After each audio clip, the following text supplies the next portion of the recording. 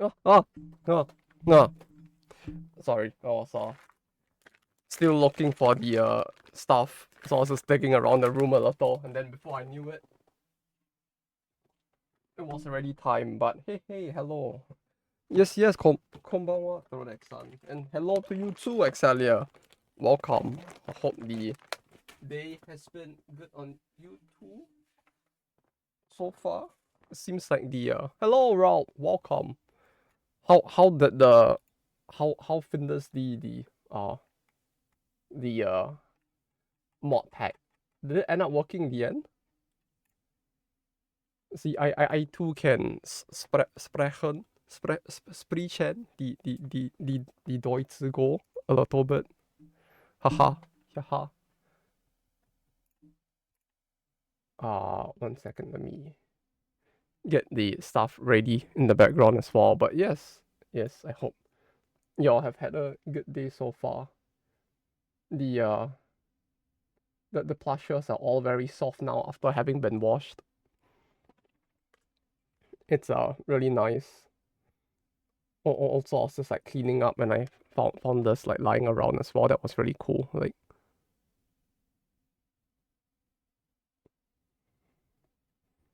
just found it lying around. Chill day? That's good to hear. It's very chill here as well, except in the room where it's for some reason really hot indoors. Like this, give me 15 minutes. Yeah, sure. More like I need to like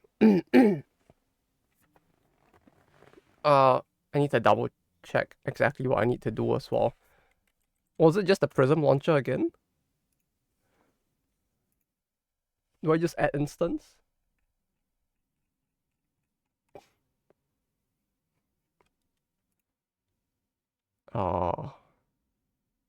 CurseForge. Sky Factory. Fiber. Okay. Treasure digging. Yeah, there's just a bunch of stuff because I was like digging around trying to find the 3D Live stuff and I still can't find it. I know it's somewhere around the house. It's just that like I was so sick on the day that I don't remember where I put it. I would have thought I would put it like somewhere easy to find because I definitely need it at some point. But for some reason I just can't seem to find it anywhere.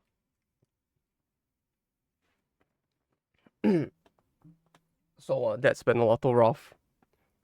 Oh, also I completely forgot to buy the battery I needed for this like this clock slash temperature deduction device. The fact that it needs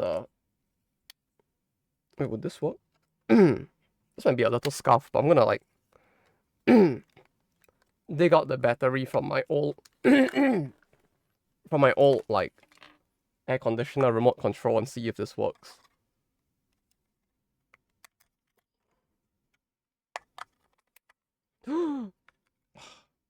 Yes. Oh, yes, it works. Fantastic. Oh shit! Now I need to set the. Now I need to set the. I need to set the time on this thing. And I don't have my I'm pretty sure this came with an instruction manual. But I don't know where I put the instruction manual.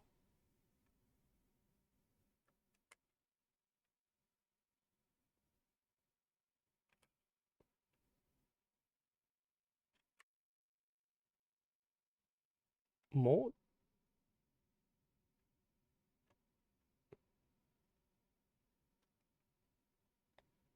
Oh, okay. What time is it? It's PM 4:39. It's so confusing sometimes because like I don't know about for you guys, but like here sometimes people use the 24-hour and the 12-hour clock like interchangeably, and because of that it can get really confusing sometimes. Like this is on the 24-hour clock. I mean, no, sorry, this is on the 12-hour clock, but like I'm too used to the 24-hour clock because that's the one that's used on my phone. I mean, using only one or the other feels like it would be more convenient, if anything.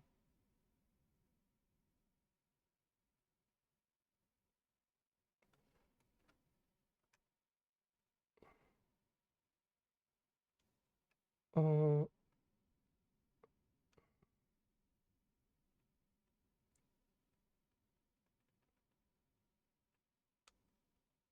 Wait, no, up. Okay. Then I need to change the date. It's 2026, not 2017. Why does this thing even start on 2017? Was that when this was manufactured? There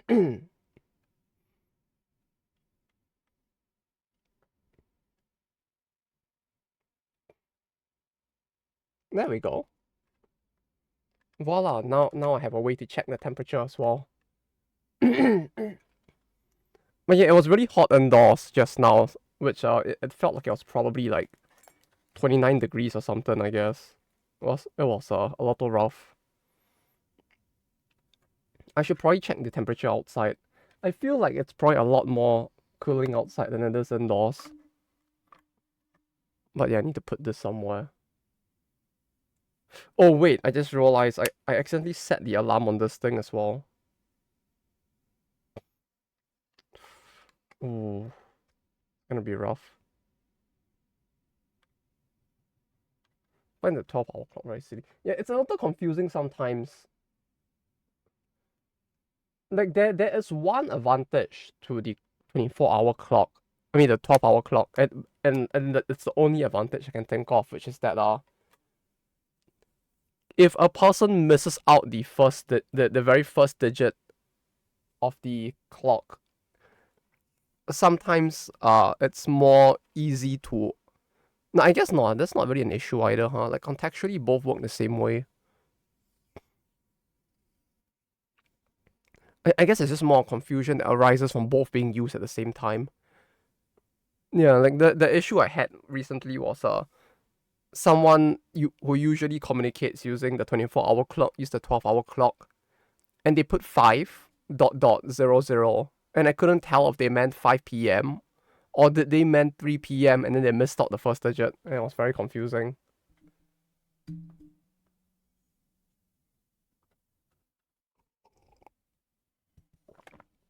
Having it be this consistent would have been really nice though.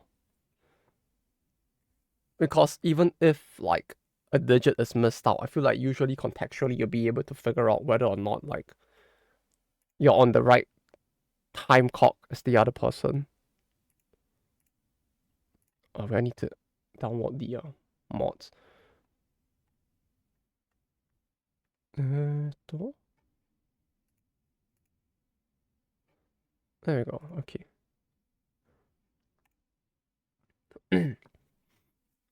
But yeah, it's a weird one, especially in Japan when I see the 12-hour clock, cause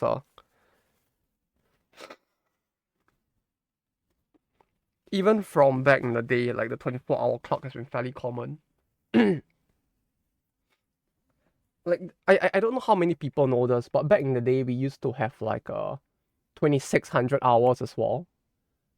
I don't know if this is used anywhere else. It used to be a thing from tele no TV broadcast in Japan.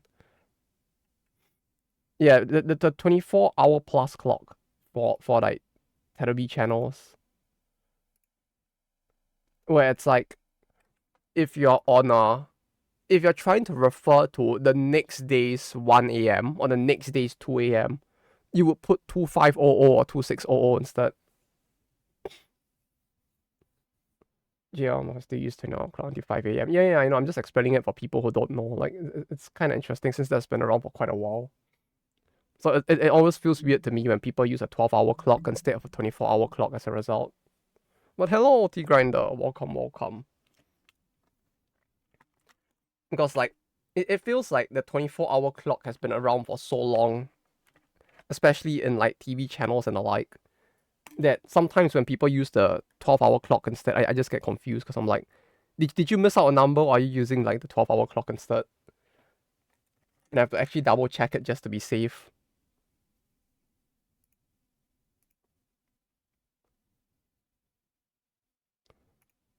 Because the person didn't put like usually if you use the 12-hour clock, you'll put like Gozen or Gogo. But like the person didn't put that either. They just put like the meeting will be at 5:00. So my brain was like, is that like 5 p.m.? Or like did you miss out a one? Is it 3 p.m.? And I'm just like, I don't know what I'm supposed to like take away from that. It's definitely not 5 a.m.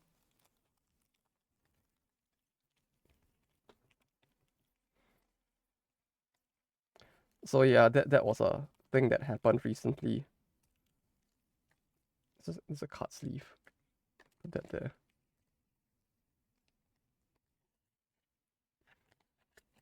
I have Ghostbank Cry like SD cards on my desk for some reason.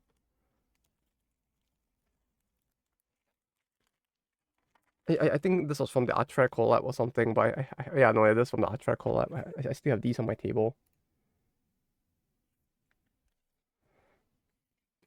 Recently, I learned my Chinese tablet cannot play JP. If I change the time to device, I can play it now. That's kind of weird, but did Uma have such a did Uma have a clock? No, maybe it might have had like a clock syncing restriction or something. I don't know if like Uma specifically has that issue, but yes, Portable. I'm opening the game now. But like for some of the titles I worked on in the past, they did have the issue where like the server clock and your hardware's clock have to sync up, or the game will not boot up or something.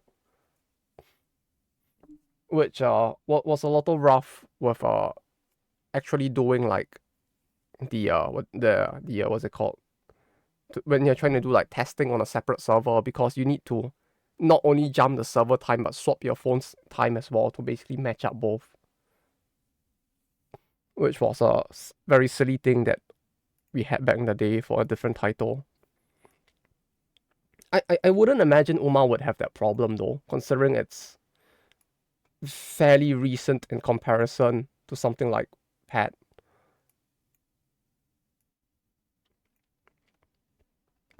But yeah, there was a title I was working on way back in the day that just had that issue. It was so silly.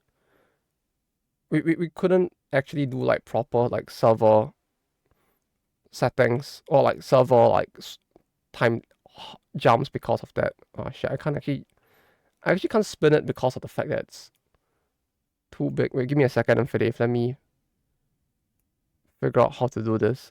The spin is out of screen.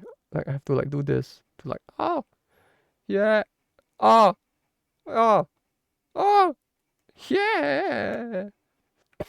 Also has done IP restriction and past materials exclusive unlike other models. Oh yeah. I mean, hello for Dave. Welcome. Yeah.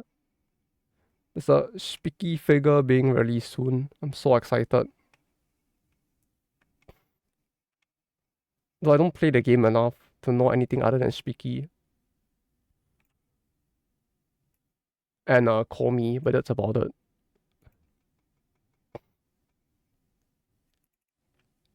But yes, I hope your day has been good so far. Let me figure out how to. Welcome. 4 color not found. Colors will unlock in your wall as you progress. Oh, okay.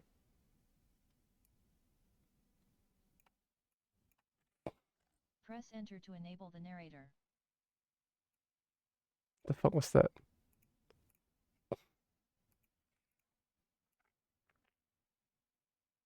There we go. Like other mobile device. Yeah, but like, I don't know if like it being China exclusive device. Actually, maybe. Yeah, I don't know if China does anything weird with their devices, to be honest. So maybe not.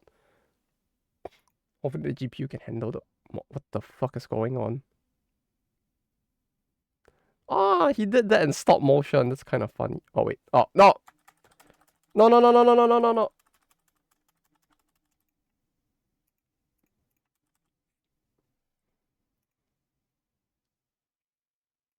Close the program. I'm going to reopen it. It's probably faster. I instinctively clicked on single player, even though I don't even play Minecraft on single player.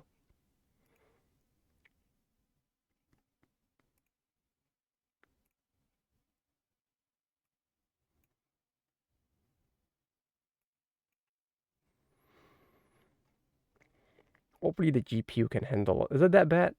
I guess we'll figure out.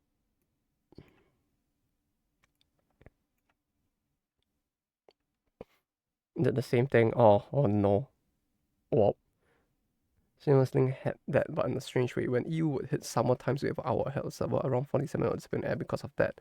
Oh yeah, like games back in the day used to have that issue as well, if I recall. There were a whole bunch of games. I can't remember what it was my parents played. I think it was Candy Crush that also had a similar issue. Where if you hopped the time, you could like get additional stamina or something.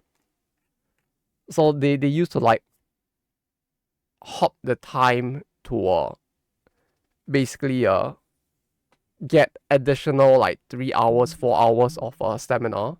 They reverted back, get negative stamina, then sleep 8 hours and wake up, and you get more playtime that way.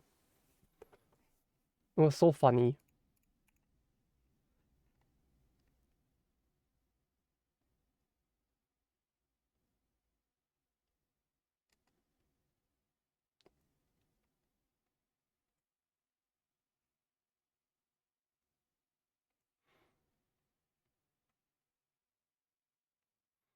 Usually that was only plans and didn't actually work. Tell that to Candy Crush, cause that actually worked for some reason. Okay. Uh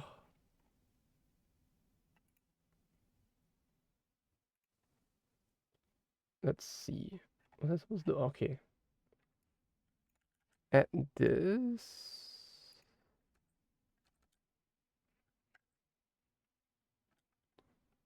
Add server address. Then do this.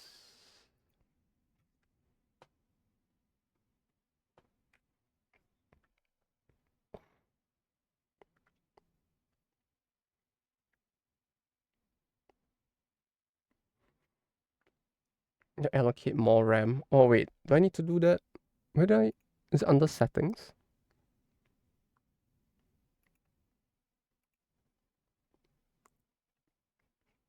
Oh shit, how do I allocate more RAM to this specifically? A tree in the void. What is going? I can't tell if I'm lagging or like if like this is just like if this is just like actually the speed at which it's moving at that makes it look like it's like moving at like 5 frames per second or like 1 frame per 5 seconds.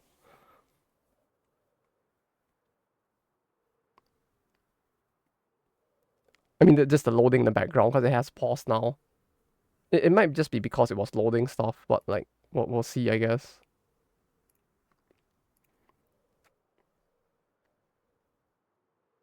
If at least 16 GB of RAM. My PC does. I don't know how much is allocated to this though.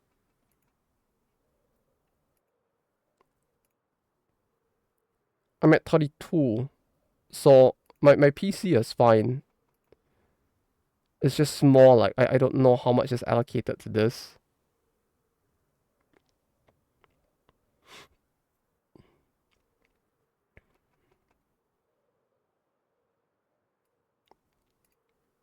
Cat tag? Appearance theme background cat from multi MC. What the fuck is this? Prism.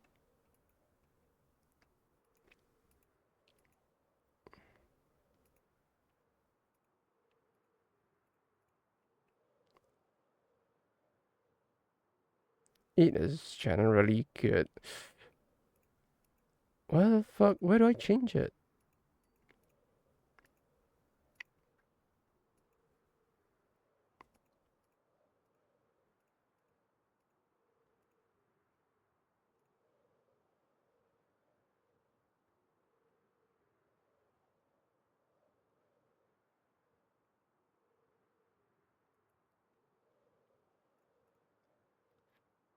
It seems to have frozen. Go to Java. It's under Java? Bro, that's fucked up. Why would they put it? Why would they put it there? Press settings, go to the Java tab, and then change it from memory. Why is it not under general? Why is memory usage under specifically Java? I don't understand this fucking UX.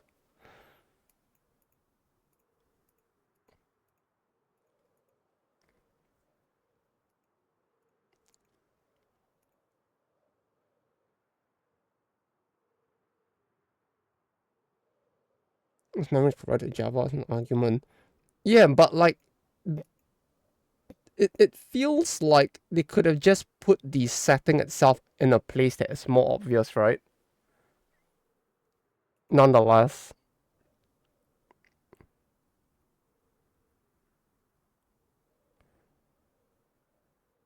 Since some programs are not users. Yeah, that's the thing. Like,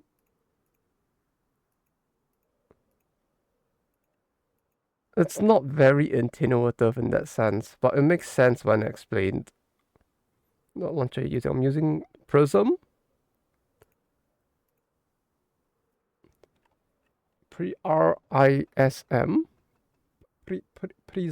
Prism.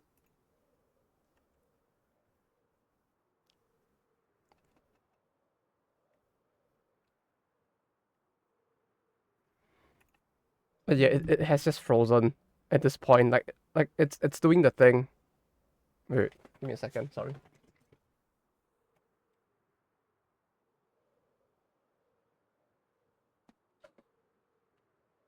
Okay, I thought it was raining or something.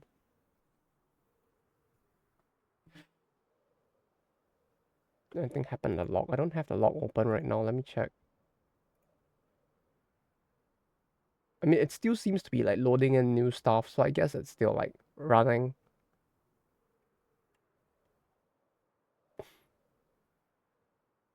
Yeah, there aren't any error messages churning out yet. It's just continuing to like do its thing in the background.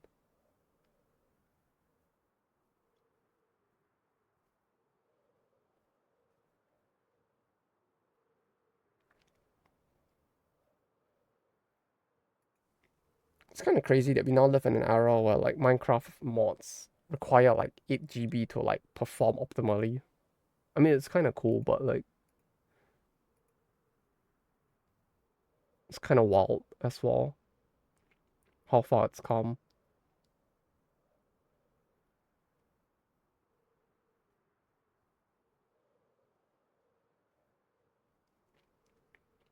It's Java always been like that. It wasn't like that when I was using it to like play like fucking alpha Minecraft back when the game had to be purchased off a website back in the day.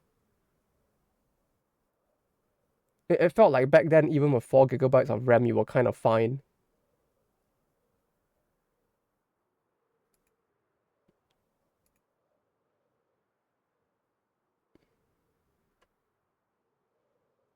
So should I just set the maximum to Minecraft was digital Lego? It was like yeah, like literally back when I don't even think there was a hunger system back in the day. Like I was so confused when I first like played Minecraft again because I was like, what do you mean there's a hunger system now? You fucking die from like not eating.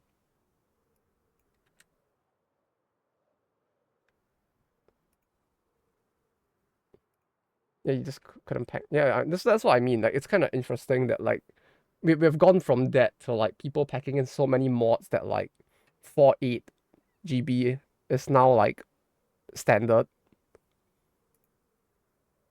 Even 1.4 had hunger. It was an alpha. What the fuck do you want me to do? Like I had to buy the game off of like was it PayPal? I don't even know what the fuck I used to purchase it. I had to purchase it in that stupid Swedish currency or whatever it was.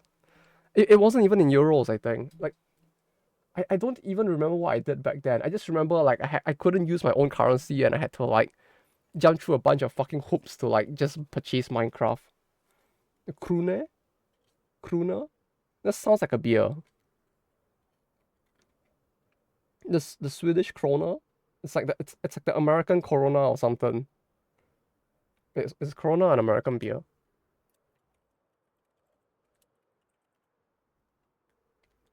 Oh, it's a Mexican beer. I'm sorry. It's like the Mexican Corona.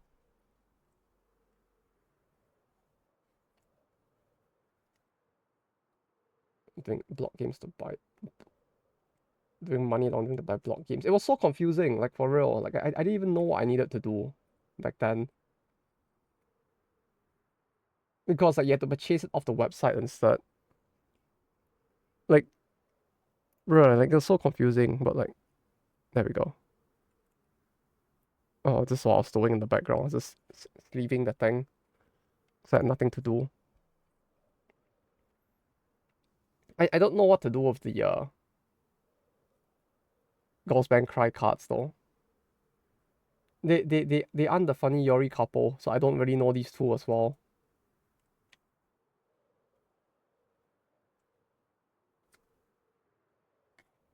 Also, isn't like some company making a Ghostband Cry mobile game or something? What the fuck? What's the game?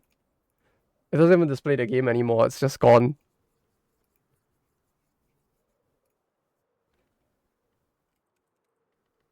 Always doing it themselves. They are? Damn. I think it died. You- Shit. Hello, Karnev. Welcome, welcome. Okay, I have increased the maximum memory usage. We'll restart the game because it actually crashed there. We can play a little bit of Scrandle while waiting, I guess, since there's nothing else much to do.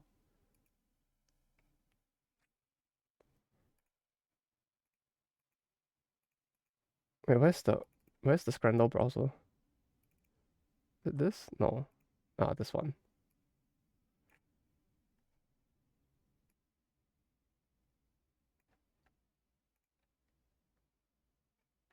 Okay, what the fuck? Wait, that's only $10 difference? Right, I know they say that people eat more in America, but like this just feels a little ridiculous to be honest. Like, what the fuck am I looking at?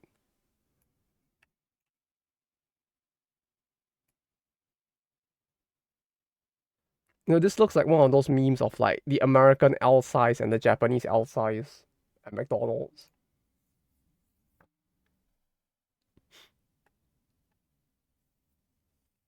I feel like I've seen this before though, to some extent. Like lollies with bubble waffle, chopped fried chicken. What are the lollies? Okay, it seems like it loaded faster, so maybe now it'll work. Bratwurst, sausage and a beer.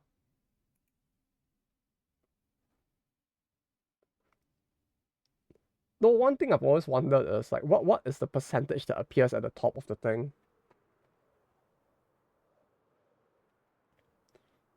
Dirty Mac.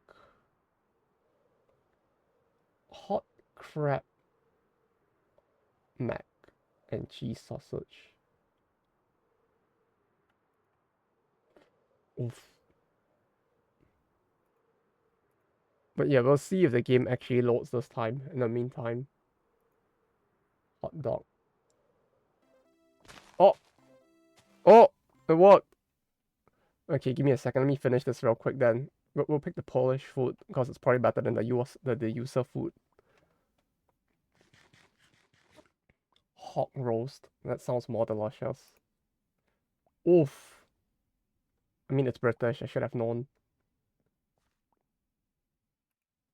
Fuck. It didn't work that time. Cotton candy fries?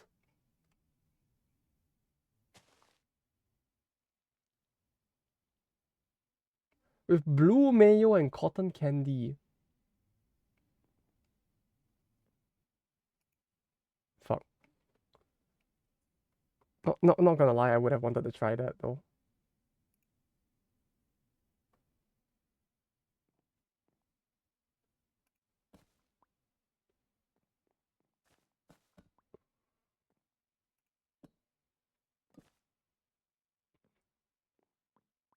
Okay, we managed to recover from that. We got to like 60% in the in the end, so that's fine. And the templates. Wait, what the fuck? They just fall. Wait, why are you so big? Wait, why am I small? Wait, what the fuck? Oh, you can lie down in this. Okay.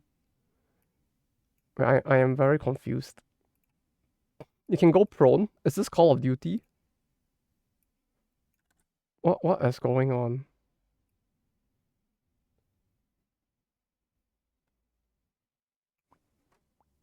Is this really Minecraft still?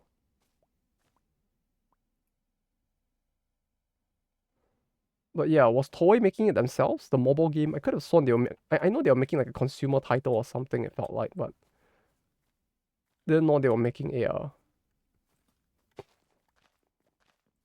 mobile game as well for Ghost Bank Cry.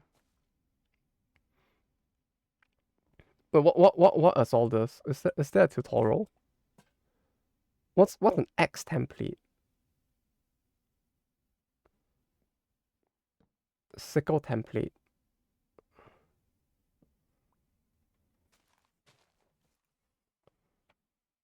From off to another company, but right now it's Toei. I see.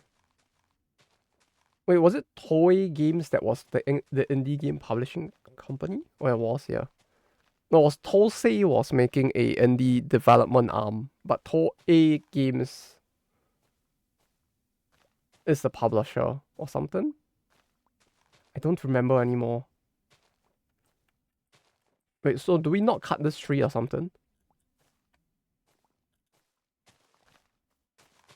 Can I even cut the tree?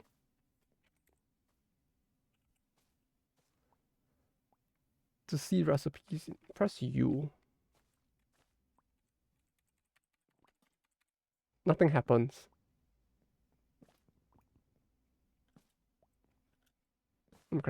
No, but didn't Tosei say something about wanting to create a indie like development arm, or was that Toei? Like I could have sworn it. The hover over the item. Oh, not so it's not like look at this X itself as okay. Like I thought I heard something or saw something about like Toei wanting to start an indie arm to make their own original titles as well. Okay, so it was Toei, not Tosei that was doing that. Okay.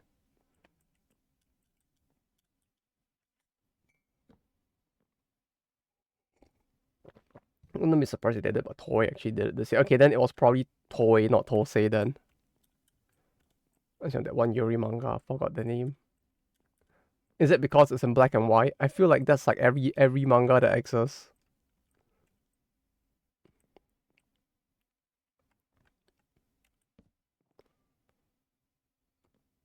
Wait, what? I mean, addition of green or brown color stage. The what now?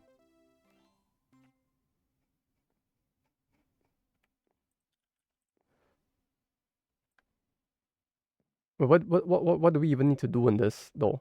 Like, well, I don't even know what's happening right now.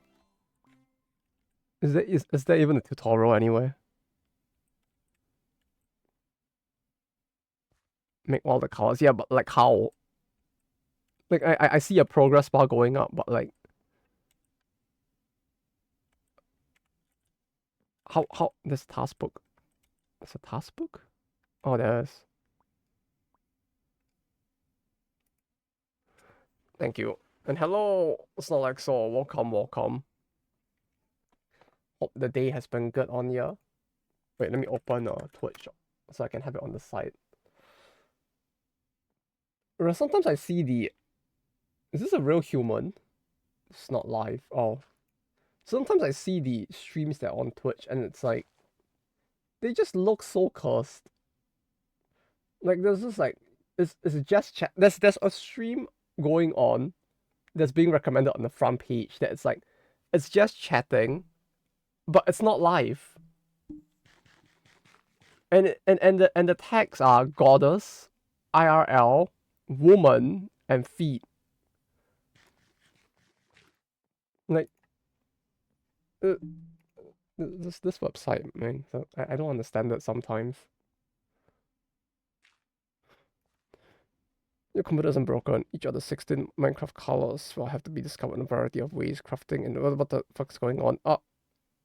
Use the arrow pages at the bottom of the page to navigate you. This is some information based on what you watch. I have never watched any of that before. Like, there's only one channel that I've actually watched ever on Twitch, which is probably why I'm getting recommended weird shit, if anything. Because there's nothing for the algorithm to recommend.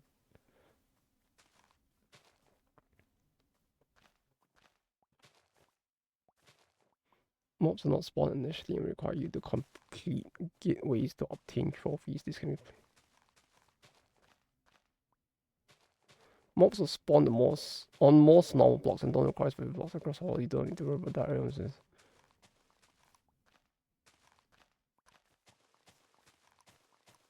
But like, okay, but it doesn't use the crafting stick to make a colorless crafting table. Use a barrel to create dirt. Eat dirt. Eat dirt?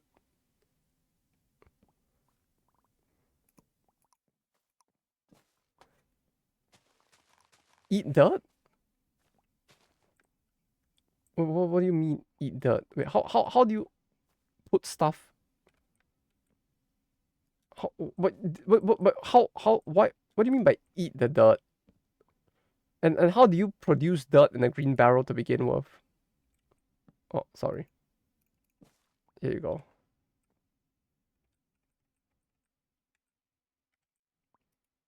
No, but like, what? How do you make dirt happen? You just dump random stuff in? Oh, you do? Okay, I understand now. More good, more good.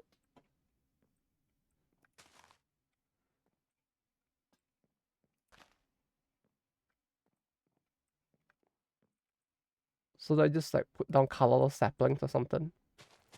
Reading? What do you mean? We always read. We read a lot, right? It's like the funny guy who like streams himself reading or something, except we don't do that. Age of life. Age of travel. It's a crush spell to automate sand and gravel. Farm mob drops with drake meat. Most creators will actually do this. Collect all 238. Wait, is this? Did I see the word sushi? Create a perfect sushi roll. Okay. Papa Dad really love each other. I guess you could say they really love to get down and dirty with it, huh? But why is this sapling specifically brown?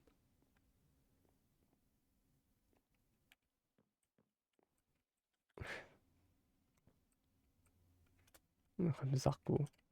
Zaku.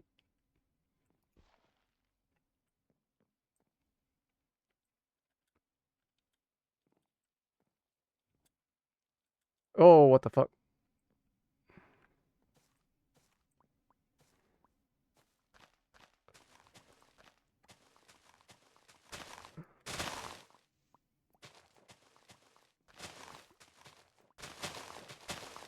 I mean, the no color thing is an interesting concept, though. GPU isn't text, isn't it? I don't think so. Wait, let me check. How bad is it? Oh, is it 76%? What's using most of it up? Oh, it is. Like, oh, that's like... Oh, yeah, it's consuming a lot of it, huh?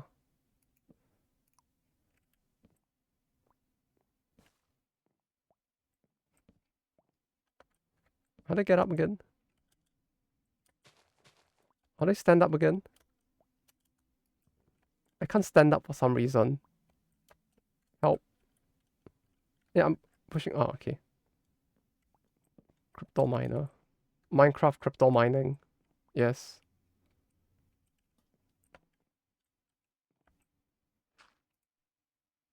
Watching earned you a drop. Wow! A Twitch drop for me?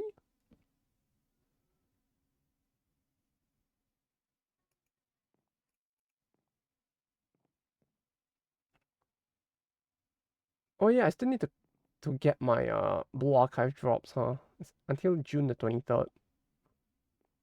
Do I want to connect my Blue Archive account to Twitch though? Will it even work for the JP version of the game? So technically, he basically has two colors. I don't know either. Ah, but these are green though. Shouldn't I be able to like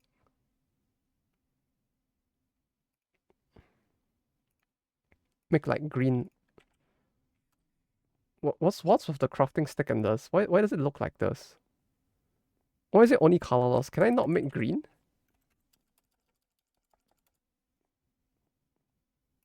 Or do I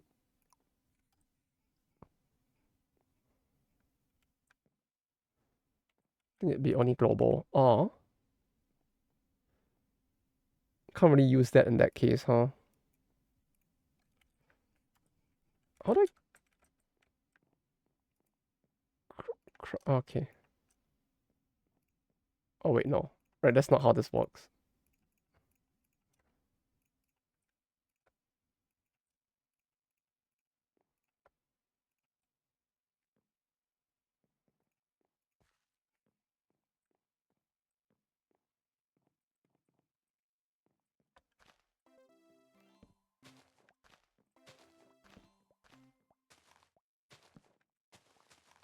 Wow, more colors.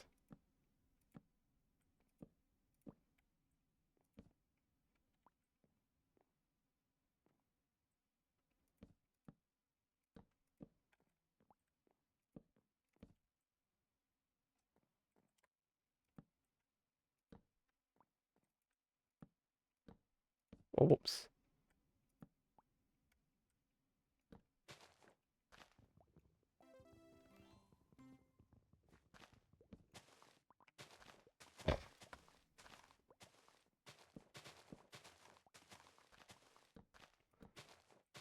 Progression. It's a colorless tree.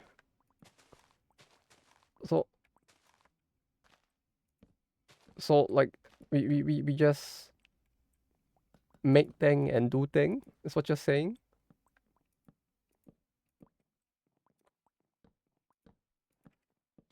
To make all the RGB colors. So what you're saying is that if we do the thing and we do it right and we don't fuck up, I mean, Minecraft without mining. So we just craft.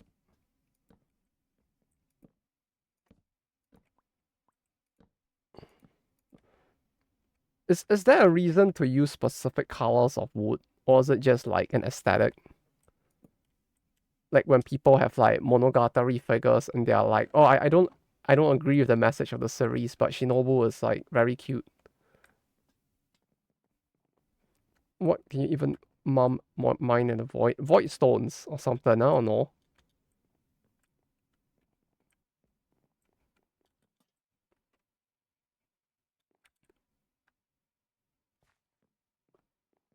Template board?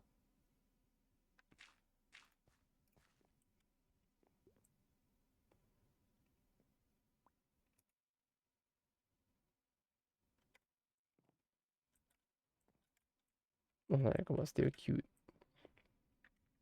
Oh, you're one of those like honey snake people, huh?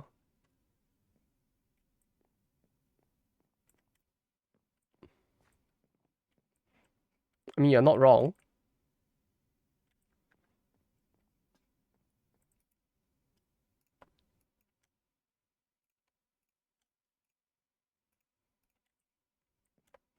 Is that even a quest book? There is a task book, but it doesn't really do a very good job of explaining things. It feels like it was the book I was reading a little while ago.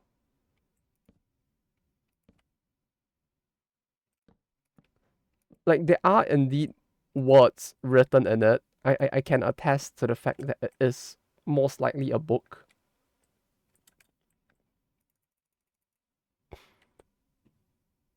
But that's about all.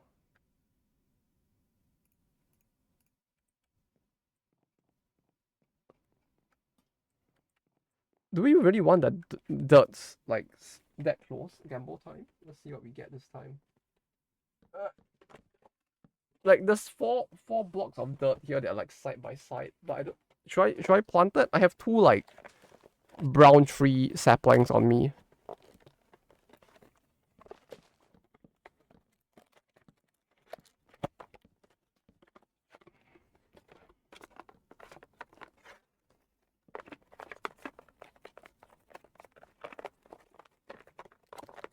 Yeah, but Shinobu is just like whimsical like vampire girl. She's like she's like what's her name? She's like Slayer from Guilty Gear. It's like just like funny positive vampire man. What 3 is the 2x2, I think. I see. It's a little blurry. I can't even really see the card well. What is this? It's a merfolk. It's fucking useless. It's another merfolk, I think. Another useless one. Even the goblins in this set were so weak. I don't know why even the goblins were so weak when like they were like such a big part of the set. I guess maybe in Commander they would be better, but like what's this? Oh, it's a merfolk. It's useless basically. The fuck is this, like fucking Disney Mulan or something? What is this? Creature giant enters enemy. Select. Oh, target enemy. All creatures they control lose all abilities and become 1/1 and have coward added to their type. This is so specific and you'll never use that. This is the foil. It's a midget. And not a very good one at that. So like it's a very, very mid pack there. There's nothing better than that one. Hello, Ocean Wave. Welcome. But yeah, it's a white tree in this one. Got it. What the fuck? Okay. I have 2 brown saplings on me. I need to put this down somewhere, I guess. The more like I think I probably need a an axe.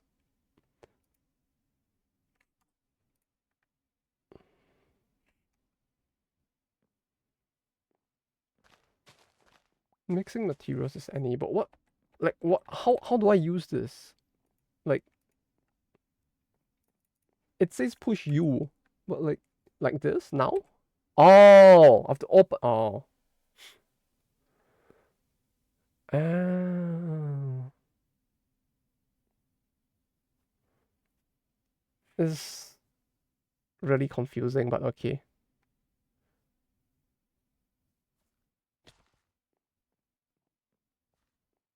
Wait, I can only use this once? Why can't I just make an axe head?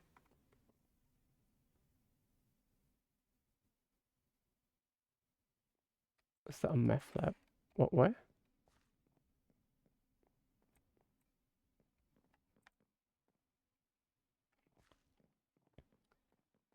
That's someone was not cute. Is there? I mean, they all seem at least some levels of cute with Monogatari. Yeah, but I have no wood on me right now, do I? I have a brown log. A singular brown log. Okay. How do we do this? So like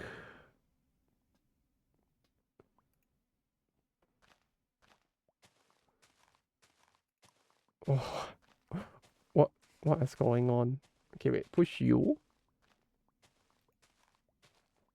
Why does it show me this now?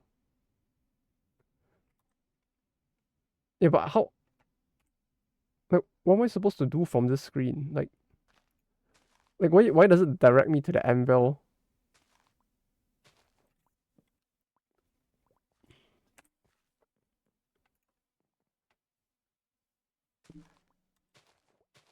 go here. Here? Oh, I'm supposed to use the crafting table for it. Okay. So what you're saying is I'm supposed to like...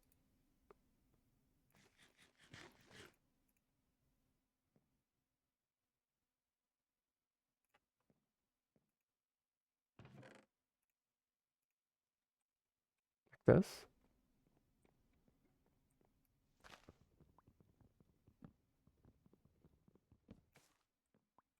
That's why... Why is it so confusing? I guess maybe it's not that confusing once you figure it out, but like...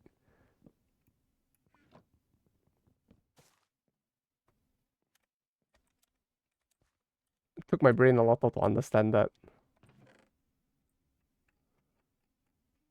Wait, do the leaves not go away on their own?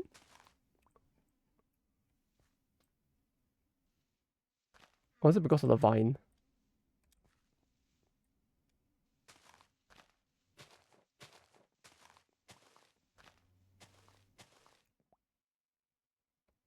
What's this? Is this string? Oh, the white tree gives string.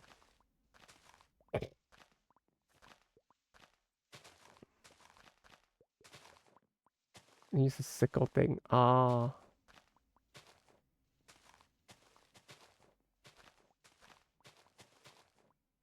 Oh wait, yeah, I shouldn't smash those. Because like there's nothing below.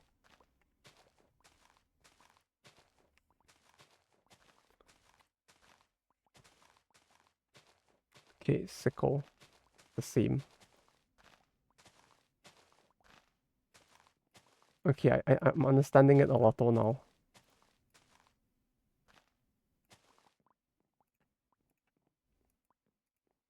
This is... There we go. Okay. Oh, oh!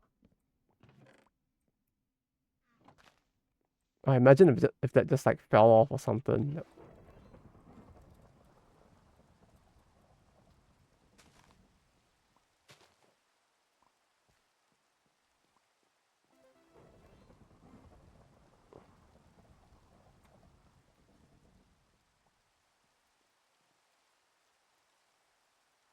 Oh,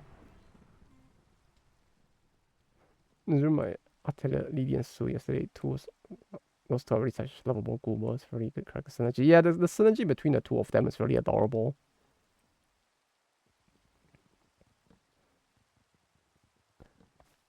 Like you do have the bokeh and Skomi going on, but at the same time it's like, was it Suru? Sometimes it's also the bokeh in her own ways.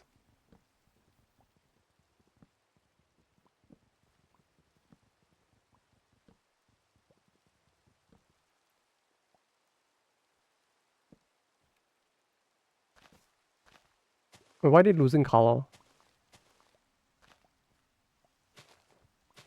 Or do you dye it?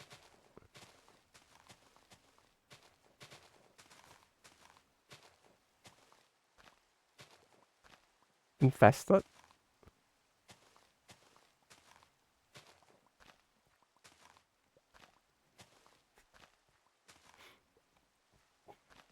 But it does feel like Lily sometimes has the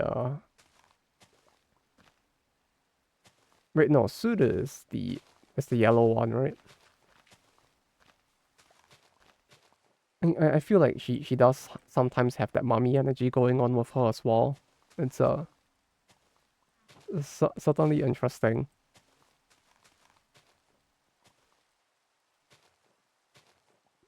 Advancement shed. They seem to be. Although at the very least the color ones are.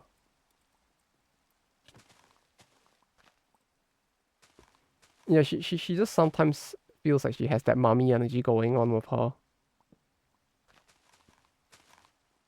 Kind of like with Ikazuchi from Kankole.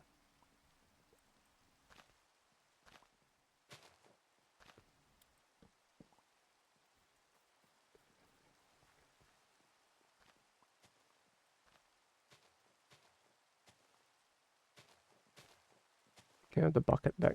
Did I accidentally pick up a bucket? Oh, sorry.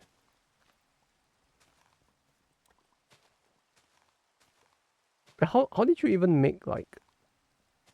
Oh, I mean, you just dye it, right?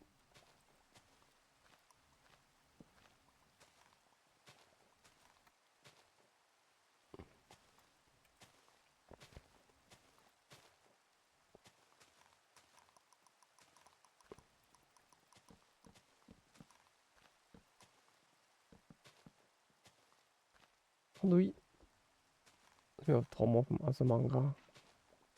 Tomo, kinda, yeah. She does have that vibe a lot though as well.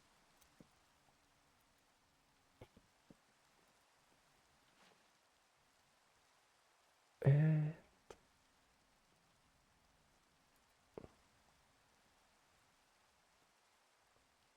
what do we do with all of this? Duck Tosto? What the fuck is that? Off the bed. Alright, Exalia. Have a good rest. And thanks for dropping by.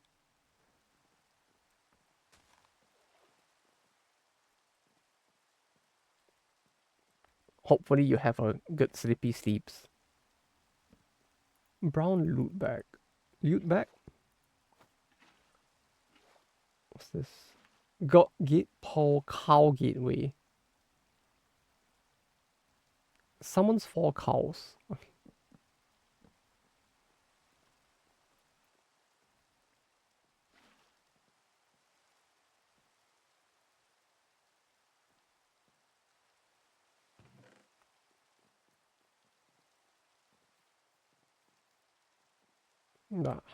The hyper Genki trope. You mean like nap nap? How do you make dice in this? Die?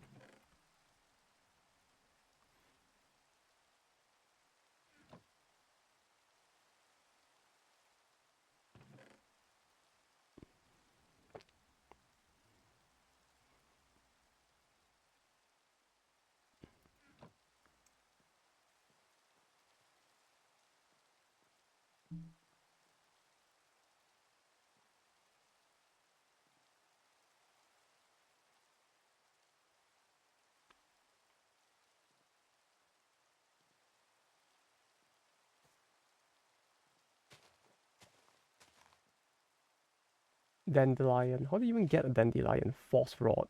Poppy.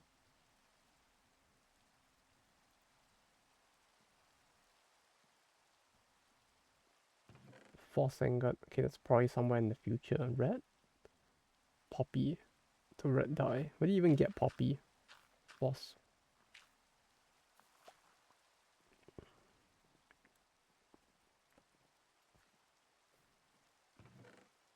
是 Great, not graded. Oh no, can we actually get this graded? Is this gonna be like a PSA 10 Vine or something? Oh my god, I didn't know I didn't know we were doing like Pokemon card collection in this game. I'm gonna get my PSA 10 Vine and then you guys will see.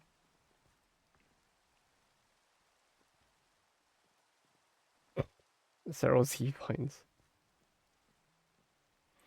What's that blue? It's grey. I mean, it looks like we didn't really get our blue loaded in general, except for the water.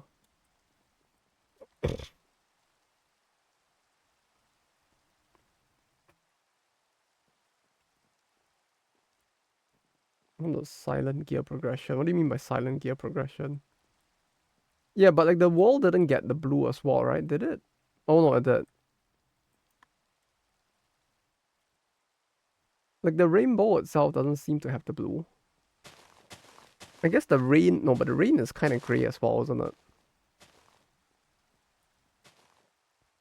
When it hits the ground, it's blue, but in the air, it looks gray.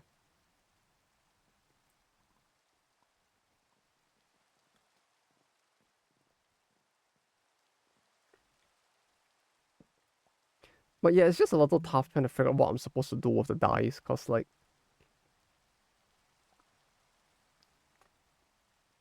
it just looks like this.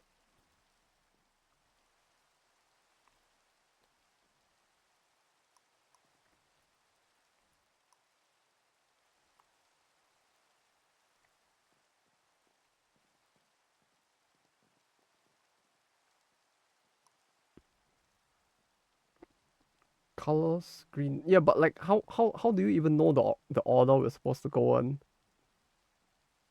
Discover lime and then eat it. Yum yum. Yeah, this is the face sink and or something.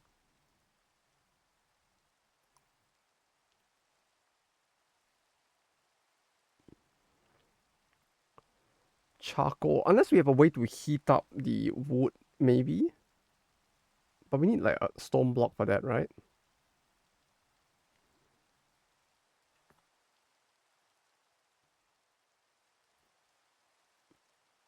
Press L.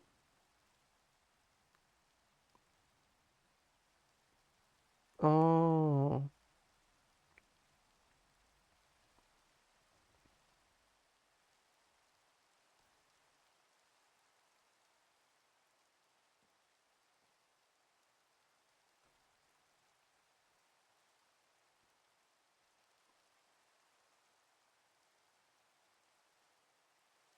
No, wait, but this doesn't really help too much.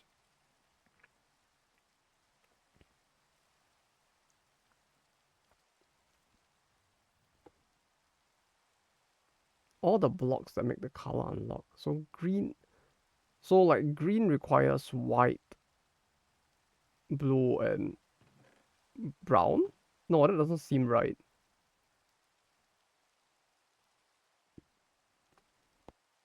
But we have blue. So like no, but like this doesn't make sense, right? Like but we have blue. So like how does this table work?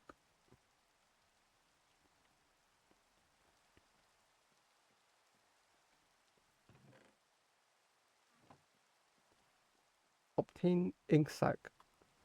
Yeah, actually can we fish for anything? Can we even fish?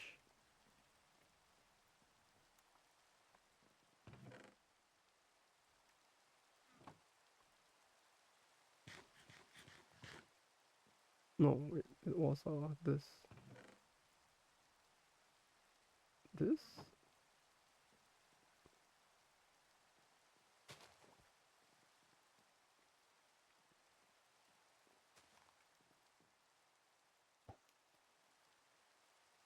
You guys make a challenge gate. I think so. I have one for cows, but like raw cod. It's brown. Oh, I think it fishes based off the color of whatever fishing rod you're using. So it doesn't really help, I guess. I have a cow gateway gate pole.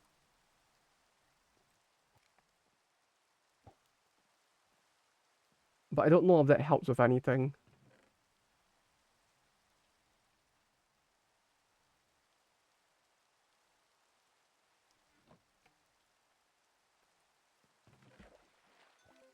Oh, well.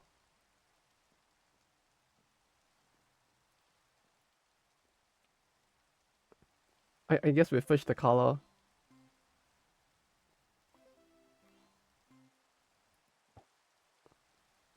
Ewok! Ewok!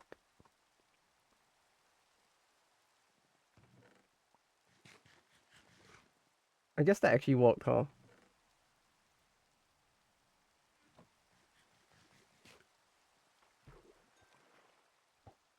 Oh, oops.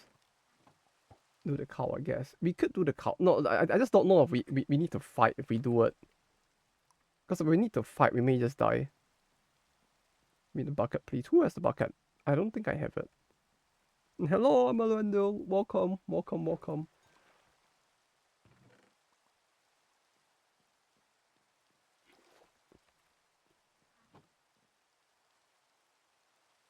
What's the thing? Wait, where's the original video?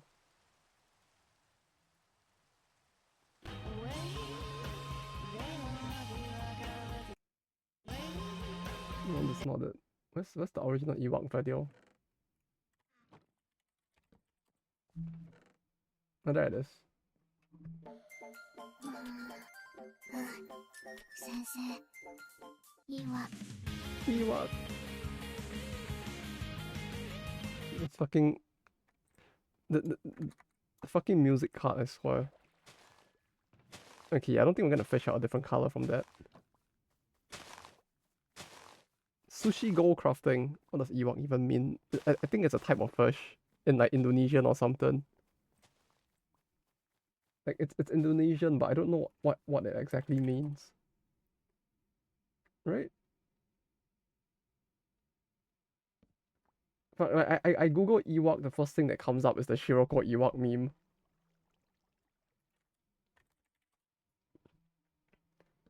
It means fish or meat side dish.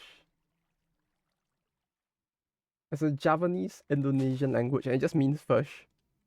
Like generally.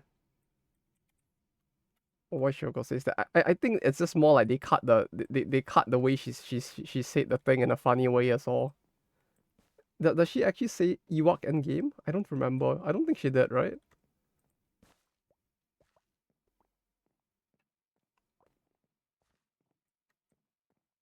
Do we want to try doing the cow thing? I don't know how the gateway thing even works though.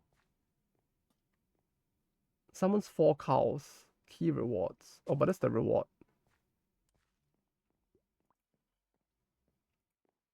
Was it raining?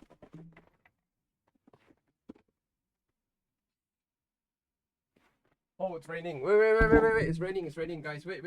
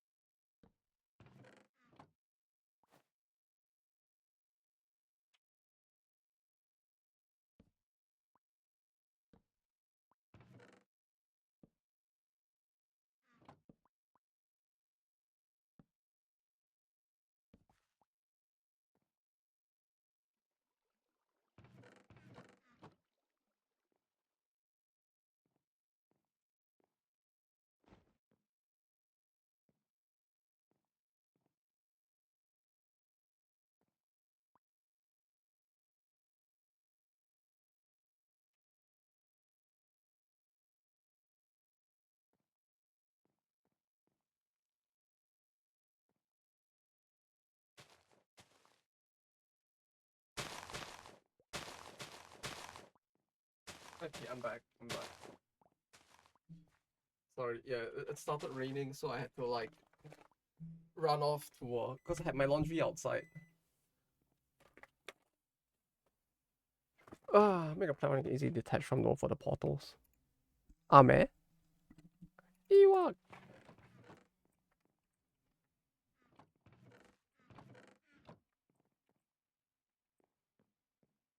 Oh, there's actually color on the sky now.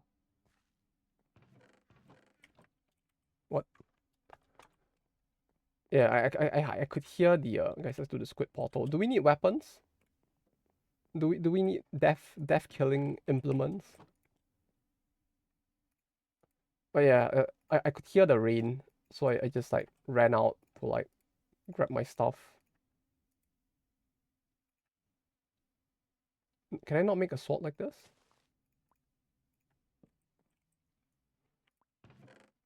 Or do we need a template board to make a sword? But yes, Tadaima, ich bin back. How do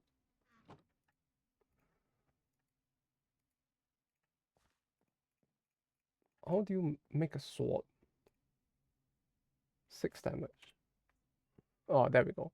Sword template. Okay, you need 2 template boards to make a sword. Or you can make a spear as well.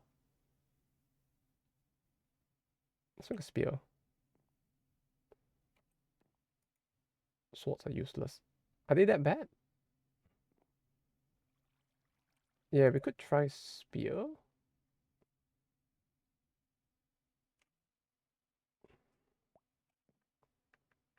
Wait, where's my template board? I thought I took 2 out. They're all gone. Okay. I guess the sword is fine. 4 damage. Wait, it's lower than the axe? No, but it has higher attack speed. What about you do your laundry? Oh. Oh, thankfully it is done now. Do we enter it? Oh wait, no. Oh god. Oh.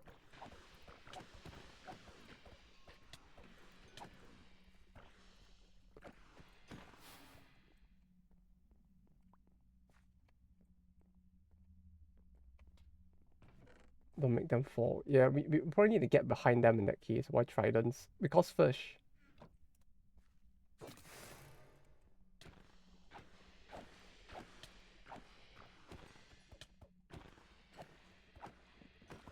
Touching them doesn't hurt, huh?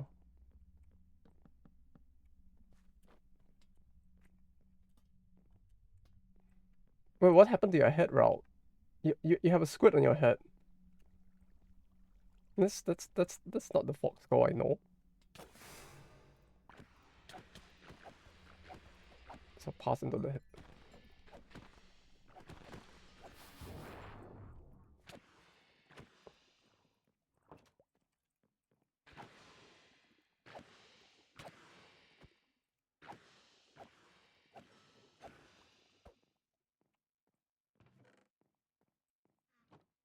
Where's our reward? Squid will now spawn.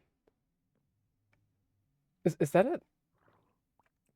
What's the reward? Do we get squid ink?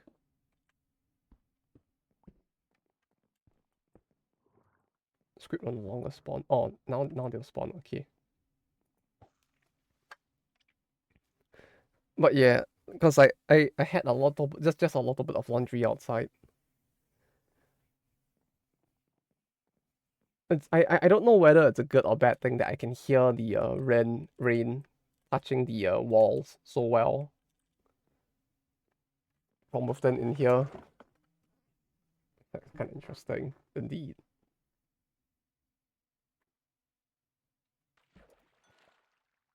Can I just fish a green dye? No, it's kelp. Oh, but that's kelp.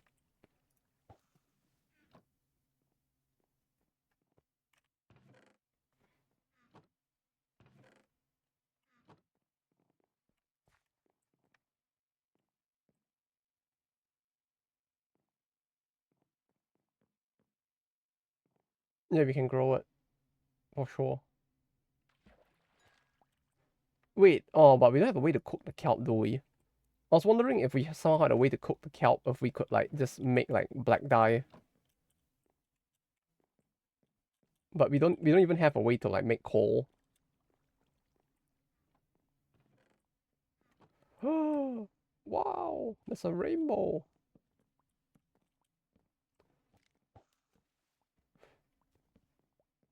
That's not a double rainbow.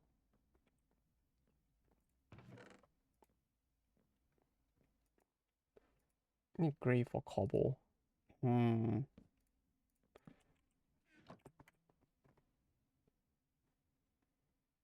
Like how does this link though? Like, because like we have blue without black, so like this link line itself doesn't matter, right?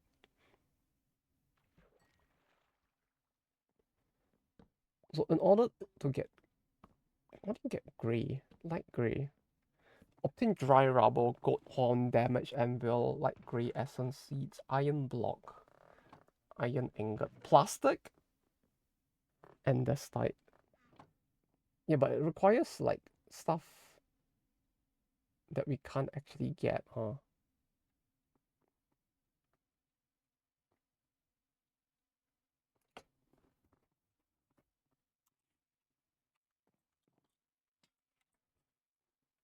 Do we need dirt for kelp? I think so.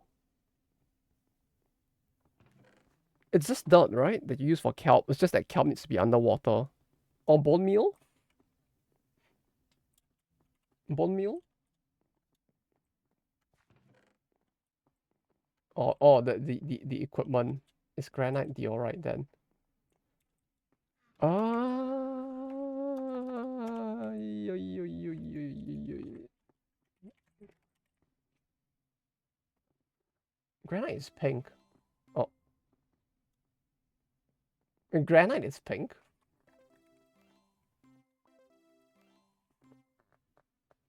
Yeah, diorite is white. Oh, cool. Fish fillet. How do you manage to cook that? Nice guy, yeah. It has certainly become a lot more lively as we have like gotten the colors.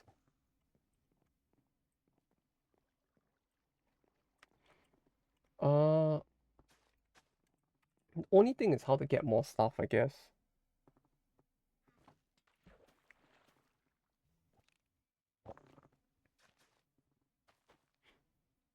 Like a lot of this isn't very helpful. Like blue dye, red dye, purple dye mix, purple dye. It's like wow, yes. If only we had the purple dye to make purple dye. We need the squid. Do we need more water? Like we need a bigger body of water to do that, right? More so than just like fishing it.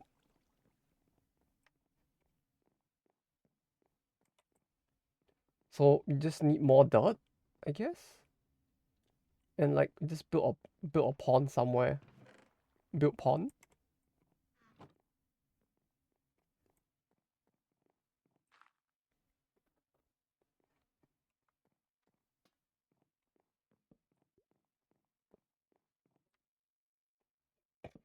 Need water block to fall to the void. Yeah, but if it falls to the void, then technically we can't like get the squid from it, right? Because it'll just fall into the void probably. Can you make dust then convert it to clay? Dust? Dust? There's dust in this game.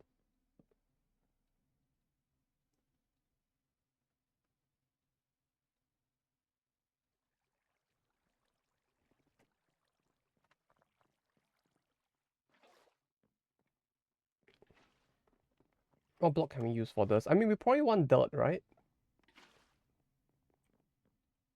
Does it not have to be bigger?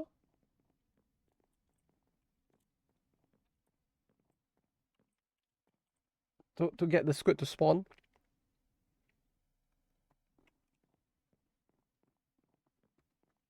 Oh, wood. I mean, we can always get more wood. Oh, I have logs here. I have like brown logs and green logs.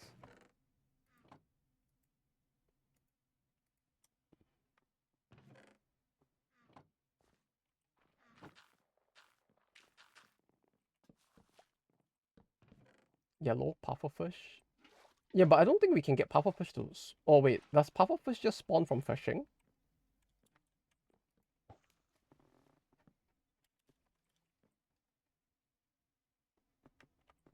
The rest of the dirt. I don't have any dirt on me.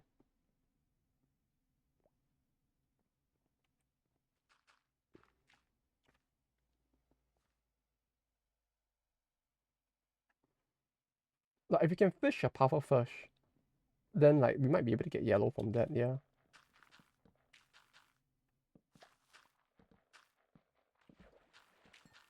Oh,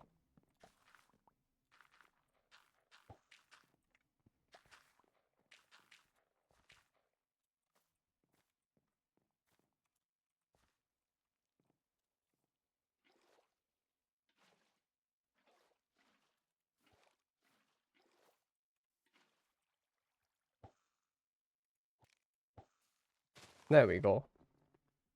Perfect vantage point. Clearly, this is very necessary. Though the game has no music, it seems. Let me get some music on as well.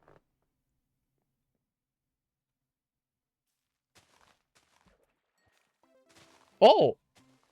Hey, Lamau! Fishing actually is working.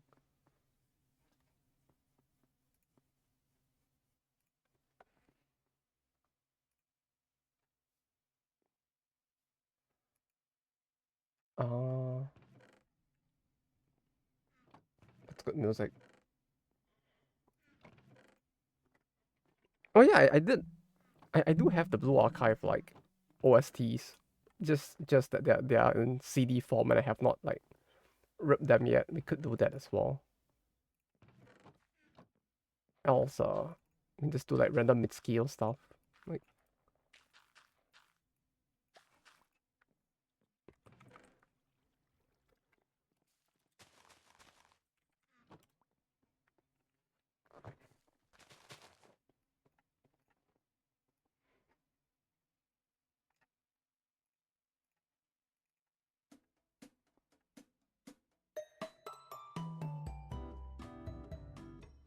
Like this.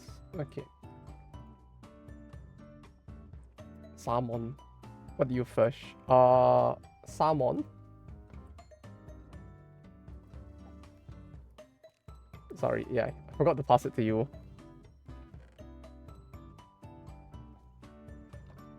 But yeah, it seems like if that's the case, it's just kind of random what we get from this. So if we get a puffer fish, it might actually be yellow.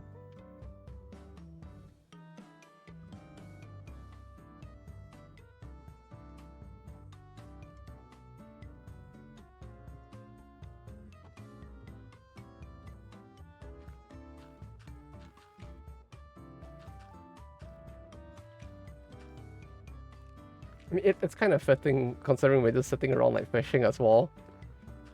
Actually, what fish are there? Is there a way to check what fish exists in this?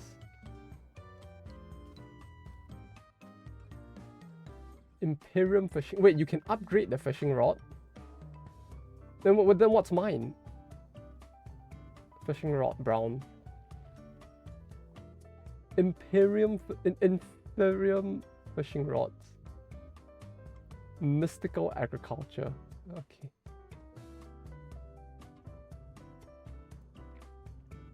How do you see what fish exists? Oh, yeah, there is like... Yeah, pufferfish does exist. It's orange. So we might be able to get a new color from it.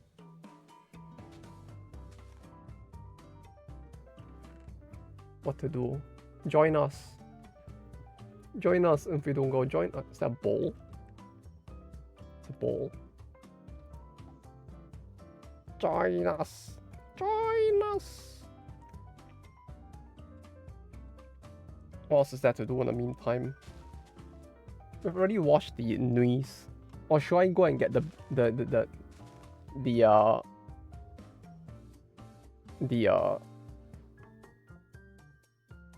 should I go get the thing again? And we wash the Koharu hand puppet as well.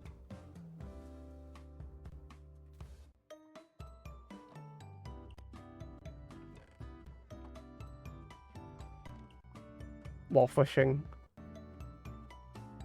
You guys have grass seeds?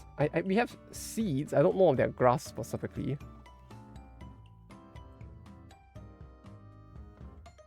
Did you find a new color?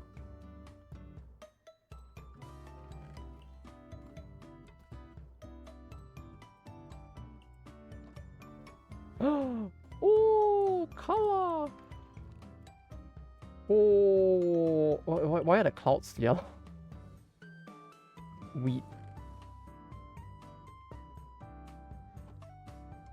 Oh. Make grass. What was it? It was wheat. Why are clouds piss color? I have no idea. I'm just as confused, to be honest.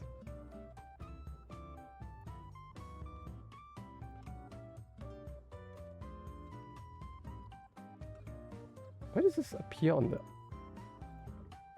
Can I wear this? On the slot or something? Deep learner? Oh, oops.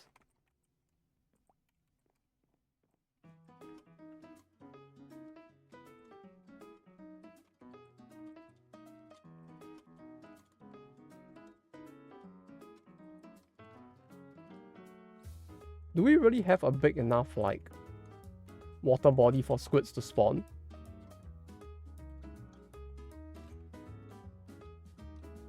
But yeah, there's like a red moon in the distance as well. And the second, like, regular colored moon. There's Saturn over there, but it's yellow. The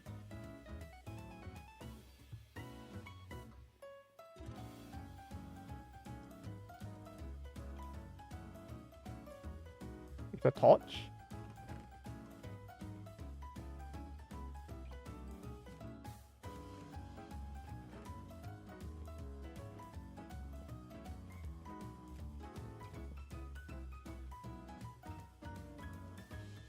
Let's put a water block on the edge of the platform. Okay, okay. Do we have a bucket?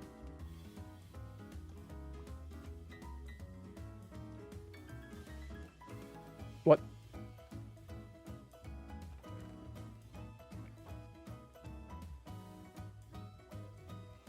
What did you get? Oh, ash. Oh.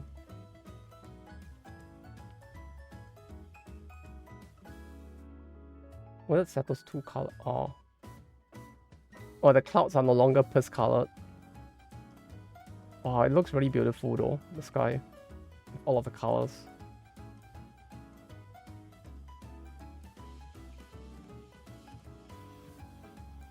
Bucket.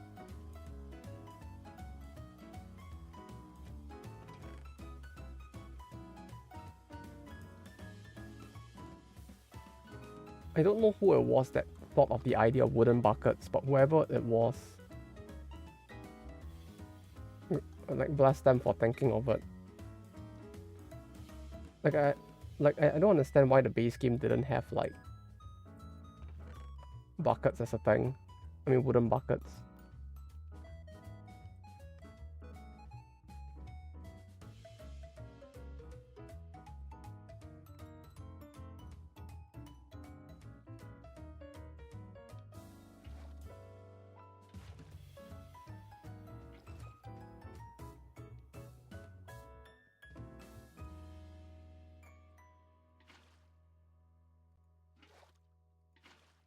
Like this.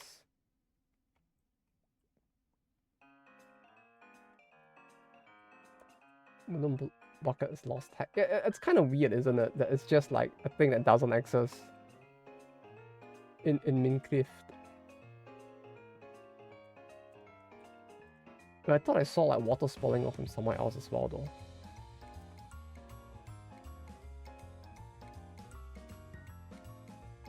The fuck? Where is that?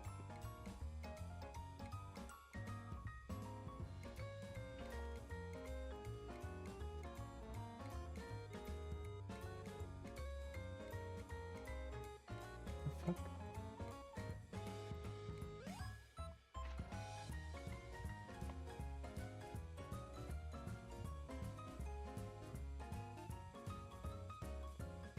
Huh?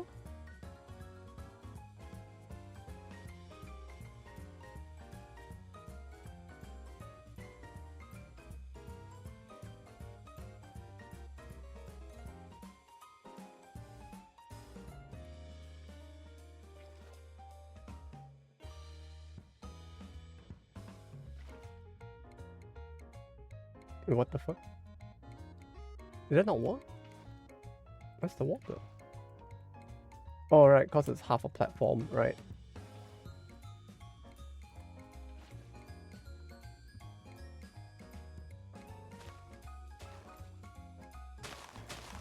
Ooh, it's scary.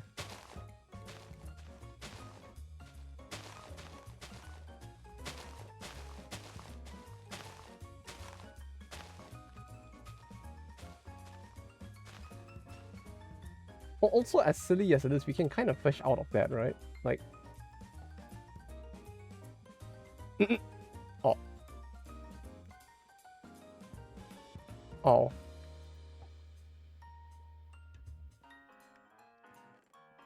Yeah, I guess not. Never mind.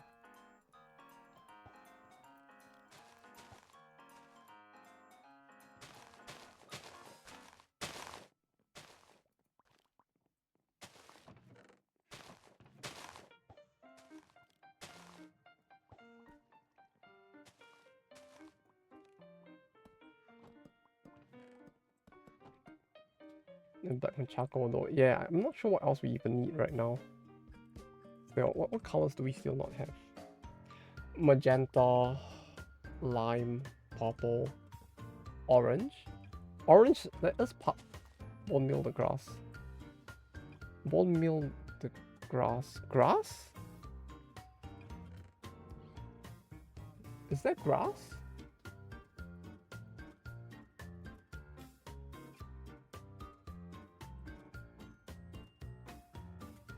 This?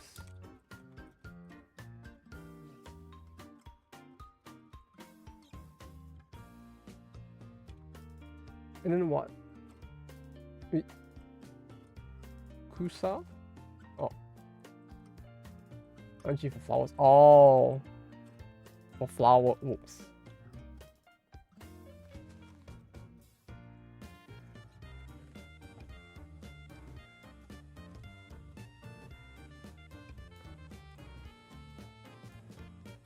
Yeah, we can do that while waiting for the... Wait, someone kill all the grass though.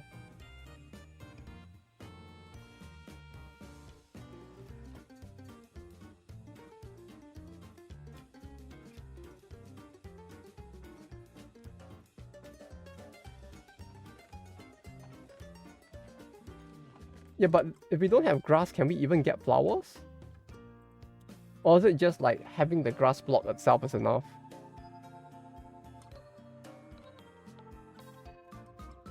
This is the part I'm not sure.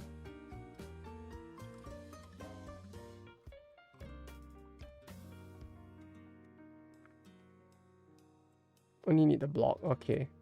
Got it.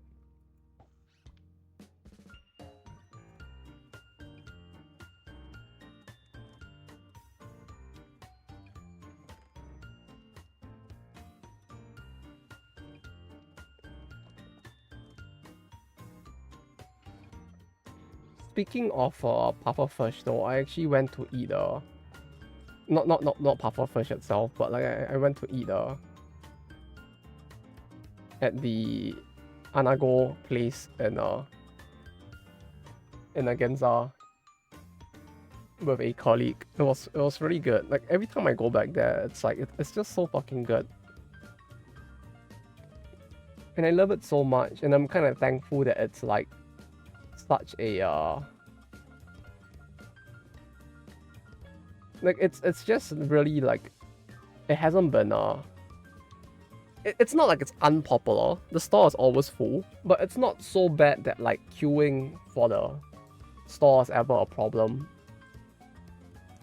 Which is really nice because like it in spite of the fact that it's like 2 Michelin star, but it's like it usually isn't that packed to the point that there's an endless queue.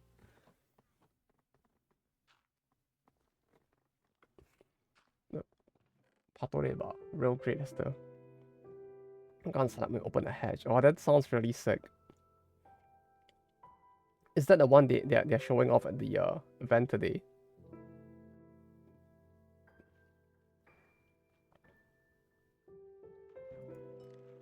Also, I don't know what I should eat for dinner. I have a pack of instant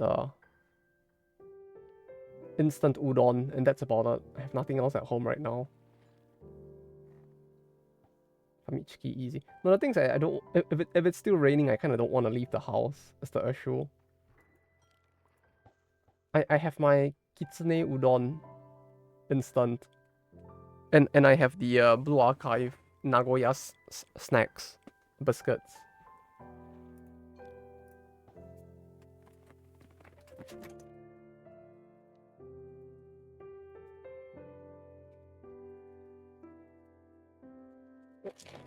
Is that Australian slang for biscuits?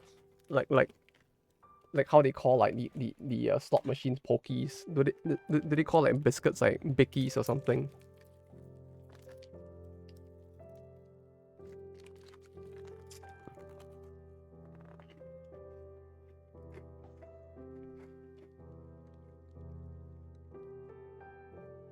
But yeah, it's just a strawberry flavored biscuit.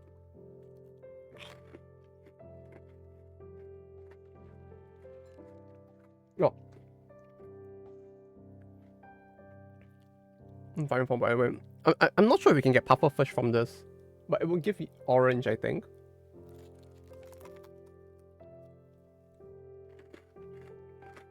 Or was it yellow?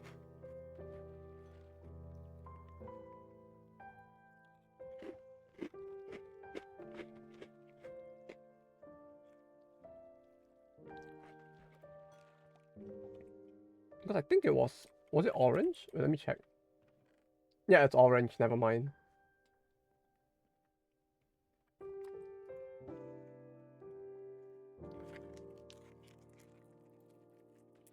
Because it's either that or I guess we need the fresh. It's either that or we probably need the flowers rather. I guess.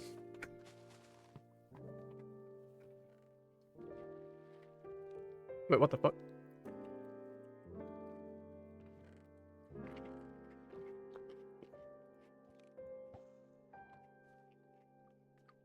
No, did this tree just grow in front of me?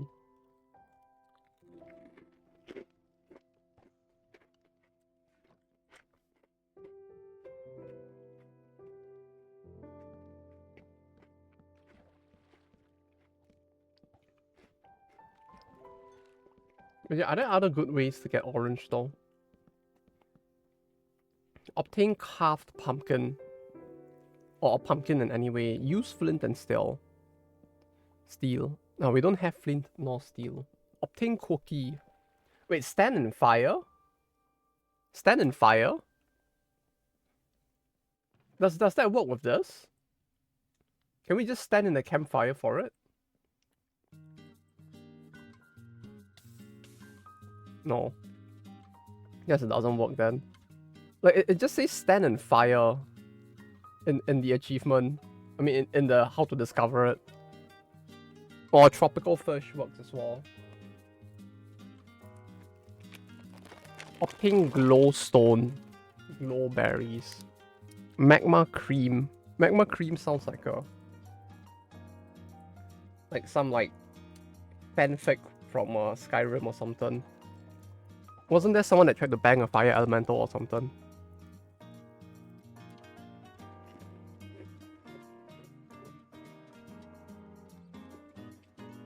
Or pink carrot. Or lava bucket.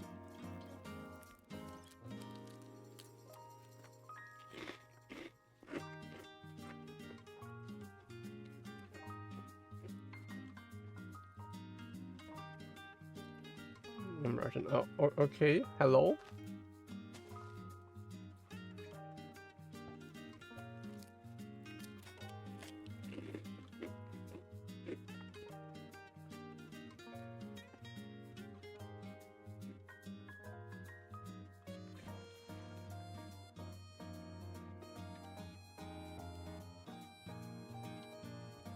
Hope things have been fine for you?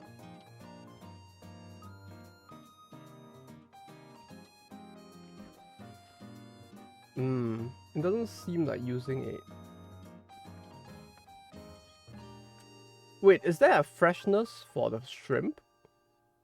Wait, why is there like an HP bar on this? Or I guess like a durability bar on the shrimp. Or is that it's great or something? Apple now? Apple?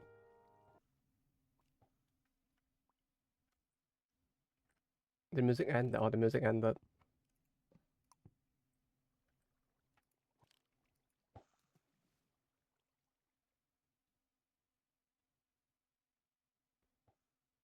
Oh, okay. Let me play another album. Does this even give different fish? No, it doesn't. I was hoping that maybe the fish would be different if like the stuff is just different in general, but like I guess it doesn't really change it that much.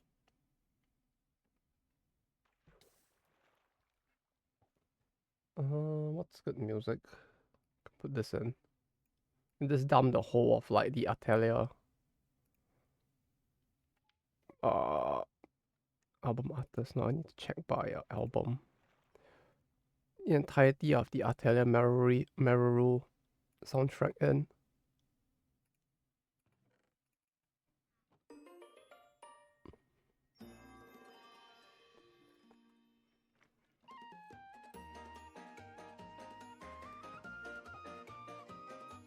Done.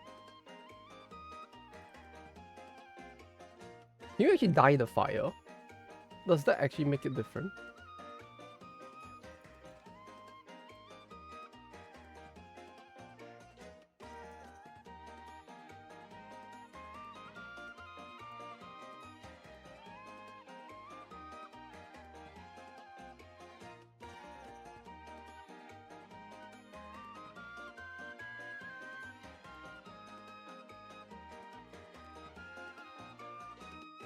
Oh, that's a sudden tree spawning.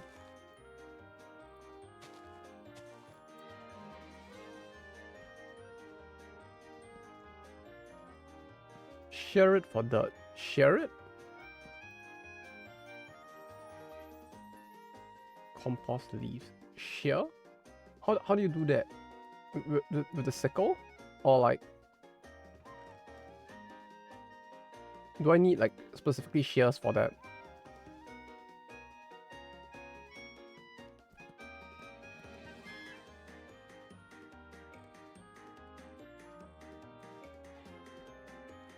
Triple? By right clicking it? Like that doesn't work. If you mean like with X.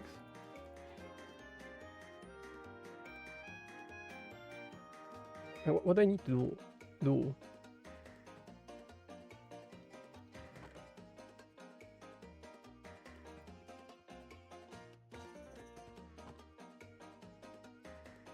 Make shears? If an orange apple. How do we... But we already have orange, right?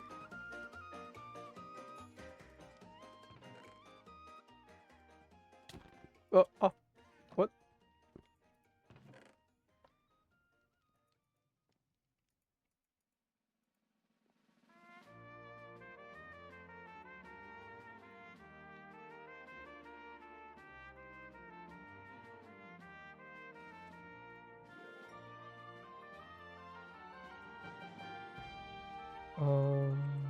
Let's start the Alan trilogy one day. I mean, Rorona would be a good... I mean, it is the first game, but like Rorona would be a more relaxed way to start it, I feel like.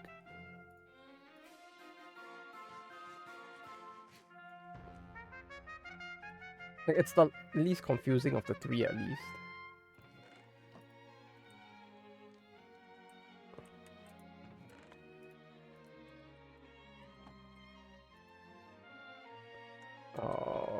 Okay, how do I craft the shear?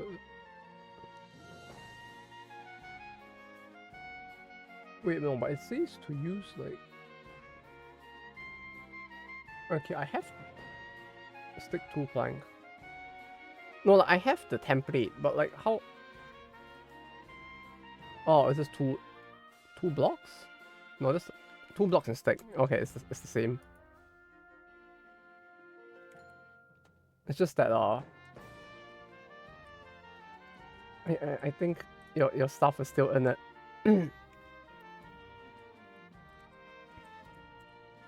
Should I just take it off? Like...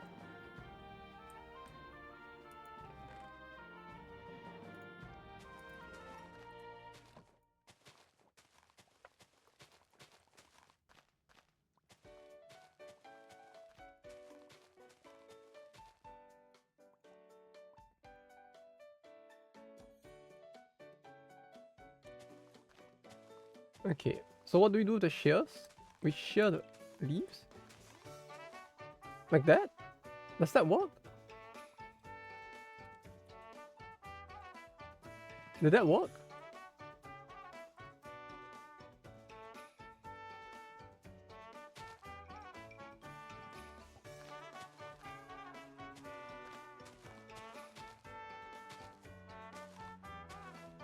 Yeah, that's what I'm trying to do now at least. Since you're mentioning, like, I was just wondering if I had to like right click it or something. Imagine playing them out of order. Yeah, you get spoiled really bad. Especially with Totori. If you don't finish it with the true end.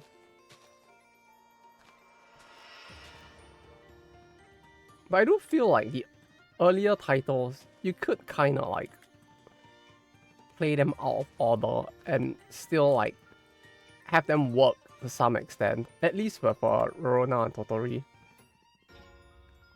Mostly because Rorona's story is so low stakes that like, even if you kind of miss it out, you don't really miss out too much in terms of like plot development at least.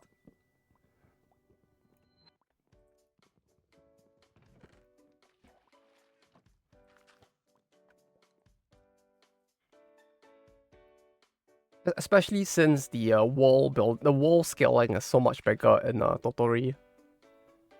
So like it makes what happened in Verona seem like so micro in comparison that at least you don't miss out too much because you only really meet like characters who are not Verona like a fair bit later into the playthrough. But Totori to Maruru, it's like the information gap is a lot bigger. I mean, it makes sense since it's the third game in the trilogy and there's more like recurring characters. But like meeting like Rorona again in her form and all of that, it gets more confusing, I feel like.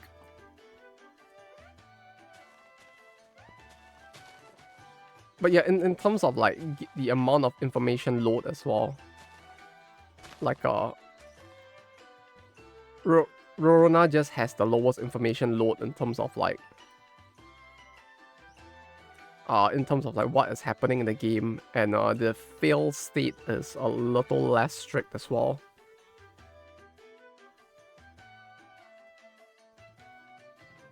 It's mysterious. I mean, that's because of it's Lily and Sul, which is like the third game in the series as well. It kind of has the Maruru problem, I feel like, where there's so many characters in the trilogy already that to bring them all back in a more like setting wise, Lily and Sul is the most micro of the three, where while you do explore out of the town, you don't really go from like town to town. Like between the three, like you kind of have the same thing happening in a way with to the Alan trilogy, where Sophie is moderately more macro. Sophie reminds me more of Maruru in terms of the macroness of it, where like there is exploration a fair bit out of the town, but you still come back centrally to your town. Then Ferris is more like Totori in the sense that like you're exploring a much bigger world, and there are multiple stop points where you can do your crafting at. Yeah, which is what makes it like kind of similar-ish to like Totori in that sense, where it's also like more globe-trotting-ish. And I feel like it's because of that, and then it comes back to Lily and Sul being more micro since it's mostly centered around the town. Let's try it. Okay. Let me get my sword. That it feels like it's a bit more confusing. Because the plot centers around everybody somehow gathering in that town. This feels like, oh, it's a snowman. When they said snow golem, I was a little worried what we were gonna see. They thought of it, bro. Of what?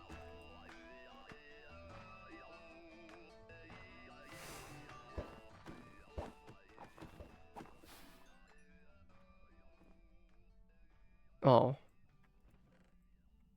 I mean, there's a snow on the ground at least. Second BGM's the blacksmith BGM. Yeah, the blacksmith BGM is like one of those things that really just stayed very consistent throughout like the series. Even though, no, I think that it's the I don't recall of the what the fuck was that? Was that a pig? A pack?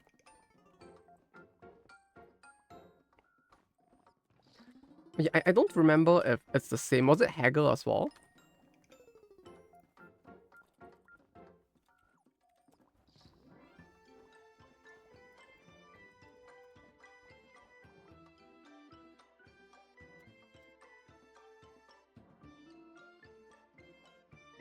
Like, did they bring back Haggle as well in the other Atelier games? Like, I know for the Dusk trilogy, it's not Haggle. Because I think, if I'm not wrong, it's like... Was it Logi was the blacksmith? But was Haggle and, like, Lydia and Sul as well?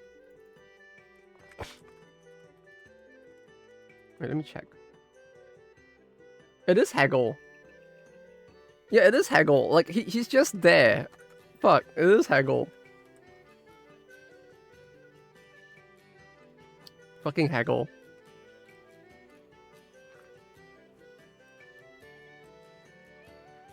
It's not Haggle and Ferris. Yeah. No, Ferris... I don't even know if Ferris had a consistent main blacksmith, even. Considering the fact that, like, you know, it takes place in, like, funny universe.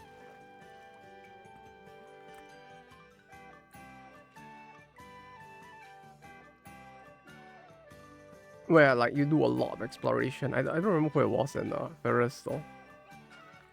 Or if it just, like, had a lot more exploration, so there wasn't as much of a main blacksmith in that sense.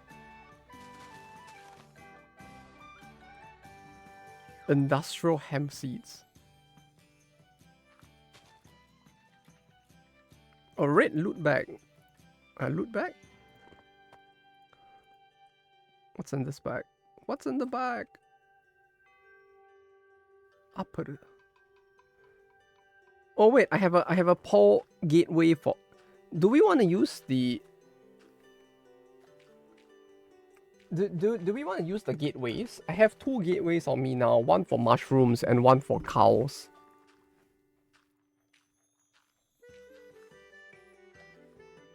Nope. Okay.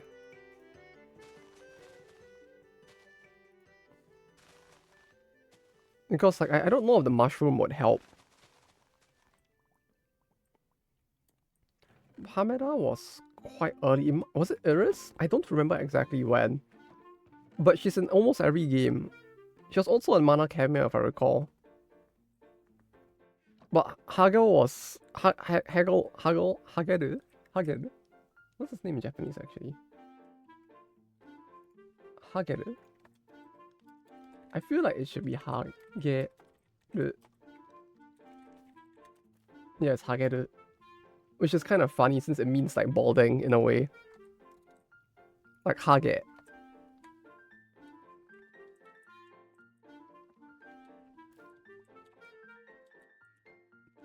But he was the blacksmith in the Arlen trilogy as well.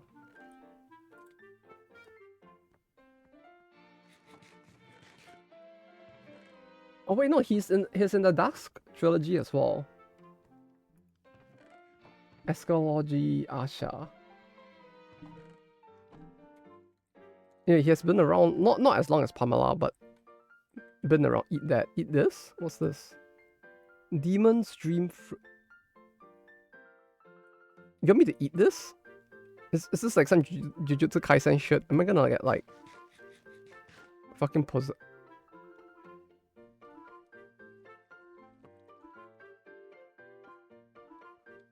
Guys, I think I've lost all color. Oh, it's back.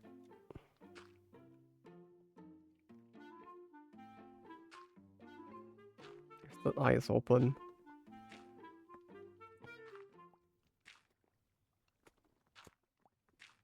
Do you want a shovel for that? It feels like with the gravel it'll probably be quicker.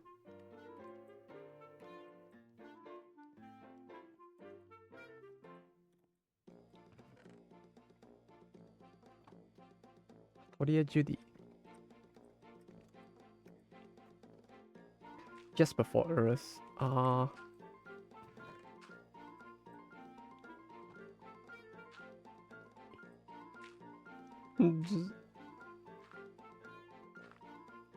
There's something about this. The sight of him just dropping it on the torch.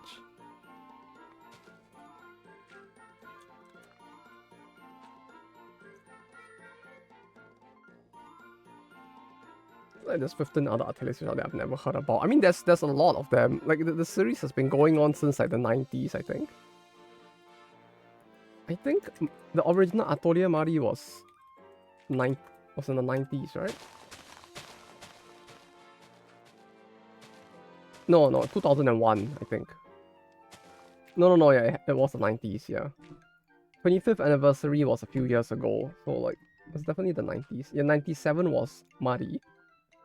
Then, I think A1 to 3 were all like the same series.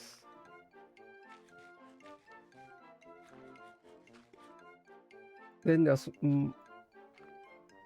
was 6? No.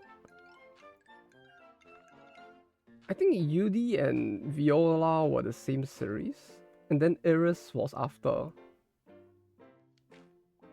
Then you have Mana Camia. You have the DS duology. Duology?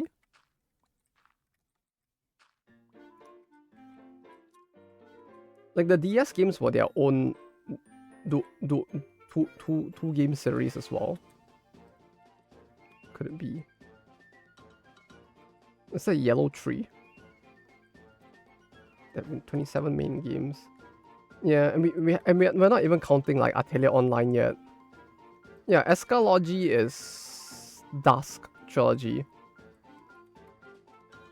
Right, because it's Asha, Escalogy, and then wait, no, sorry, no, yeah, it is. It's Asha, Escalogy, and then Shari. That's the one that like had all of the very high stakes plots, if I recall. Like Dusk was like, the Dusk trilogy just felt very different when it first released because like the plots for the Dusk trilogy all felt more high stakes than usual. Like Charlie's like desertification, Asha's was like your little brother would die forever if you don't succeed. Which felt a lot more like high stakes generally. Oh, wow. Oh. Oh. Sankyo. Well, at least we got the yellow as well. Like, Shali was... I mean, the Dusk trilogy was such an interesting one as well. Cause of that. Like, when people talk about, like, the series being very casual and chill, I feel like Dusk is the first one that didn't really feel very casual and chill. Like, not to say that, like, Verona was very chill. Like, getting evicted is not, like, exactly very chill either. But it always felt like it always felt more, like, calming in a way.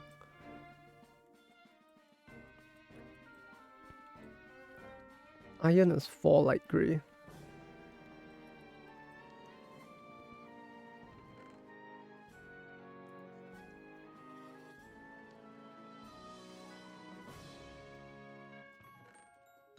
Skipping the PS3 era is like quite big. It does feel like because there were so many at a time. This game's on a timer, so that makes them not chill for me.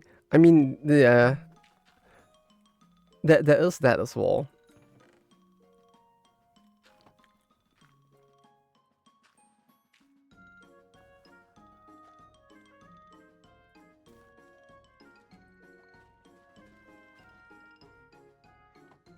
Oh, what the fuck, guys? What happened? Why is everything green now?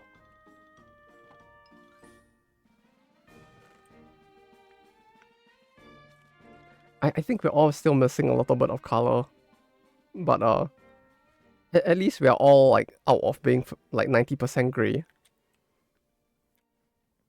Fushigi is more chill because Fushigi doesn't have like the no, only Ferris has a timer, and the Ferris timer is fairly lax in comparison.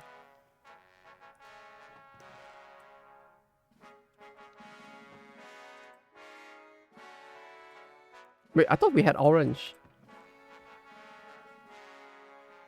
Oh yeah, we did not, because we needed a pumpkin or pufferfish.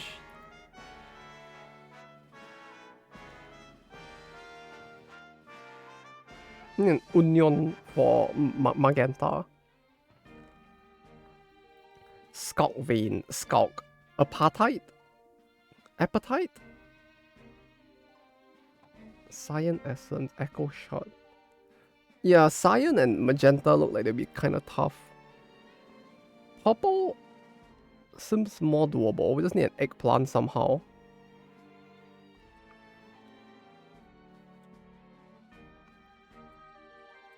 If you fuck about. Yeah, but that's the thing. Even with the timer for the exam, it feels more chill. Cause like it's still fairly how do I put it? It's not as strict a timer as like getting fucked over for the true end for Totori or something in that sense. Or like failing the whole game because you invested wrongly and fucked up your schedule. In the same way, I guess. Look, was use.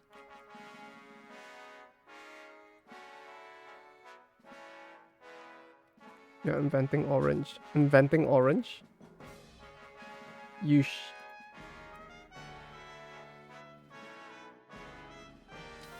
How? Wait, what? Oh, you got the thing. Oh, you got the flint. Nice. Where do you get the iron for it?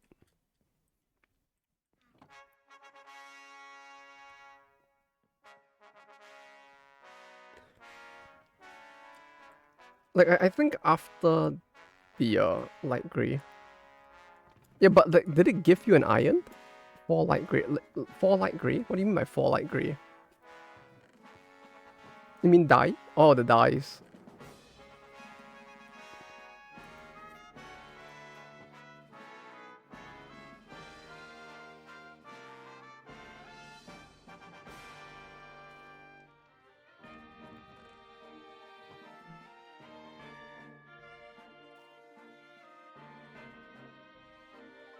How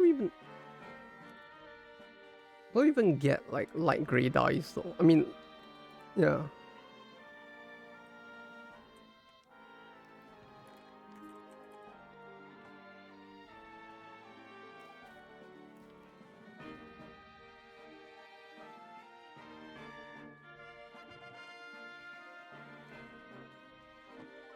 Oh wait, what the fuck? Oh, you did it? Oh, you managed to get the onion.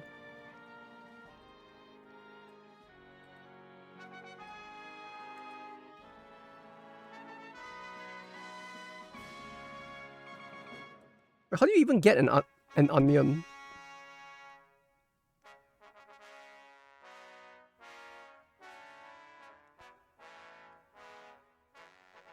Oh, white and grey make light grey, yeah. Half a timer, you get a timer until exam, but you're free to... Oh, sorry. You do the Atelier yearly survey. Yeah, I was the one that sent it in the group, in the Discord. Someone else sent it to me though, since it's the EN one. I didn't even know about the EN survey, but yeah.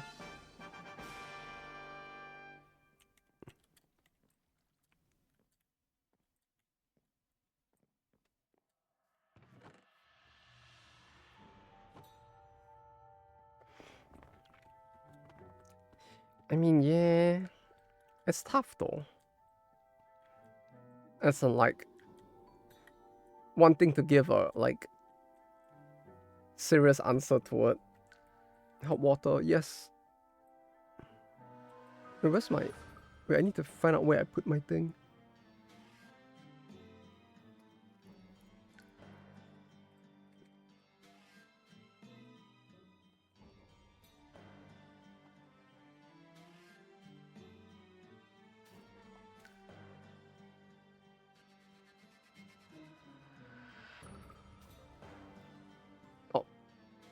Oh, here you go.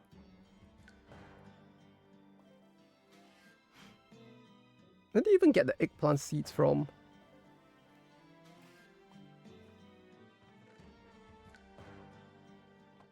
Hello, Bobston and yeah, welcome, welcome. Die? Dying what? How do you even get the die?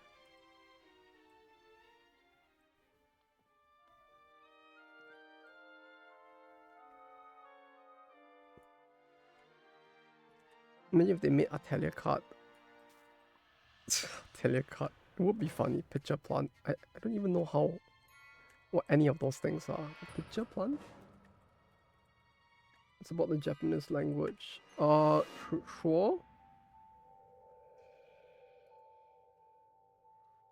Cyan to plant to picture plant.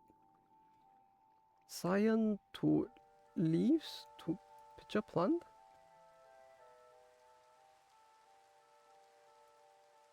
Cyan. Green dye, cyan block of cyan dye. Thermal series, cyan rose. Cyan essence, cyan apple, picture plant. That's in the nether of finding a deep dark. Yeah, which it feels like we probably wouldn't be able to do here at the very least. But yeah, I mean, like an Atelier, like they could make an. No, I think they did make an Atelier board game. I was gonna say they could make Atelier like what do you call it? Atelier Mario Party, but I'm pretty sure they made that on mobile at some point. Do Japanese keyboards work differently than American keyboards? Kinda, yeah. I mean, like it's still QWERTY, but there are additional buttons and some of the punctuation symbols are on different like keyboard positions. Like there's a button on the top left to let me get a picture of it because I'm using an imported keyboard, so I don't have it.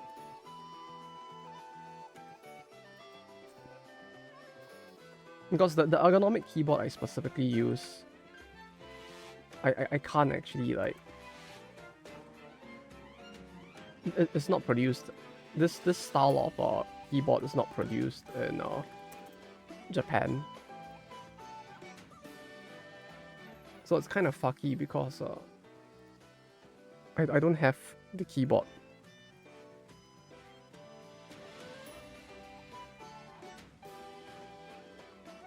Yeah, you can write it with any keyboard.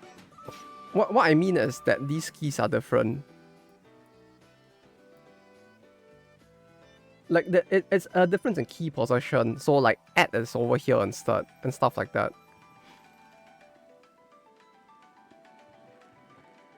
Right, you have this button in the top left here to basically swap between the different like English, katakana, hiragana and stuff.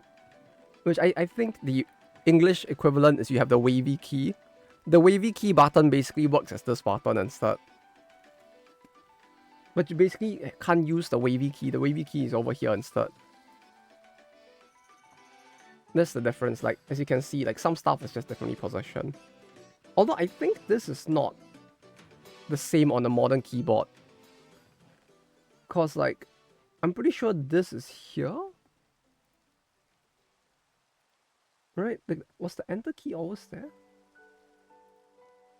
I feel like it depends on the keyboard, but yeah. Oh yeah, this is what I'm thinking of. Right? No, that's the English one. Because the English has the enter like this, but the Japanese one has the enter being like this, and then the two are like this. But if you use a English keyboard, then this button counts as being over here instead. And then you have this two and enter. So it's like, it's all like kind of messy as a result. Also, you have an additional button over here, which doesn't get used.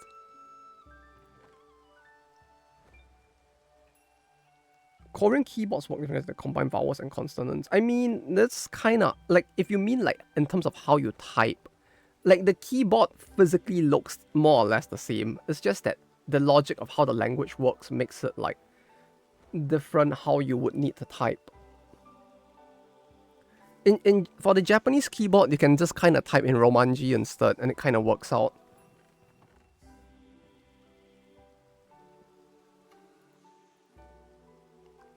where it's like R-E-U-A or so like ra you would type R-A on the English keyboard and it works just fine. Like nobody actually uses like the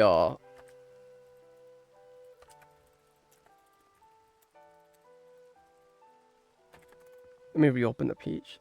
Like the keys have like specific like the modern keyboards usually don't use it anymore. No one really uses it anymore. But like you see how like the keys like they have like this at the bottom here to type with.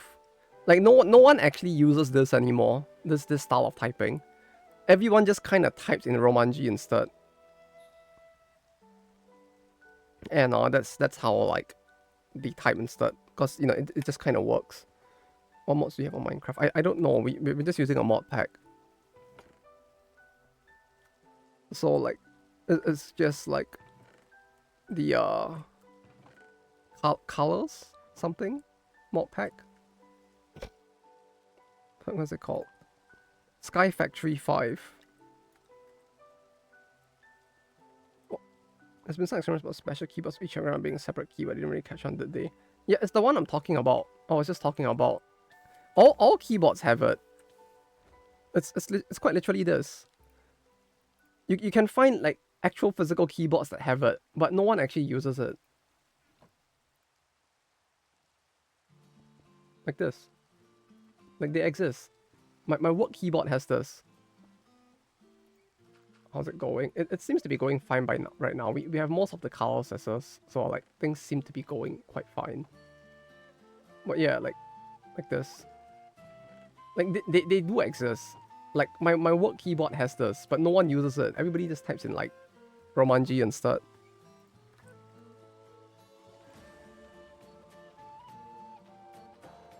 But yeah, from the looks of it, like most of the colors are in. I think we're still missing one. Cyan.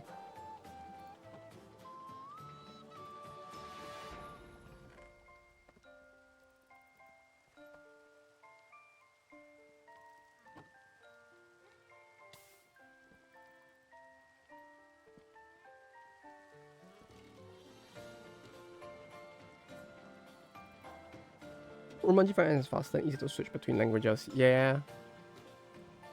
No, switching between languages is about the same, I would say, because it's still pushing one button, but... Actually, no, it's on, yeah.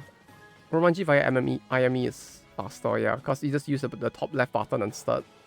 Or swap between, like, all of the different, like, character types.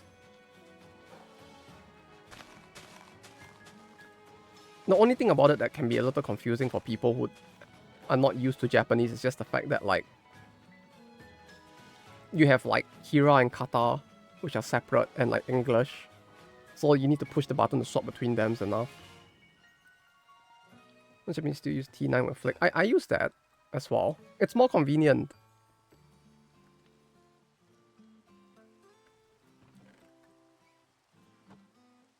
Like, you're talking about the thing where, like, it works like the old... Like an old keyboard, except that you, like, flick to, like, do the...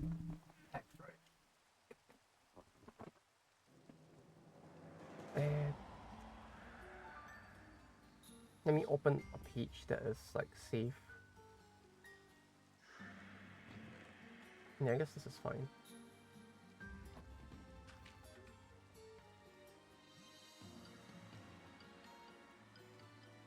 Yeah, you mean like this, right? Like where it just like...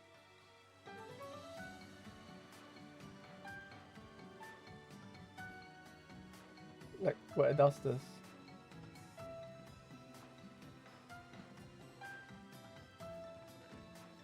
It's just more convenient. It's the fastest way to type in Japanese, in my opinion, if you're holding it like this. Yeah, it's actually like when you're used to it, it's almost no difference in English, to be honest. Like I have tested it with others before. If you're used to this keyboard, typing in English is almost the same as typing with the big keyboard. And you're less prone to mistakes in a way because you just flick to the right letters. And to use it to swap between English and Japanese is easier. Because you don't have to deal with finicky Romanji issues. Because like you're outright inputting the hiragana itself, so like it's less room for error. Ordered my ordered Trump phone here. Because they're not ship here apparently. Yeah, I somehow I'm not surprised that they wouldn't ship a Trump phone to a Europe, but rip. Hopefully they didn't just pocket your money and run with it though.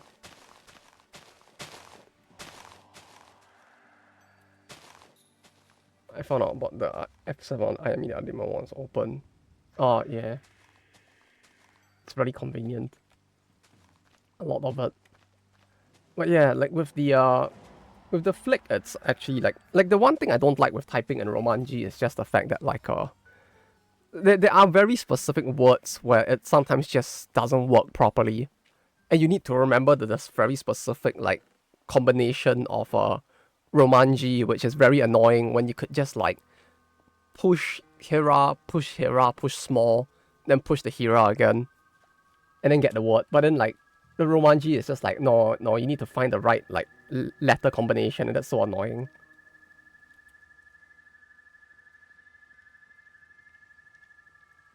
And the keyboard is Romanji and phones is direct kanas, yeah. But even with the keyboard on like PC, it's like I'm guessing it's just more convenient because of the fact that like for programmers in particular, it's just faster since they have to type in English a lot. But there are some words that it just feels very like confusing sometimes to have to type in English. I can't think of any off the top of my head.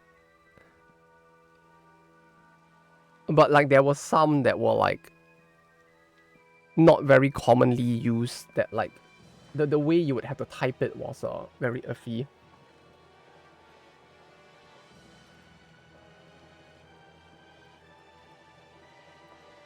Although it's more of a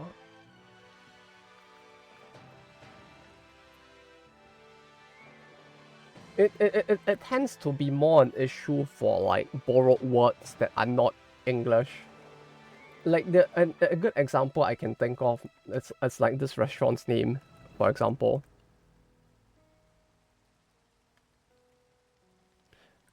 Where like you need to type you need to type like k and then a small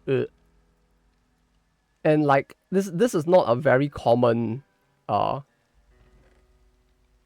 combination, and you can't just type like k what, you can't type KUU, right? It's not just k unless you have it saved from having typed it before. Otherwise it's like it just comes out as k and it's just like big. But to get the small is like annoying as a result because it's like a small and sometimes my brain is just like fuck, I wish I could just like type this in like directly in katakana instead. Need cobble to melt. Cobble.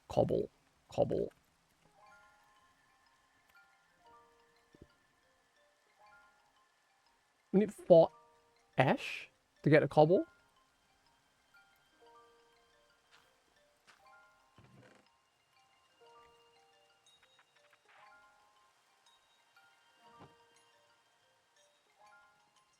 Cause yeah, this is the thing. Like it's not intuitive. Like you have to remember that you have to type the X instead, which is like when it works, it works. It's just like annoying because like sometimes I forget. Cause like with most words, you can just type the combination and it just works. But yeah.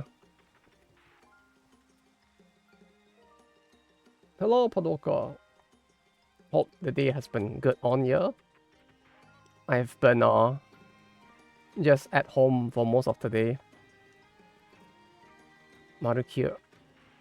Yeah, it's very convenient that you can actually do that a lot easier in like Japanese. So, like one thing I like about the Japanese keyboard is that it's very good at typing symbols. Cause you don't actually need to remember like the codes. You can just type like Hoshi, and Hoshi will give you this.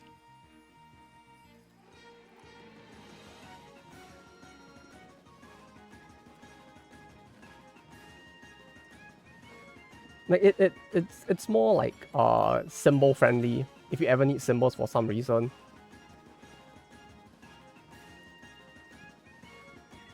Like Sankaku.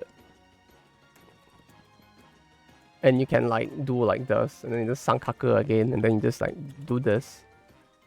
It's so convenient.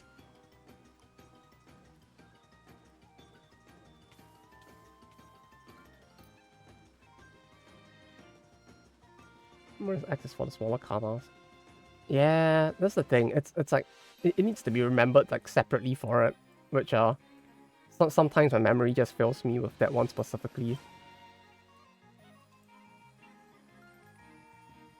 Because I'll try to just type the word on its own, then I'll be like, fuck, no, I can't type the word on its own, god damn it. What was the button again? Oh yeah, it was X. Oh, I tap on the phone, autocomplete has. Yeah, it's kind of nice. Like, it does like Kaomoji and like just like shape symbols very well. Although I guess that's a holdover from like how common they used to be used as compared to in English.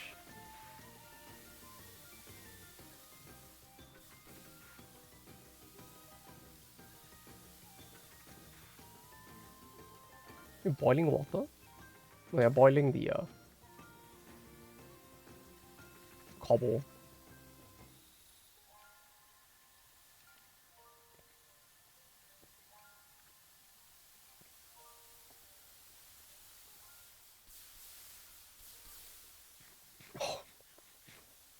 What the fuck is this tree?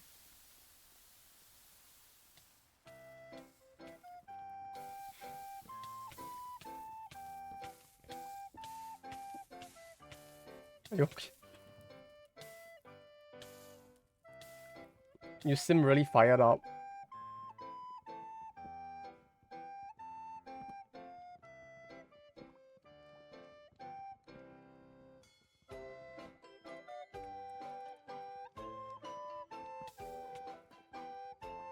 Roll! No! Well, that's a lot of replacement suggestions. Attack Kudamono and you get emoji for fruit. Yeah, some of it is a little annoying though. Sometimes I wish they would stop with it. But for the most part, it's fine. Like the Kudamono getting replaced with fruit, it's like... I don't know when I'll ever want to use that, to be honest.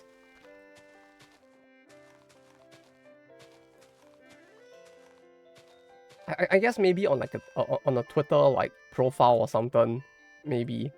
Like maybe if I was a VTuber and I wanted the fruit emoji as my VTuber symbol.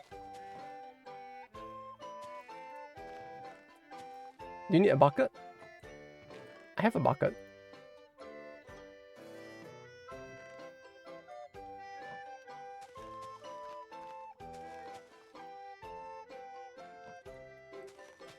Of lava. Oh, I don't know if the wooden bucket works for that.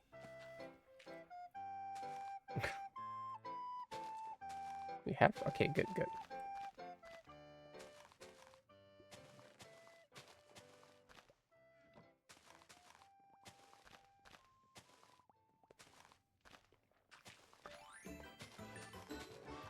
Get a ton of emoji suggestions. Yeah, but I only wanted to not do it for specific emojis. So it's like I just leave it on.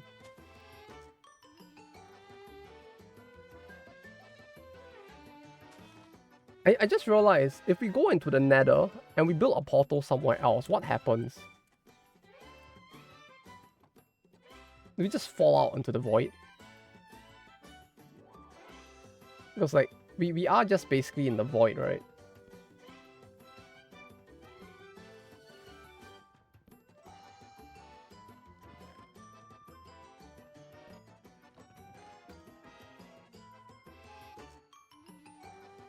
Although to be fair, I don't think I've really used emojis in my from like that specifically in a long while.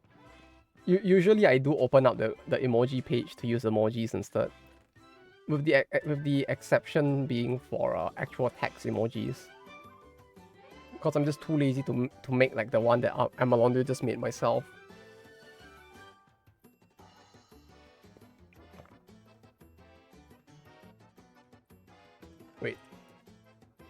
Wait, pause the music, pause the music.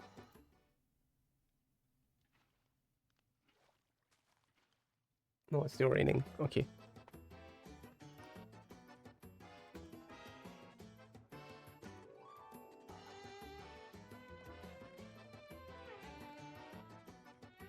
I like how it's just like lying there. The middles are just like sleeping.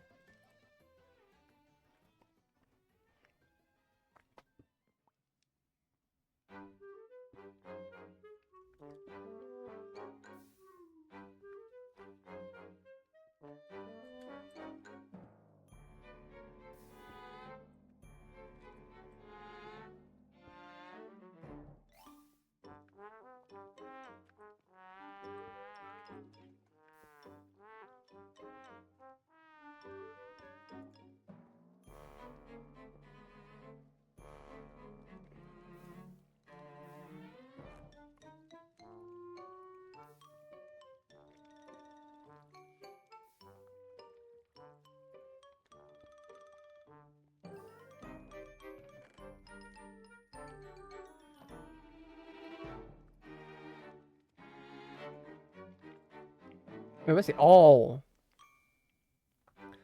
Oh, it's that long. Or they actually lumped all of it into a single album.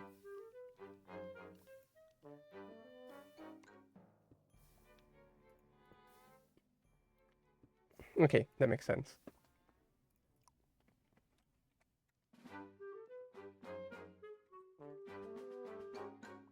Is it just me or is everything like more blurry all of a sudden?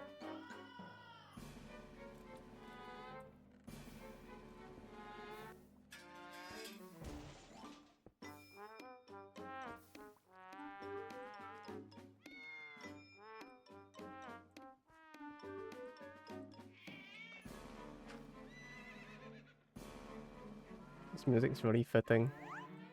Yeah, you gotta love the Atelier music. It's very casual, slow life music.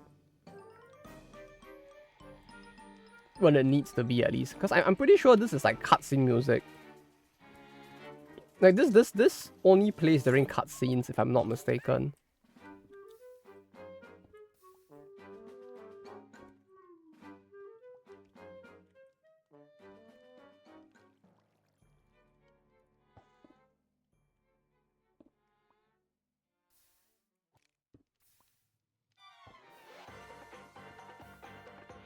What the fuck? I fell out of the...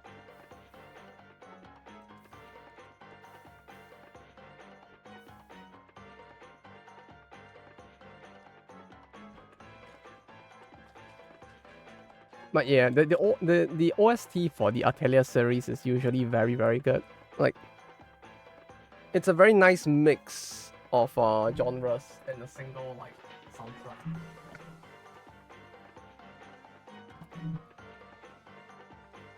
It sounds silly when it needs to be. It can get very serious when it needs to be.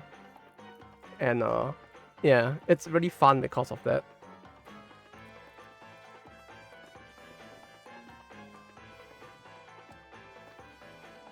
But it's part of why I feel like, as unfortunate as it is part of why I feel like the original titles also became less profitable. And they had no choice but to go into the direction they're going in now, because like Meruru's soundtrack is like, what, 80 tracks long? 90 tracks for a single RPG? Like, it's not even like a we're not even talking about something that sells like Final Fantasy does, and that their soundtrack is already like 100 tracks long, including the remixers as well.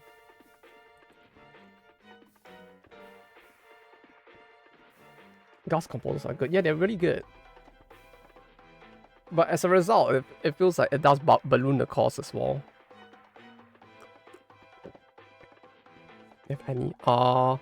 No, I have orange logs, but no apples. Just red and brown apples.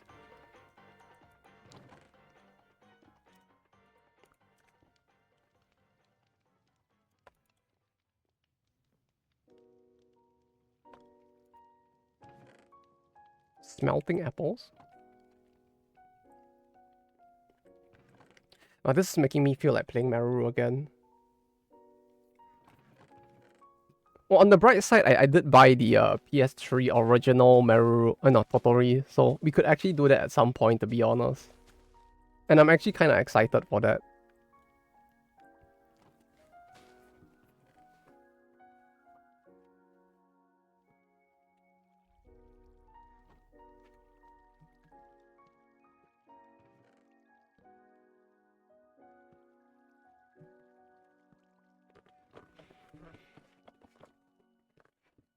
Man, there's some things I really want to like collect at an affordable price, but like Makari is just so expensive now for some stuff. Like I low key exploring Nagoya was kind of, there's two route heads over there. Exploring like Nagoya was kind of fun in part because it was kind of interesting. Entire game sold almost average is nothing scored every minute is divided by 27 games. Yeah, exactly. But that's the thing, right? It's divided by 27 games. Like it's an impressive number, but when you consider that like what did Kingdom Hearts 3 do 10 million on its own? Like when you consider that, it's like we're talking about like we're not talking about a bad RPG, but it certainly is one that's like somewhere in the middle in terms of like it's a moderately sized and fairly respectable RPG, which within the genre actually does really well, right? Because like frankly, like games like Final Fantasy are more the exception than the norm, and there are plenty of RPGs that do way worse than Atelier does as well. But I feel like it's part of the fact that like the sales are like the way they are, and it has always been niche, that it's part of why it became like less profitable over time. Because like as they expanded the size of the team, the size of the studio, people get older, they need more money. Then like overall, you know, where like 20 years ago, through the power of like will and dedication, you could have like had a guy churn out like 100 tracks for like a fairly affordable price. It becomes less easy to do it as well at an affordable price. Or even if you could, it's just that there's a bigger team that needs to be like sustained, and the bigger team therefore becomes expensive. And all of that, you know.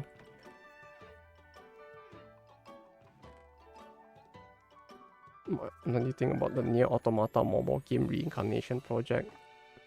The what now?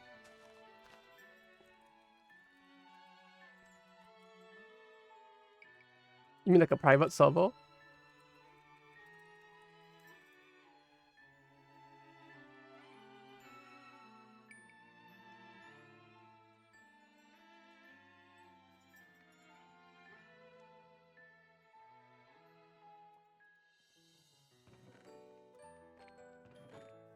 Yeah, so the private server, right? I mean, like, it's a thing that exists, I guess.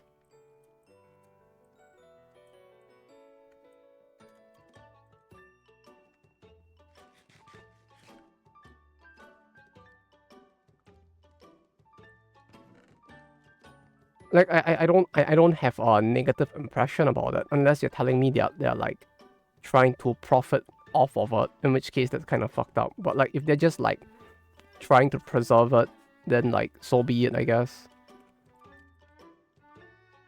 Because we all know that there's no way in hell that like Square Enix is gonna bother like making an offline version of the game. It's Square Enix after all.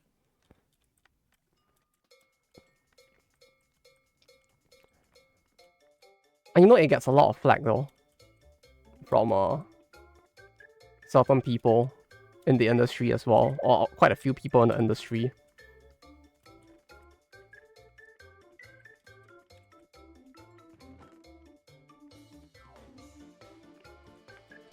What's the point of defending marketability? Defending marketability?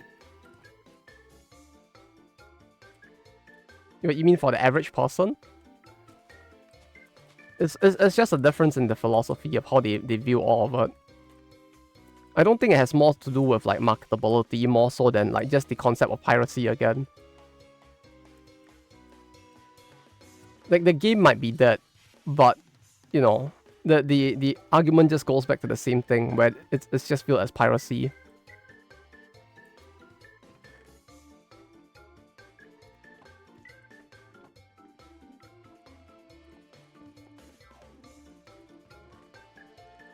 Why would you want people to not play it? It was a free game. I don't know. Don't ask me. I'm not one of those people.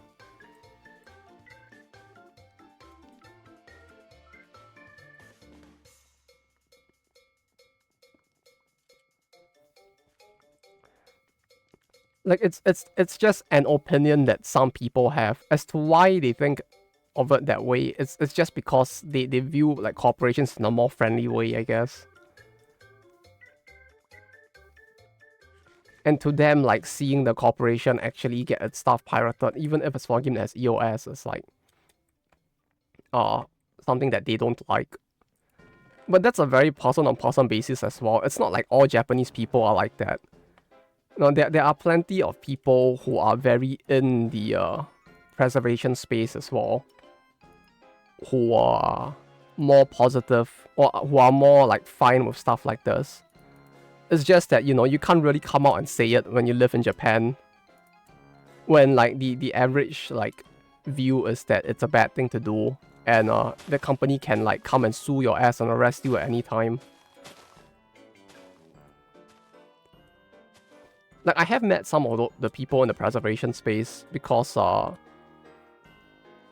got invited to some of the speedrunning events, and for some of those they do have like people who preserve like old, especially like the Gada-K phone like titles that are like no longer accessible, and they try to like protect that and preserve it. But it's a view that is more niche, and it's a view that you can't really air out in public either, because you get branded a criminal.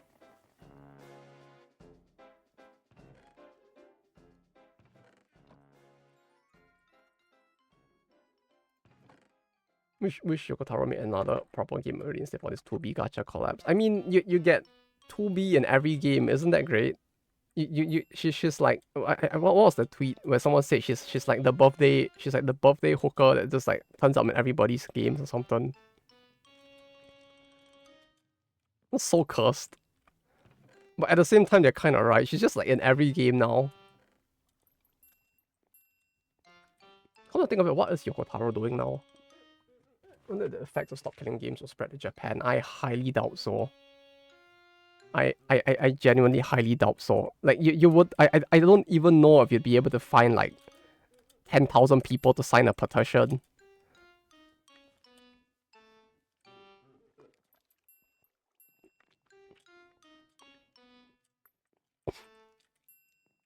I don't know who would want to be the one to be the punching bag to bring up the petition and like try to convince the general public as well.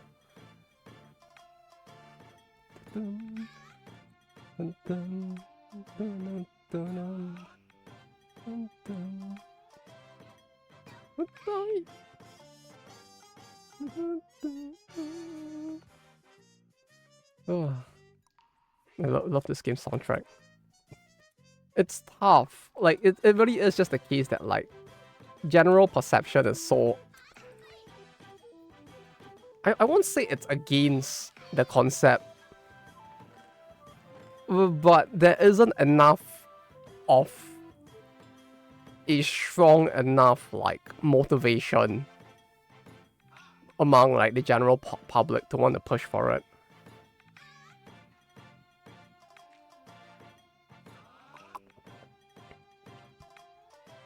No, but the Stop Killing Games is like, there is a path for it to work, right? The path would be that there would need to be an event that would catch enough of the government's eye to feel that this is indeed anti-consumer and to start considering action. And if the government does reach that point, the industry will probably move to preemptively implement something along the lines of a lighter version of Stop Killing Games in order to curtail the government actually enforcing the full version of it. But the issue is that it's not easy to get the side of enough people to highlight this as an issue yet. I feel like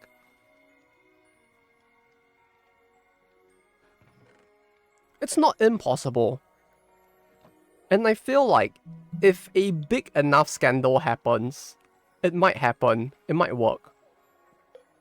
But we haven't reached that point yet. Like, I feel it would need something along the lines of like, FGO shuts down, the top whale in FGO kills himself because all of his possessions within the game have been lost. And then a journalist investigates the death, realizes that this guy has sunk like millions or millions of yen into the game, and that millions and millions have basically vanished into the ether. And then like somehow this being put out on the news creates enough of a buzz that people view this vanishing of your assets as a negative. Then maybe something will happen. Won't it be pushed under the rug in Japan? It depends, because that's how we got the Spark system in the first place, right? The Spark system happened because a live streamer streamed themselves, spending like the equivalent of like a few thousand dollars in yen. And that got big enough that some of the news agencies picked it up. And then from there, it got rolled over. The public sentiment went negative against it. And then the government picked up on the pressure from the journal, from the articles, and from the public, and said they were going to consider something. And because they said they were going to consider something, the industry moved to curtail government actual intervention by implementing restrictions in the first place. So it can happen. Would it happen? I don't know. There is a very small possibility that maybe it would. And Flamefrax, thank you for the follow. Like, it's not impossible. It could happen. But would it happen? I don't know. I wonder what the top rules in some gacha spent now. It can be very massive. Like, there was, when I was in Koei, the one of the titles that we worked on, I think the top whale alone was the top whale was 40% of the entire game sales, and he kept like half the team employed through his spending. So like it can be quite big. I mean, granted, like half the team was like basically like outsourced labor from Vietnam, so like it was cheap labor at the time, but still, you know, it was like it's a lot of money. Like, not every game is like that, but you know, there are people who spend like shit tons of money. Like it was what do you do with all that currency? It was incomprehensible to our minds how someone was spending that much money. Because like it doesn't make sense in a way. Like, it's so much money coming in every month that we can only look at it and wonder what this person does in their actual like as their actual job. Because like the spending for that specific game was like close to like, if you converted it into dollars, it would have been maybe like more than $10,000 from like one guy just throwing money into the game every single month. No, that's every single event rather. And like we were doing like weekly event runs.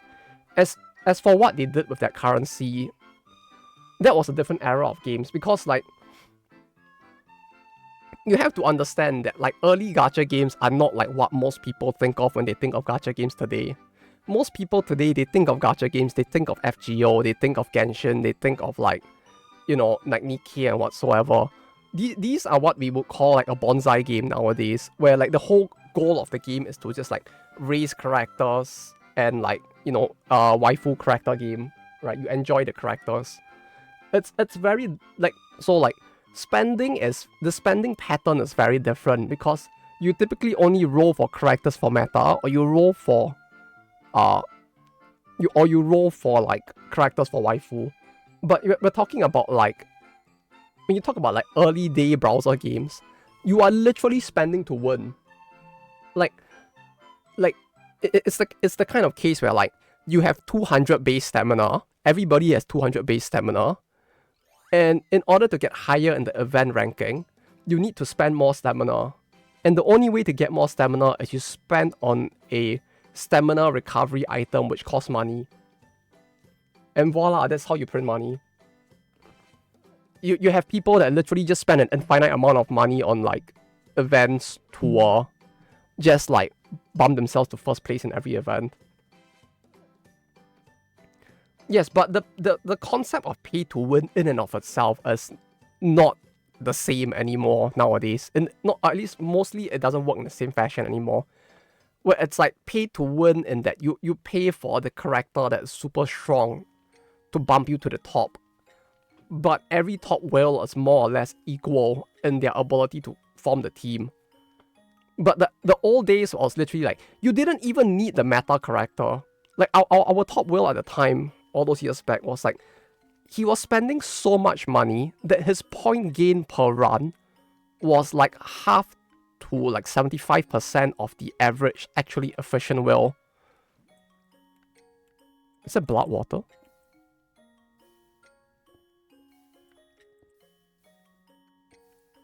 And like even then he would end up with like 3 to 4 times or even 10 times the points of the most efficient like other whale. So like it's literally like he's just spending a shit ton of money on stamina items to like blow out the competition in the game. And yeah, people like that do exist. So like in terms of like how people spend, right? Like that's how they spend. What that being like event being limited, but you can pay to ignore it. Yes, like stuff like that. Like if you're talking about like how do people like spend so much money, it's basically on specifically this type of limitations, which are in and of themselves very archaic. Like it's not a very modern concept anymore to use that kind of like yeah, okay, that's not working. To use that kind of monetization anymore. That's what I'm trying to say.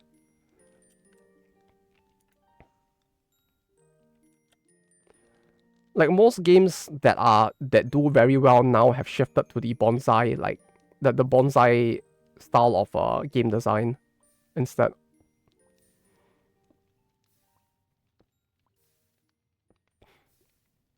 Wherein I would say like Genshin and FGO are probably the biggest examples of bonsai. Wherein most of the game can be cleared with the character as long as you max out the character. Like yeah, there is still a meta creep, but for the most part it's like you can kind of clear it. So the Nekopara game is a flop. I mean, it did very badly on launch, if that's what you mean. Like it did very badly on launch. It got a lot of flack from like people who were saying that it was not good because its systems were quite predatory. As to whether it will fully flop, we'll have to see, I guess, depending on how much they manage to turn it around. But the systems do make it feel like it might be difficult.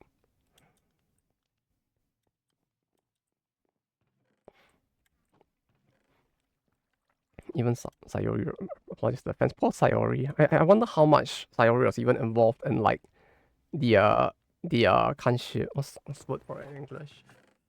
What's the word for it in English? Kanshi is like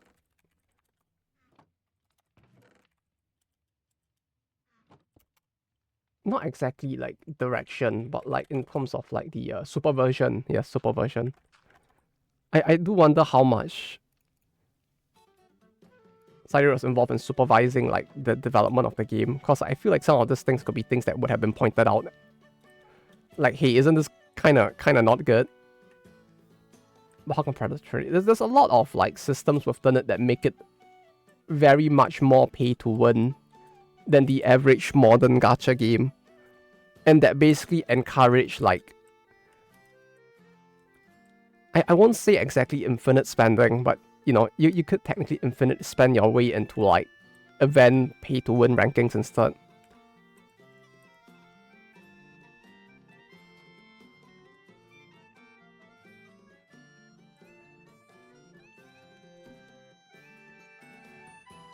Is it just me or did all of the floor turn into blue blocks?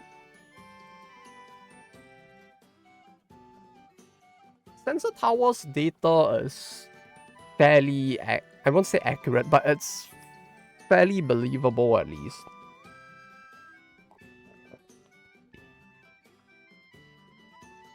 But to be fair, like 120k, depending on how the development team is like built and what they're doing, it may not be. I mean, it's bad, but it may still be possible to turn it around. But like, I don't know if it will be. If it tweet about Necopara was the creators of Wound HSS last one. Yeah, it is always funny because people tend to forget that like many of the people that make this kind of like arrow gaze as well, like there's quite a few of them that are women as well, or like arrow content as well. It's when the P2 wins when they brings in the physics that they mentioned that after. No, yeah, but I mean like she obviously would have the influence. What I mean is just more like, was she actually involved in the supervision when the title was in the middle of being created? What colors are left? I think we have all the colors except Cyan now. Because like I feel like if a lot of the development was just pushed without her supervision, then like it could have been rough to like only realize on the game's release that like it ended up in this state. But I feel like with some of these issues, it's like, you know, it's the kind of thing that if she was supervising it during the development as well to some extent, like maybe not directing or producing it, but just like having some kind of like executive say on like some of the stuff since like it's based off her IP. You know, I feel like some of these things could have been pointed out before the game released as well. Yeah, that's what I mean. Like she may not have been like aware of it, which is why it's like kind of sad because like that she wasn't like involved in the supervision of it.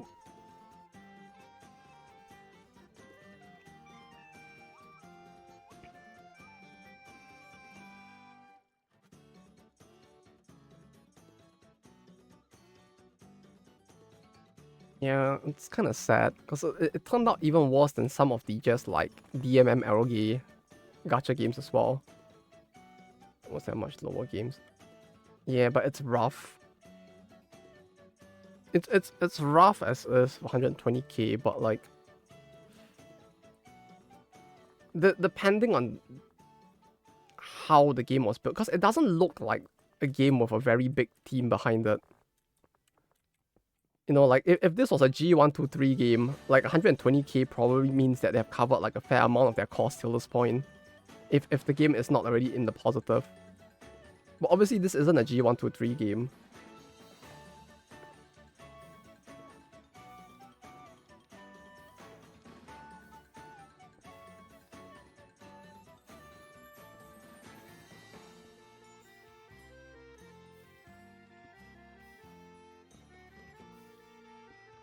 So like the team is definitely bigger, but like, you know, it might hopefully still be in a state where they still have a chance to turn it around. Is all I'm trying to get at. It might be copium, but like, you know. Hopefully. It's something that they can still turn around.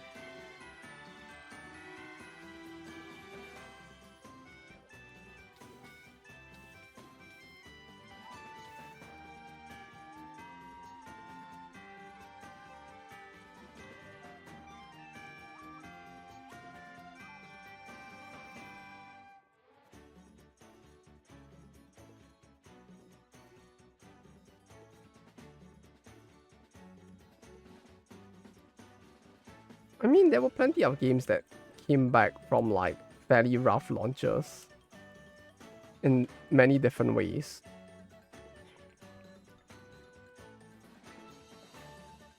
Right, like people forget, but like Trickle was in a really bad state on its original launch as well.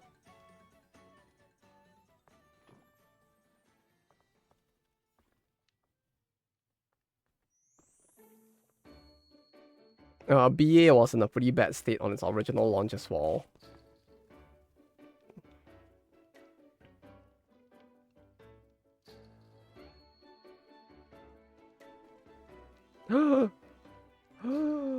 You did it, Raul. You did it. Oh.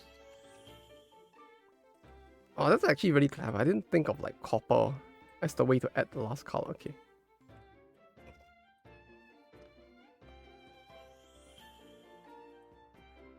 No, like, yeah, I mean, like, no, but Trickles was really bad. Like the game got remade like 2 to 3 times, if I recall. Like, it was just like on the fundamental level, the game was so bad that they remade the entire game like 2 to 3 times.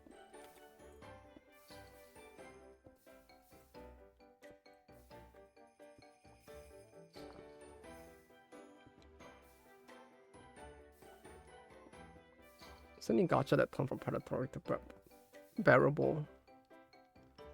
Well, scale 1 to No Man's Sky. I mean, it was pretty, like, how bad was the launch? I mean, low, like, is 1 supposed to be the highest possible score?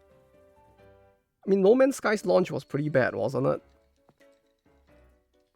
Unless you mean, like, launch plus recovery.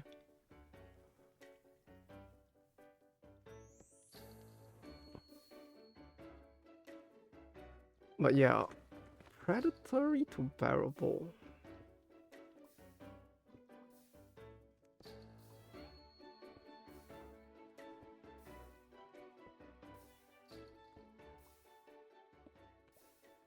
That's a tough one. More so because, like, most games that were predatory during the era where all games were predatory. So, like, it's one of those things where, like,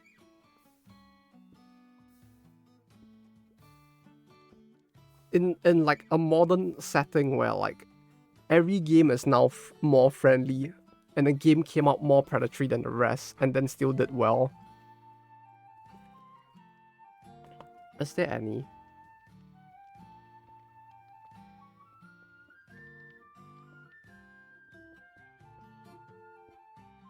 Probably Residenti, like the one that Rolex just mentioned, where like the gem efficiency was so bad on launch that they got a lot of flack for it, and then they actually like made the currency cheaper after the fact. But that has like a fair amount of brand power as well, so it's kind of different. But yeah, BA launch was fairly bad. Like, second anniversary's DAU, I think, might almost be 1.5 times to 2 of like, yeah, no, like, second anniversary's DAU was actually higher than the original, like, launch numbers. Which is kind of insane when you think about it.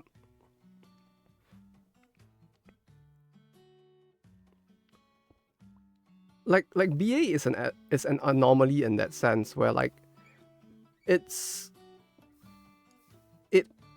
is one of the few titles that actually later in its running actually beat its launch numbers.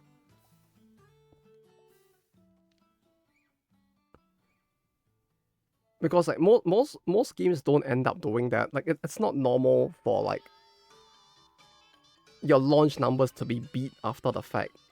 Because launch numbers tend to be almost like 5 to 10 times your average DAU as the game goes, like, continuous servers.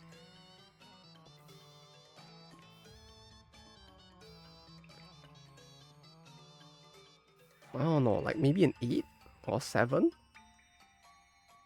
What's the progression after that? Now that we have all colors, I don't know, like Infidave says that now this is where the game actually starts. Which makes me wonder what the fuck we're supposed to do next.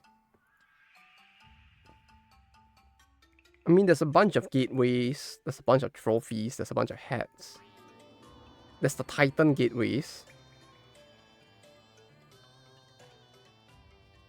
So I'm not sure if we're supposed to like work towards the Titan gateways or like the regular gateways.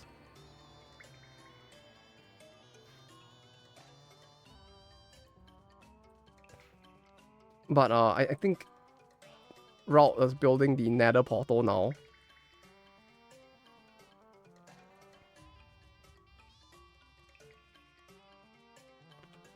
So we'll probably want to make some armor, I guess. First and foremost. To make cobble and dye, yes. And then probably like prep armor for Nether.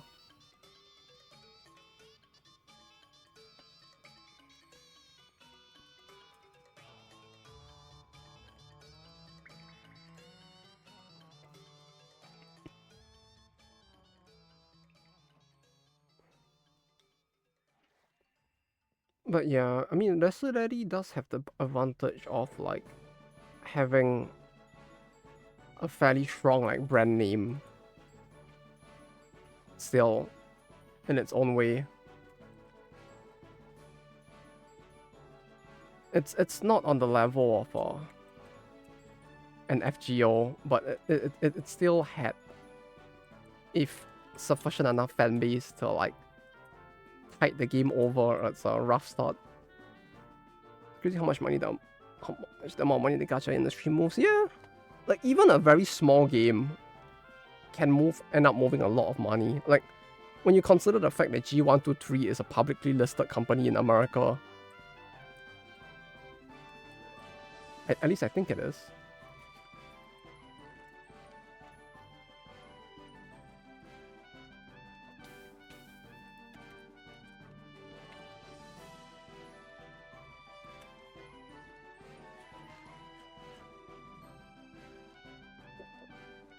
Yeah, CTW, which runs the site G123,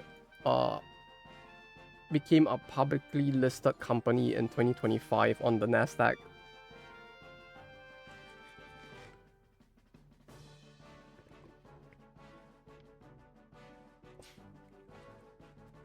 Isn't mobile gaming in general?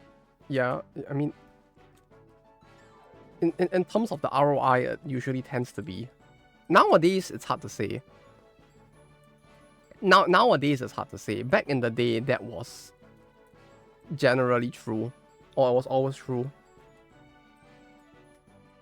Because, like, Genshin is probably one of the most expensive games ever developed, if I'm not mistaken. Like, in terms of the sheer, like, development cost, that game is, like, one of the most, like, expensive games to develop in history.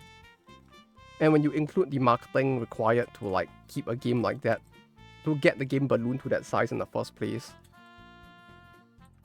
it's like, it's a lot of money being sunk in as well. It's just that it happened to pay off. But in terms of like ROI on the average modern Genshin-like title that isn't Genshin, I don't know about the ROI. I don't know about like the profitability compared to the revenue anymore. Like profitable in the sense of like revenue versus cost, it probably used to be higher than it is now. Because you required a lot less input back in the day, in general, to make something that, if it did well, would have massive upside instead. But nowadays, in order to get the massive upside, you also need a lot more input than before. Like, not just in terms of like the development front, but in terms of the marketing front as well. There's a lot more that goes into that, you know, like the live service in general has shifted more from like front-end marketing to tail-end marketing as well. So like most of the marketing for the game actually comes in after the game actually launches as well. You know, in terms of like collabs, pop-up stores, or like goods, merchandising, all of that, live streams, getting the seiyus back for all of that. Like a lot of money also goes into stuff like that. So while it's generally still more profitable than like AAA development, I don't know if it is more profitable in terms of the return versus the input as compared to gacha games 10 years ago. My guess would be like if we go back 10 years, the profit in terms of the revenue versus cost was probably bigger. But in terms of the sheer amount of money moving, it might be more for the bigger titles nowadays.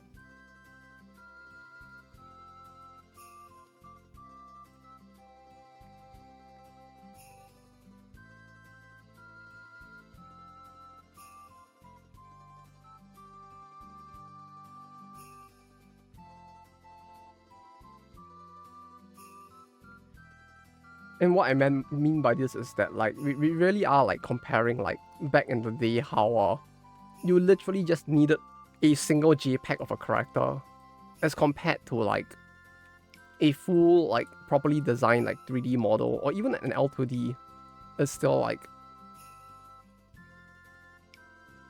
I mean like compared to the amount that you earn, the L2D itself doesn't cost a lot, but it's still like somewhat expensive to do stuff like that still, to rig it.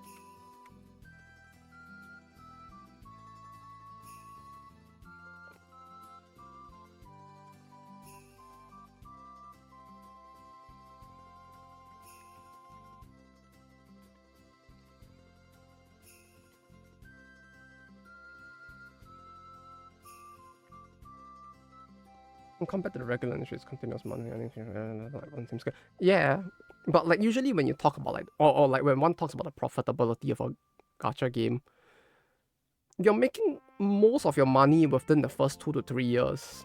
Either way, like your biggest spike will be on launch, and then it'll be your first few at like anniversaries. Because most games generally what happens is that you get like a decline in DAU over time. So unless you're making your game more predatory across the years, your profits also go down across the years. So like usually even when you compare like the first like 2 years of sales, that should already be a lot more profitable than most like triple A's. Like mind you, what was that game? Kingdom Hearts 3 required, if I'm not mistaken, 9.5 million copies sold to break even. Or was it 9? No, it was 9. No, sorry, it was 8.5 to 9, somewhere around there. I'll need to ask the guy again to know for sure, but like Kingdom Hearts 3 required like millions of copies sold to break even. Like they would only get paid out like big bonuses if the game actually sold like 9.5 million copies. Was what I recall hearing from like one of the guys who worked on it back in the day.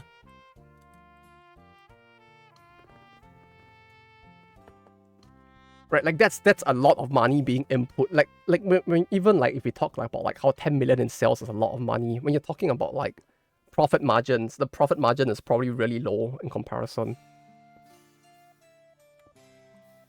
I wish I could make a video game. I mean, nowadays, it's not impossible. Like the democratization of like game development has come very far. It's just that making something massive would still be really difficult.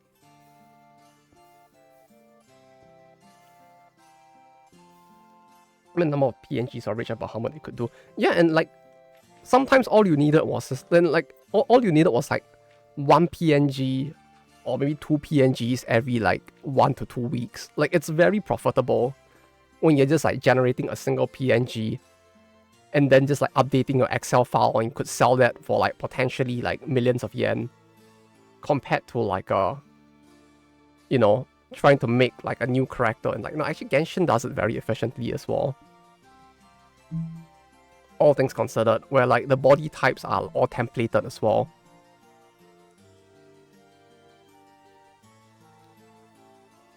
right? I think the game has like 3 to 4 body types, and that's about it. So like they do like template their stuff.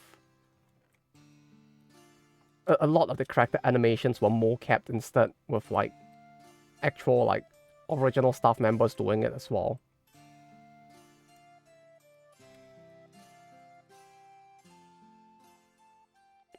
So it's mostly just design in terms of the you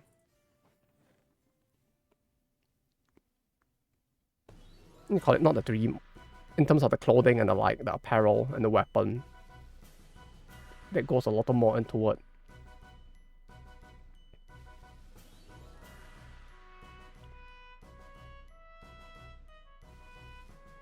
The burnout has set in too deeply. It's in the will to power since COVID. I mean, I kind of get that as well. But to me, it really just depends on like a lot. It's tough to verbalize it, but like yeah, a lot of it really just depends on like what you want out of developing the game, I guess. Because like for me as well, there was a period where that did happen pretty badly because I was like really sick as well. Like physically, my body was quite fucked from the having to pull a lot of all-nighters for like global servers and the like as well.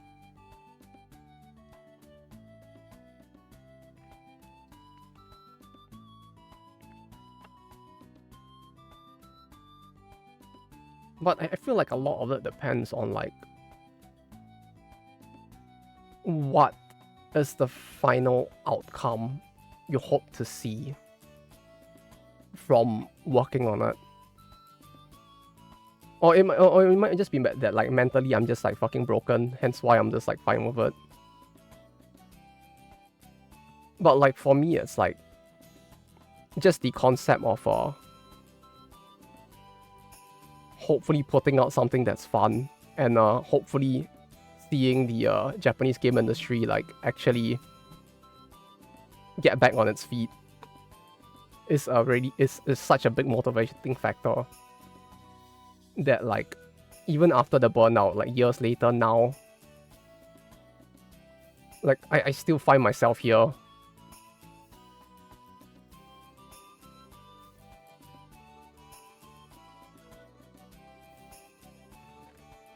Which is I have been kidnapped. Hello. The way you can lie down in this is so funny though. It's just like seeing me though just like lie down on the floor.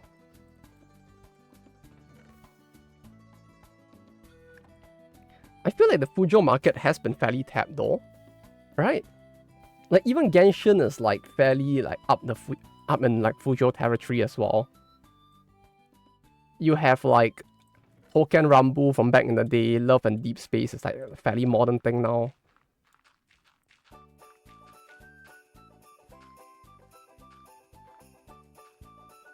Like I guess not. I mean their equivalent of Nikkei is basically Love and Deep Space, I feel like. But you do have a bunch of titles. It's just that most of them are like DMM like games that you really don't see on the consumer market very much.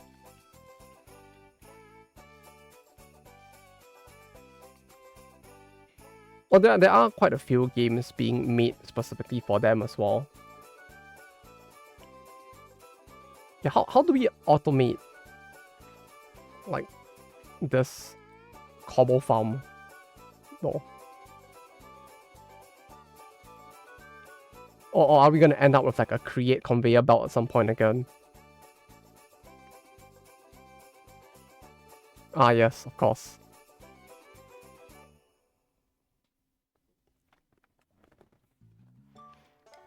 Like there's a lot of stuff for Fujos. It's just that like it's very we don't see it as much, I feel like. Right, like you still have Idolish 7, that's still a thing.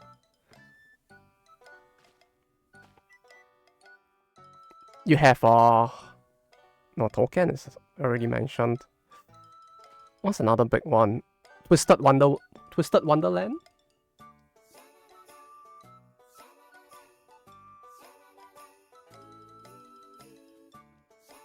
Autogame market? Autogame? Eroge? Otome game? Otome game? Otoge is like it's like rhythm games. If you mean like otome game market. I mean like all Arrow gacha games paywall their H scenes though. So like I don't think that's like all that new, I guess.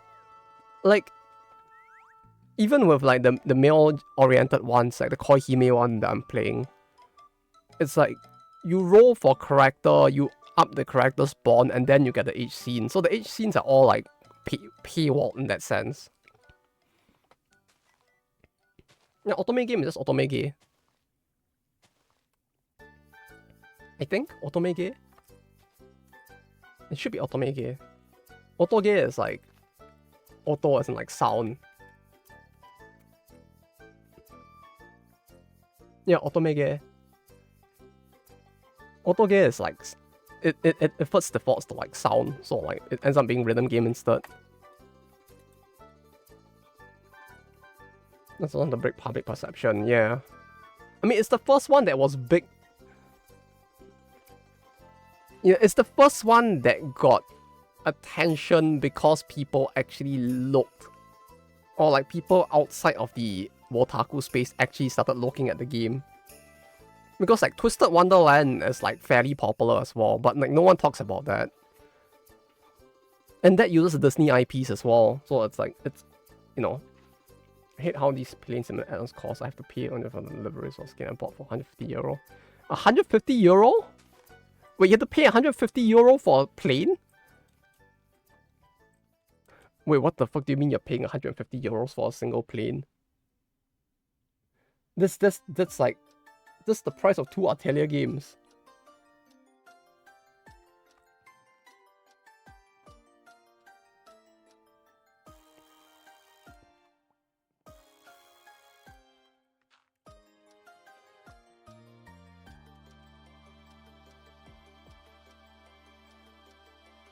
Oh, but I guess it's like, it's a different style of game, I guess, yeah.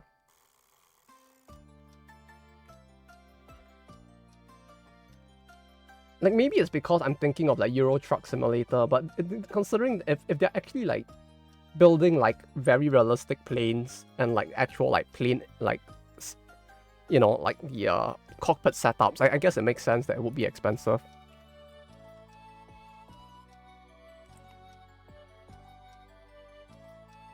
To buy a DX bundle. Oh yeah, that's true.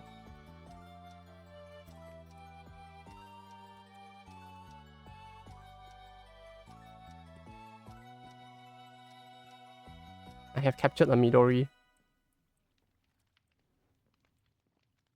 Oh. Oh.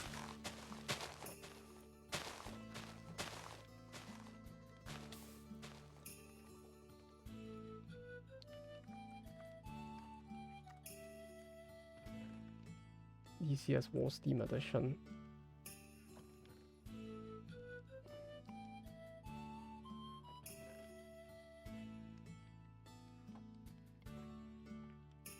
Yeah, it makes like it just blows my mind that the planes are so expensive. But I guess it makes sense because like it's not like Euro Truck Simulator where like it for the most part it's just a cosmetic with like stat parameters.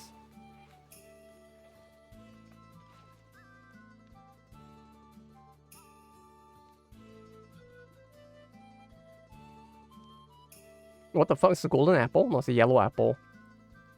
I have been scammed.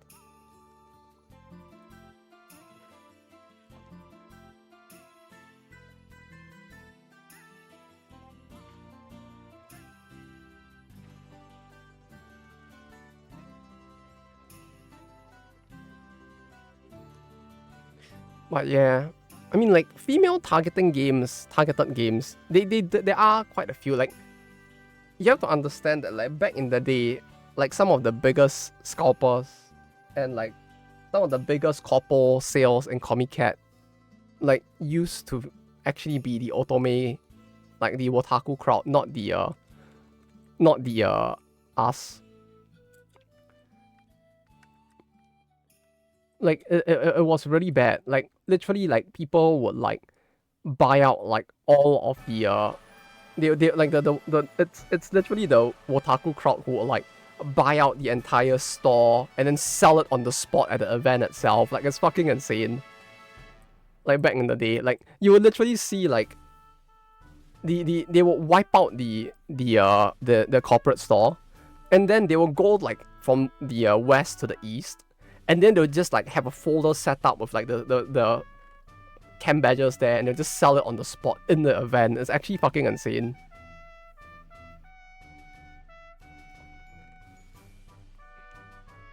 Like they were way more cutthroat. I mean, to be fair, that the culture between like otaku and like otaku cultures does have like quite a few like differences as well. It's kind of like how like in the otaku space there are a lot more creators who don't want you to actually like take pictures of their book and put it on SNS, like Twitter. Like it's a very otaku specific thing where like which was interesting to see as well, cause like I think there was a case that popped up recently where like some Koreans came to Comic Cat, they bought some BL, and then they took some pictures of themselves reading the BL, and then they put it on like Twitter. And then like the artists in the BL space were like, oh, please don't do that. Don't put our works up online. There's like there's an unspoken rule about that. And then like a Korean guy started to ask about like, is this normal? And it's like, no, it's just like it's a very otaku specific thing. And it's only specific like niches of artists that are like that. But in like the regular otaku space, it's like most people don't really care. Most people are like, yeah, just go ahead, do it. So like there's like a whole bunch of different things in the otaku space culturally that's just very different as well.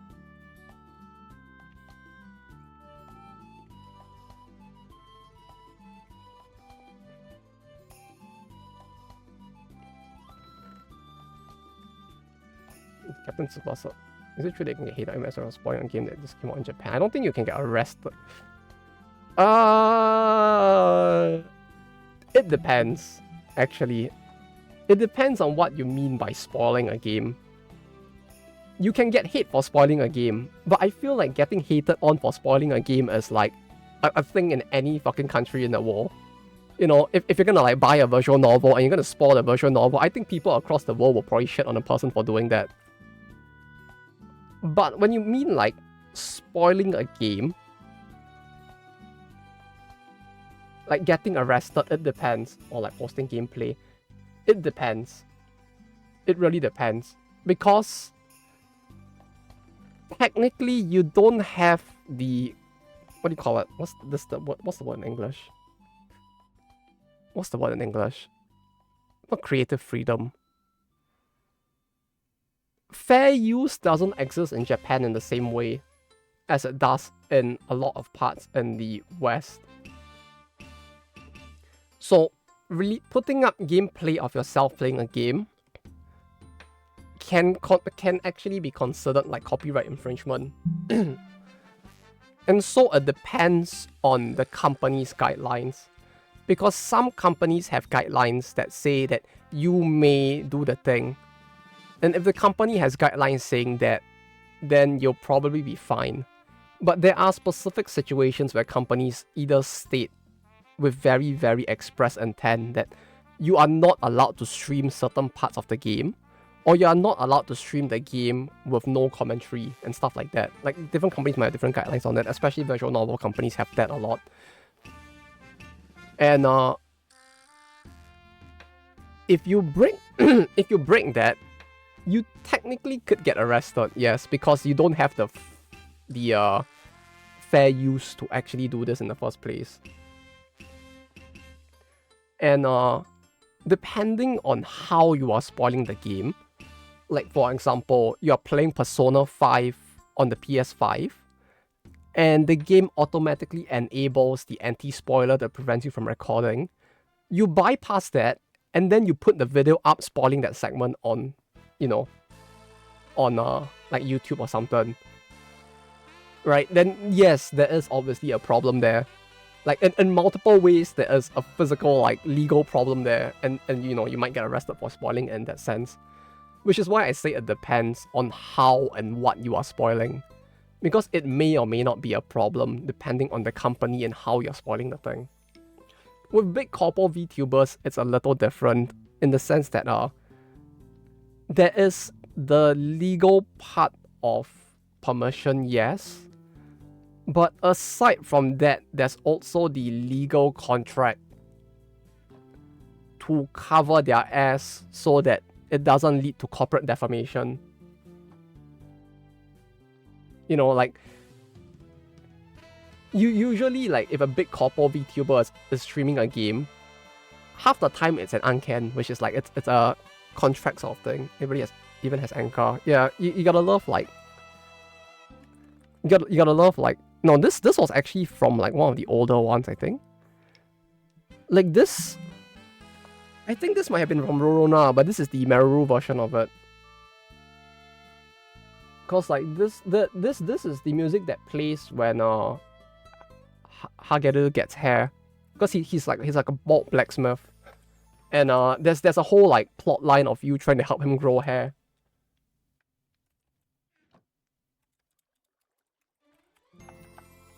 And I think that's from like that's related to his plot line.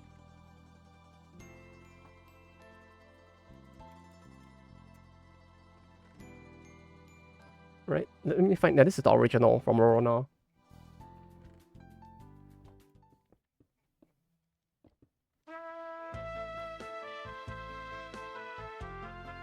Oh, the trumpet. Oh. Oh. There's a lot of uncannys, but a lot of personal play as long as they ask permission. Yeah.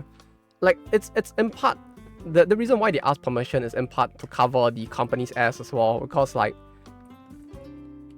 if you're a corporate VTuber and you play the game and you go like, wow, this fucking sucks, you know, there's issues that exist there, like on a corporate level.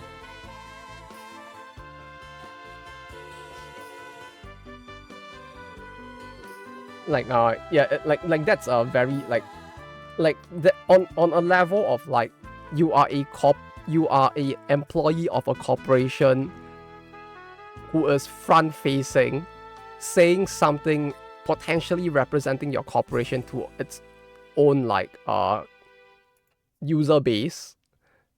You saying something carelessly like, wow, this fucking sucks, could be a problem. So there's a lot of that like contract and permission that has to be like set up, and like what you can and can't say has to be to some extent like also agreed upon, and like all of that contracting stuff as well, you know. I remember a dude who got arrested for recording posting gameplay footage from Steins Gate, My Darling's Embrace. Yeah, but it's Steins Gate. Like that's a different one. I mean it's kind of different. I mean, like, visual novels typically have like guidelines on like what you can and cannot stream. Like it's just like, it's all in their guidelines, most likely banning actually streaming the game, especially posting gameplay without commentary. Like it's very strict with visual novels, because, you know, if you post gameplay of a visual novel, you are technically posting the entirety of the game, for most of the titles at least, right? At that point, it goes beyond just posting gameplay and fair use with regards to like showing gameplay, towards like you are essentially causing piracy of the game in and of itself. Because it's very different, right? Like, if I put up footage of me playing League of Legends, everybody's game of League of Legends is going to be different, because the 10 people in your match are going to be different. And the way that they would react and play the game would be different with every game that they play. But if I put like gameplay of like Clannad on YouTube, right, with zero commentary, you have basically made the entirety of the game accessible to everybody, except maybe like the ability to pick options. But even that can be done on YouTube, right? Like, if you remember the era where people used to make like mini visual novels on YouTube using the annotation for the selections, Yeah, it's at that point it's closer to actual piracy than it is to just streaming parts of a game and spoiling a game, which is why it's different in that very specific situation. So not only is the person probably infringing on the company's guidelines, but it might have been enough for them to justify it as being piracy in and of itself. And that's why he probably got hit the way he did. To be fair, someone actually did have the police call on them for making like porn about Pikachu and like Ash. So like, you know, it's not very difficult for companies to call the police on you for something in Japan. But yeah, usually the companies tend not to do it. It doesn't happen not because they can't do it, but because they don't want to do it. And that's the nuance there. League of Legends death. Shit. Japanese actually are mad about piracy. I'm not all Japanese, but it is the general sentiment. I know many who are a bit more grey on the subject, but that's because they're in the preservation scene, and so their idea of like what counts and should count as piracy is kind of different. But the thing with like piracy in its general sense is that accessibility has never really been an excuse in Japan in the same way that it has been like outside of Japan. And that's a big difference as well.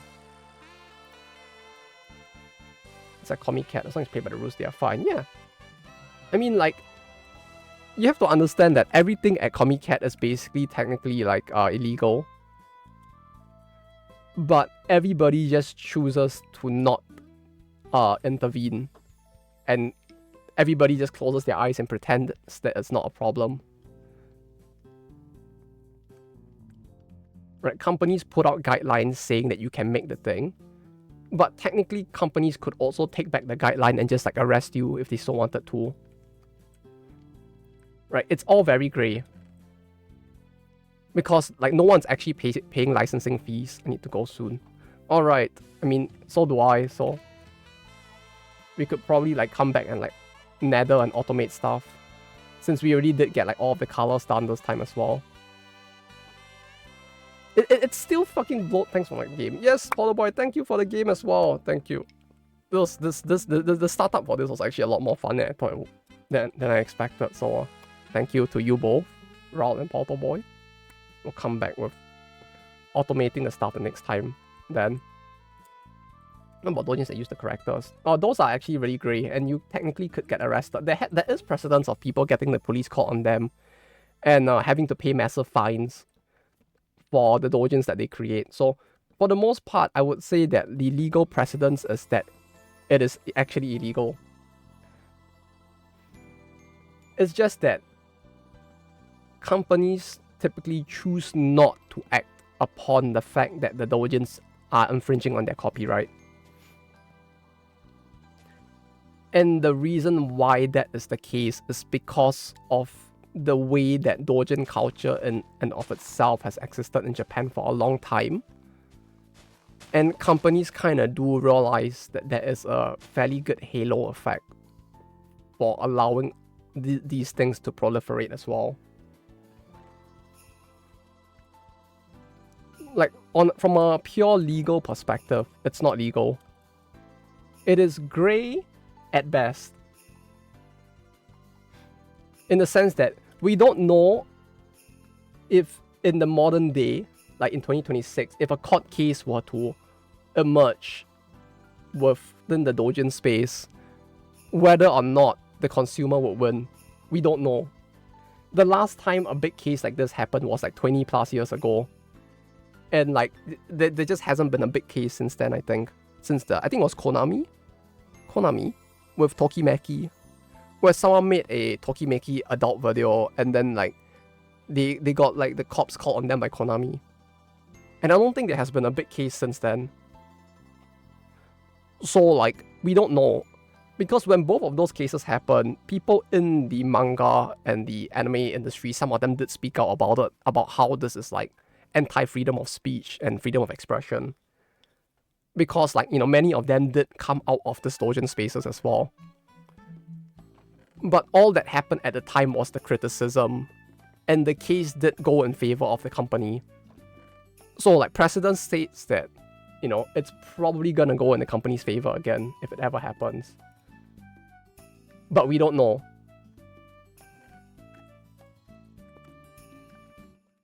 And our audience wants my view on that, yeah. And that's part of why BA is doing so well in this space, because there's almost no restrictions put in place on like the type of Dojin content you can create. Like I think it was written somewhere in the guidelines that like they put like next to no restrictions. It's not like vague restrictions on what you can or cannot make and something like that. It's just like do whatever you want. It's like don't ruin it for everyone else. Yeah, pretty much. Like the Dojin scene actually exists in a very like weird, legally grey, like limbo. It's kind of like adult content in Japan in general, right? Where stuff like pixelization, therefore it's not adult content. Like all of that is very grey, because technically adult content like pornography in Japan is actually illegal. Like it's stated in the actual like criminal code that it's illegal, but it exists in a weird space because of the definition of like the obscene adult content, where it's only considered obscene if you can make out the parts behind if you can make out the reproductive organs themselves. So by blurring it, technically you are avoiding that, and technically it's legal. But there is no legal like standard for what is considered unable to see, and like what is considered genitalia to some extent, because like a woman's upper body does not require censorship and all as well, you know. Like it's all very vague, and like people just operate within this vague space, and everybody just like does the thing and just hopes that no one actually intervenes.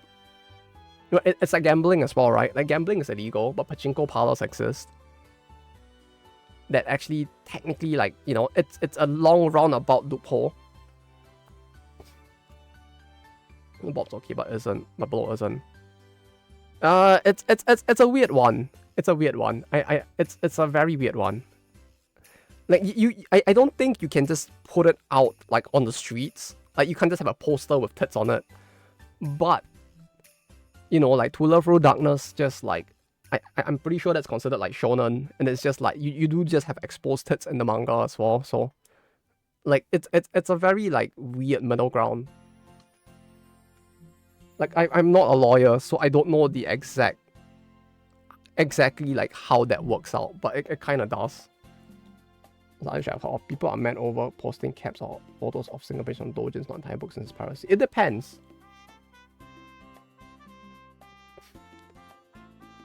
I mean, like, pages-wise, people tend to be more strict with it as well, yes. But it depends. In the BL scene, it's very strict. People, like, don't like it. Like, it's part of the BL otaku culture to not post even the cover of the book. With, like, the insides of the book, it depends. And it depends on what type of content within the book you're posting as well.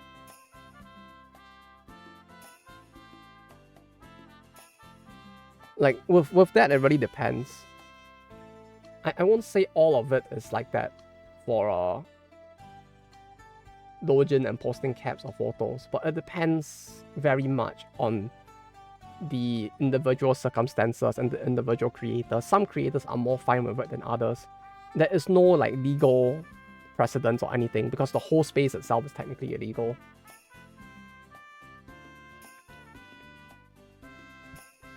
That's how Toho flourished. Yeah, but Toho is very unique in that sense because it's a doujin IP that it's a doujin IP that the creative, like the intellectual property is held by a guy who is very pro doujin creation. And so like it's something born of the space itself. And so it has that like positive effect for it for creators within the space. And on top of that, as you said, like there's very little restriction. If anything, like Zune actually does go out of his way to protect against like any form of restriction of the space. Why are they so against obscene stuff, the government? I mean, how do I put this? It has been a thing for more than 100 years at this point. If you want to, if you're saying like why are they so against it, it's just historically that's how it was. You can blame the West in general for it if you really wanted to. I mean, maybe the British. You can blame the British. Because like a lot of why it initially became like a bad thing is because they were trying to emulate British laws to look more westernized. Because like, you know, back during pre-World War One, the world was kind of divided in the sense that like, you know, if you were Asian, you were considered like a second-class human. And Japan was trying to like break that mold and say that no, see, we are equal to you guys. Please recognize us as equal to you guys. And that included a lot of like incorporating Western laws. So like anti-obscenity laws have existed since 1907. Like we're literally talking like pre-World War One era. Like the laws have already existed to some extent. And a lot of it was adopted in hopes of making Japan seen as equal to the West. Like there's a lot of like things that go back into like very weird history because of like how the war was like 100+ years ago. But basically that law just stayed all the way past World War II, and all the way till modern day. So like the culture had been created and set quite a while back because of the pursuit of like modernization to match up with the West. And like if you talk about the modern era, I mean it's Visa and MasterCard, so like I guess you can kind of blame America for that one in a way. I mean not all of America obviously, just the credit card companies. I mean to be fair, I don't even know if the CEO of like Visa and MasterCard are like American at this point. But like it has a lot more to do with like them and activist groups as well.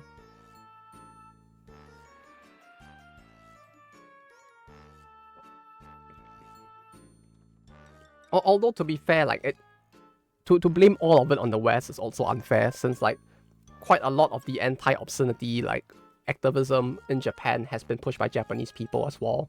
So like to be fair, like since the 60s, like even within Japan, people have like been pushing these things, you know, even without like the government intervention and all of that from like, or like the credit card payment processor intervention, has all existed. A few feminists and then like naughty stuff. I mean, they exist in Japan as well, but with Japan it was kind of different because it wasn't so much specifically feminist, but it was like parent-teacher associations. So it was really just like the more traditional like family, the old family people that were just against like obscene content, and they would blame like a lot of like this content for corrupting the youth. Like that's what happened in the 90s as well. Like it's not a new thing. Like that's what happened in the 90s, right? When that one otaku like kidnapped and like did a bunch of very, very horrendous things to a bunch of little kids. They basically just blamed anime and like horror content for like corrupting the youth into turning him into a psycho. And then you had the entire conflict over like the corruption of the youth. And even you can even go further back than that to like the 80s. It was already happening, where like when they discovered that like adult content like eroge on PC exists. Oh yeah, his head is like changing in size. That's really adorable. I don't know why. No, it's just fixed on large now. How do you do that? It's changing in size. But yeah, it has been a thing for a long time, and like every 10 years we'll get something like this. Like the 80s, it happened once. when like it was brought up. Like it was brought up in Parliament because a concerned parent complained to a Parliament member that they know of. Whether in the task book. It's in the task book.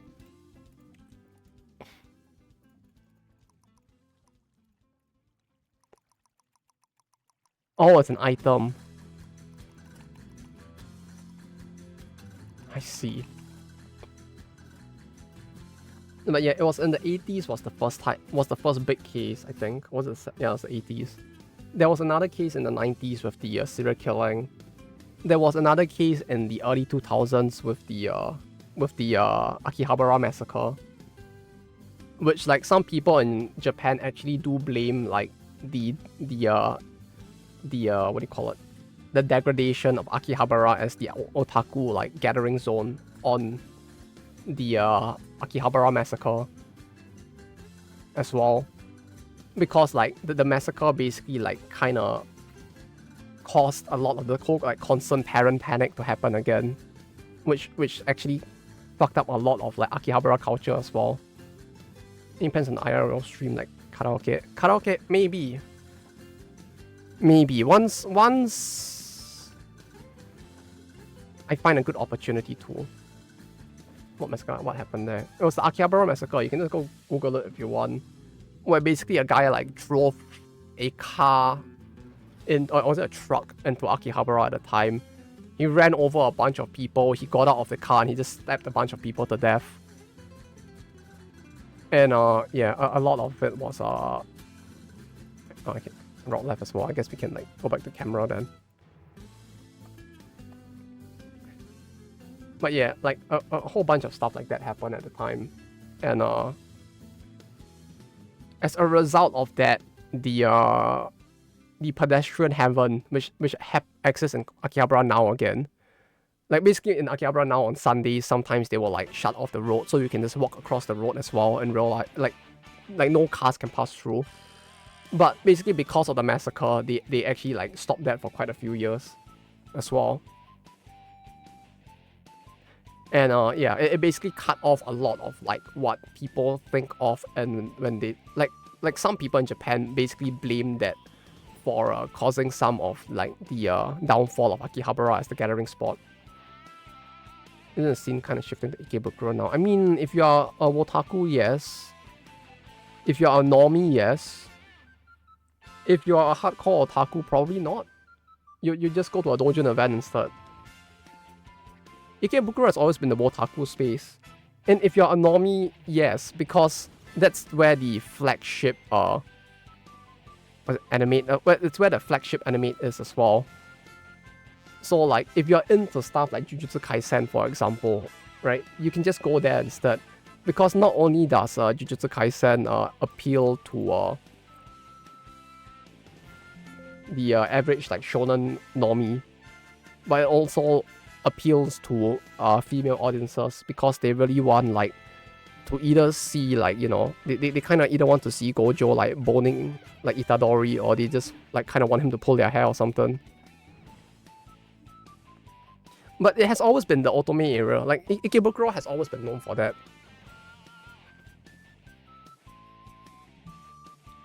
But like in terms of like general like otaku spaces, like I won't say like for male otakus like people like actively gather there that much though.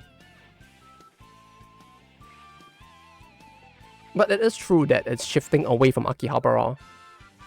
And there are many things that you could blame it on. But many people consider the catalyst to be the massacre. Otaku normally be an oxymoron. Tell that to America, man. Like it's not us that have these weirdo crowds. It's America that's causing it. Like you know that profile of like that specific type of consumer doesn't exist in Japan. Right, like you don't really have like the shonen fan as like that, as like its own concept as like in the same way in Japan, where like you have this group of people who like only really like specifically like shonen. I only watch Jujutsu and Naruto, you know, like that crowd doesn't really exist in the same way. But yes, Nova, hello. Good morning. Hope day good, yes. Been good, yes. Start good term considered derogatory. Depends on who you ask. Depends on who you ask. Let me finish the Chrono arc run as well, since we're on the very end of it.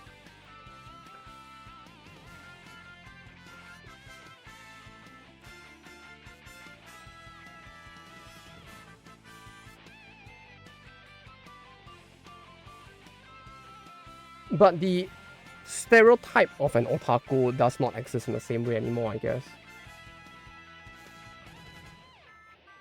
Would you consider yourself an otaku? I do not. But for me it's a little different because I do not like the label itself because it kinda reduces what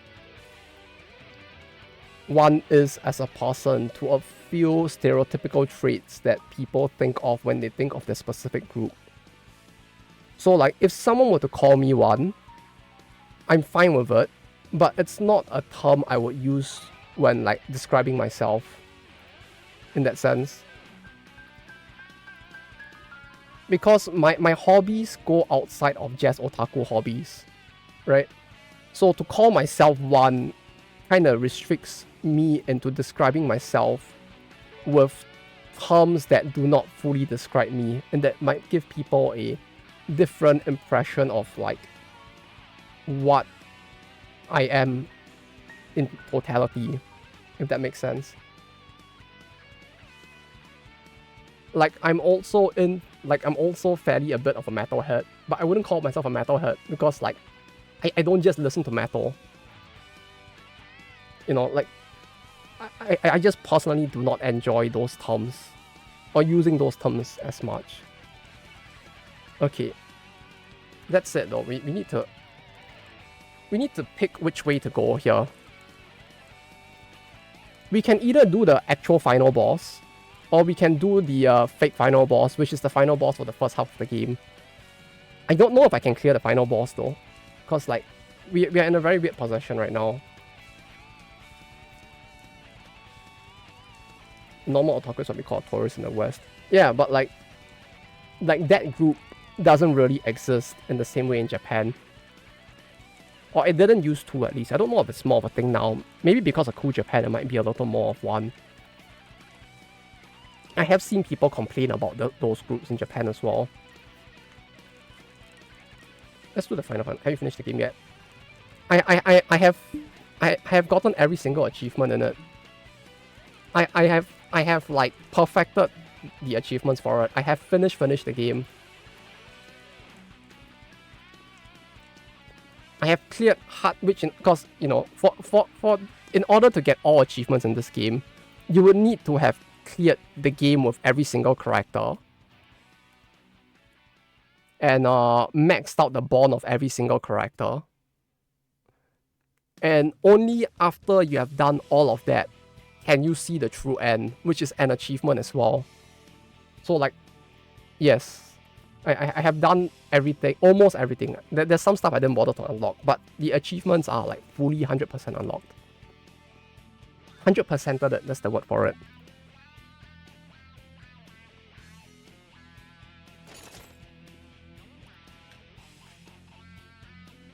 Fill 12 relics, select 1 to obtain. Remember, use 2 potions in a single battle to obtain 1 random potion. This is not good because on hard difficulty we can only use like 3 potions, I think. Right? Was there not like a potion restriction?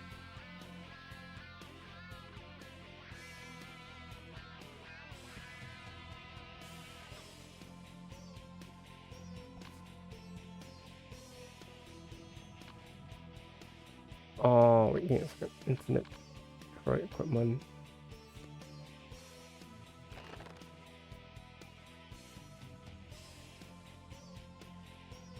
Oh, that's an interesting one.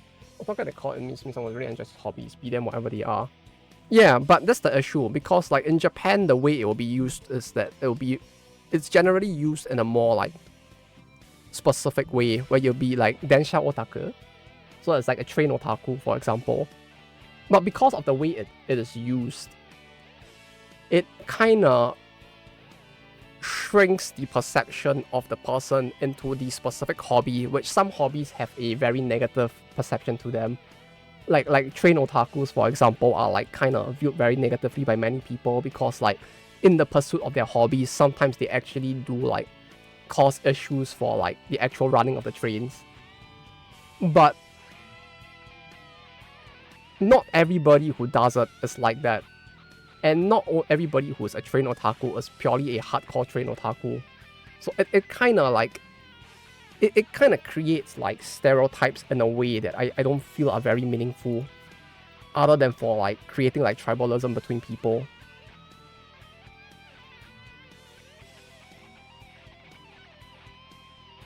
Okay, what do I do with the equipment though?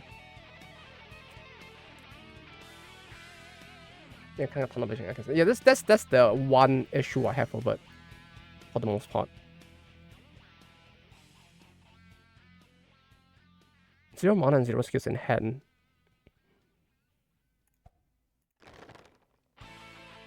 But yeah, it really depends. That's one of some of the hobbies I see too. Yeah, which is why like I don't like those labels. But you can just call like I may be a bit pretentious for it, but like that's just the way I see it at least. Okay, wait, how does the lunchbox works again? Enable the use of bread, golden bread feast item during battle. You can use it can only be used once per battle. Okay, so we want to use the golden bread before taunt button. Oh shit, wait, no, that was not a good idea actually. There's no campfire here either.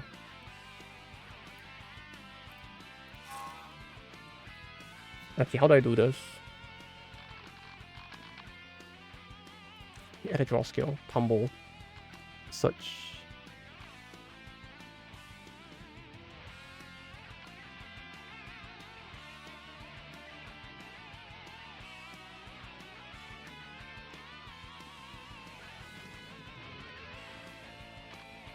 Search.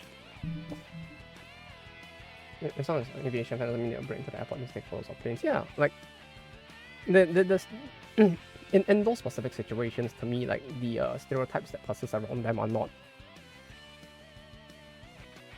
something I can see myself fully supporting. So like, yeah.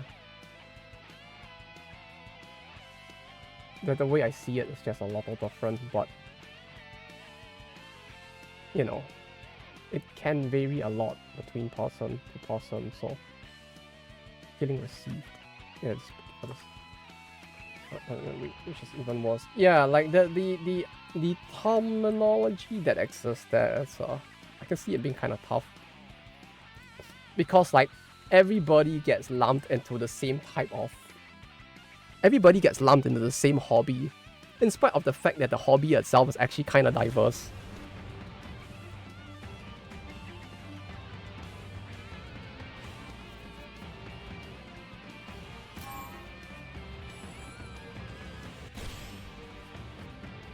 Okay, wait, this game actually has music. And we have like dramatic music in it. Okay, of those attacks cast and I like to attack almost normal object on the field. Okay.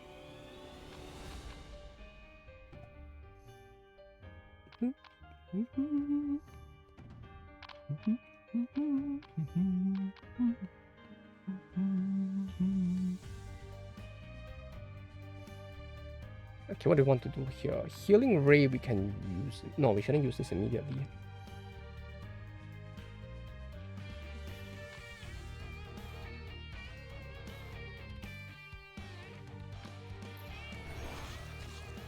Okay, then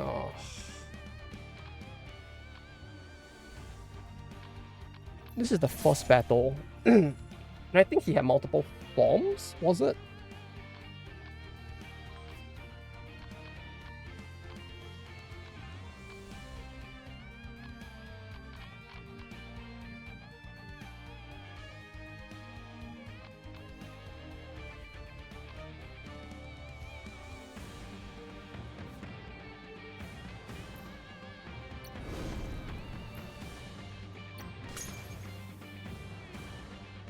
Then stand by.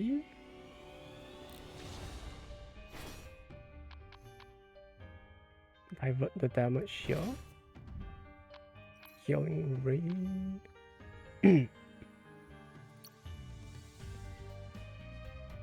No.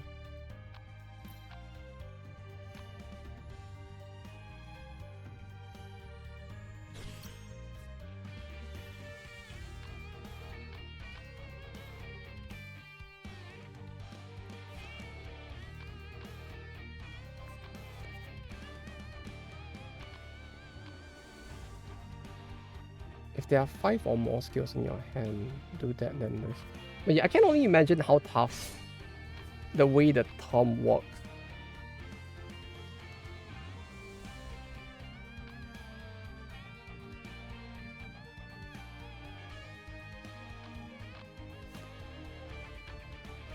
That it just makes it even more difficult to war. Or like it just creates even more conflict between the fan base as well.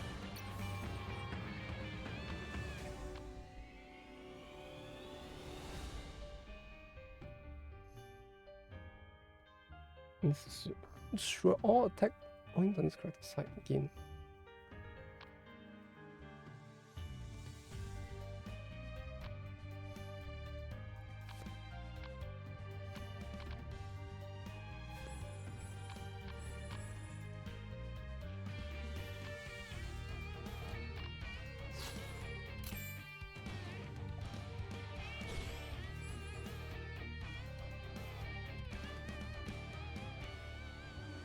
But yeah, one thing I really find really rough of this game is just the way it does its skills. Like with like this, for example, where like this is so it feels like I'm playing an MMO with this, because there's like all of these different stupid stacks on him at once.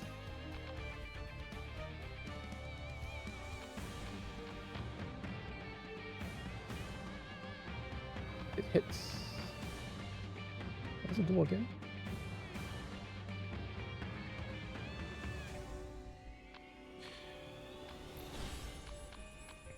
Do that. I don't know who he'll hit with the full moon slash.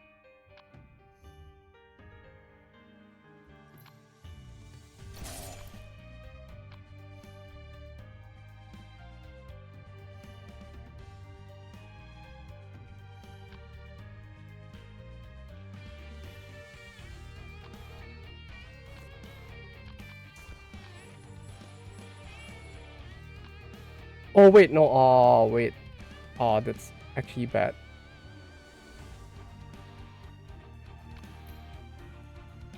Oh wait, I picked the wrong skill. It's not good.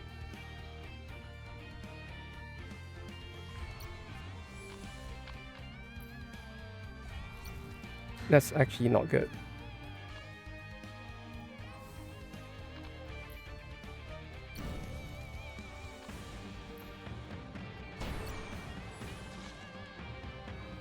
Yeah, that was actually kind of bad. It's like you say, everyone just gets on mechanism. What that means, everyone that like anime wants to be young, which is very reductive. Yeah, especially since like people get into the hobby for very different reasons and have different things about it that they probably like as well. So like to lump all of them into a single like group does make it kind of tough.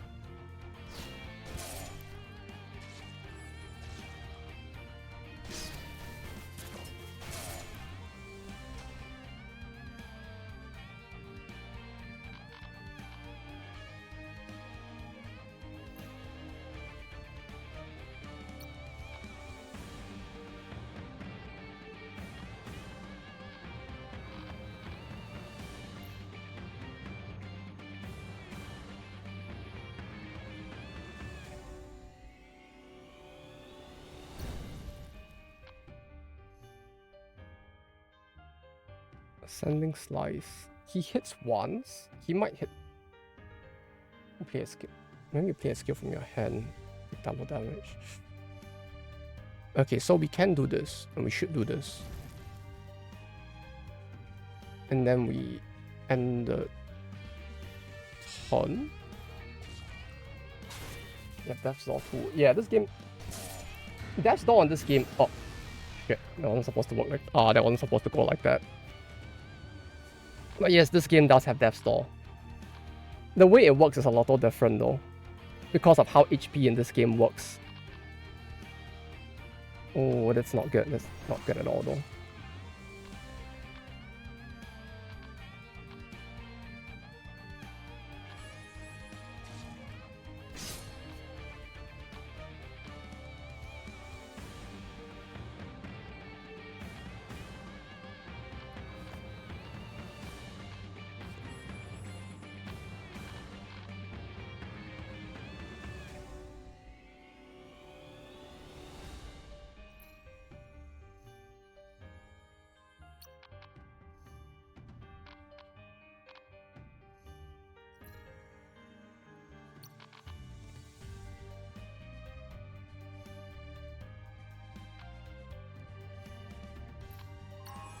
So the way the HP in this game works is that, as you can see, that's the red bar, and it turns green when you get hit.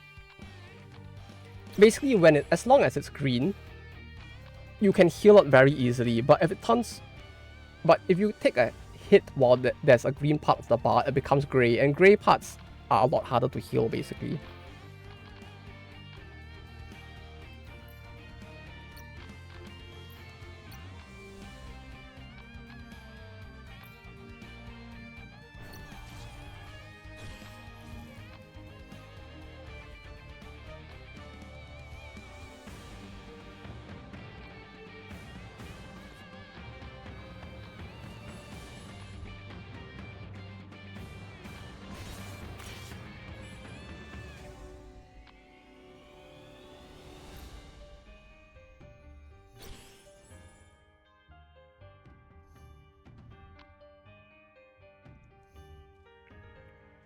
And yeah, we did fuck up a lot of there. Anyway.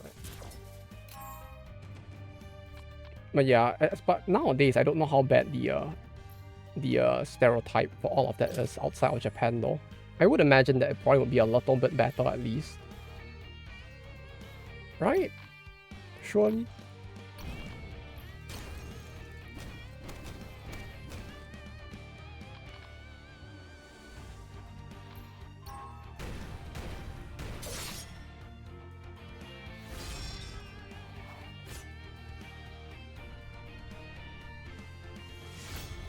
Yeah, then he has 3 phases, and after we beat him, it's the final boss.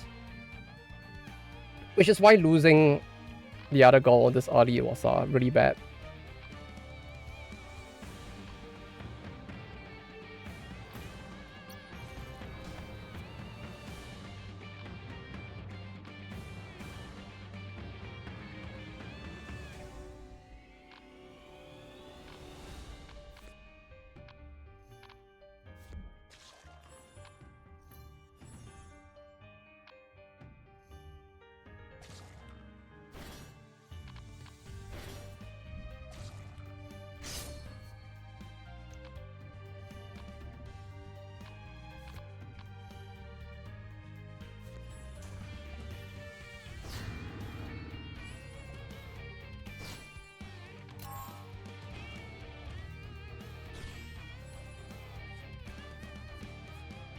Okay,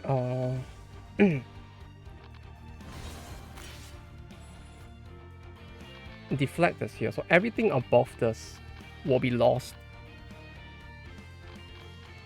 Which is not that bad.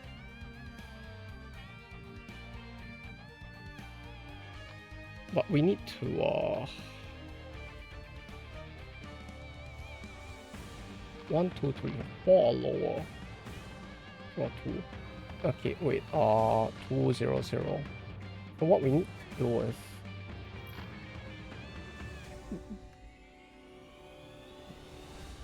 this,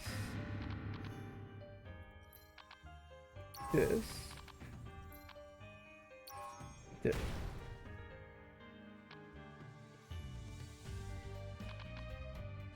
This is the deflect. So we can keep it like this for now. It has less negative. Yeah, I mean, like, considering the fact that, like, anime seems more popular outside of Japan now, at least, it probably means that at the very least, like, the term itself is less negative, although, like, it probably causes a lot more, like, infighting.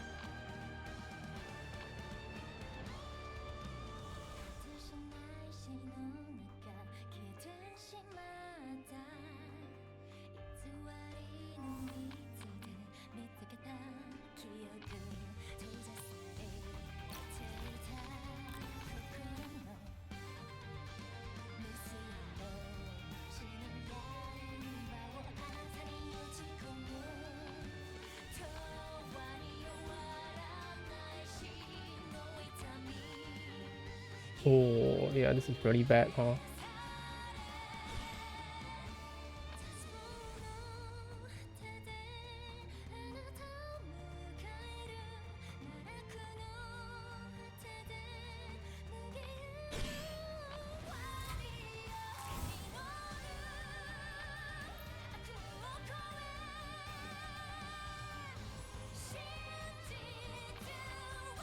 Yeah, I think I'm boned.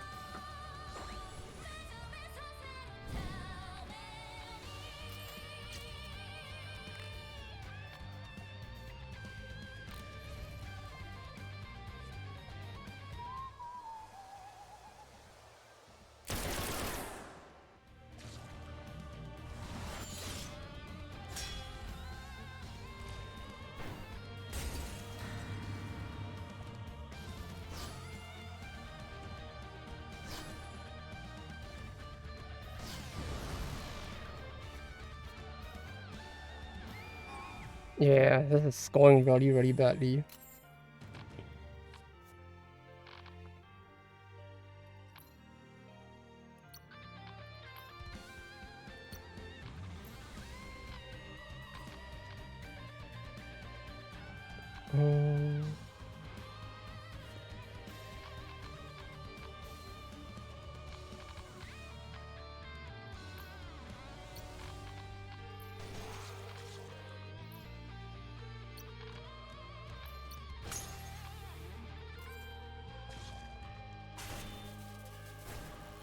Paris, Japan? That's Japan, that's the general public. And hopefully in a good way, at least, with, like, the positives that exist within, like, anime and, like, the stuff that it creates as well. And it's not just, like, only the negatives that people end up seeing.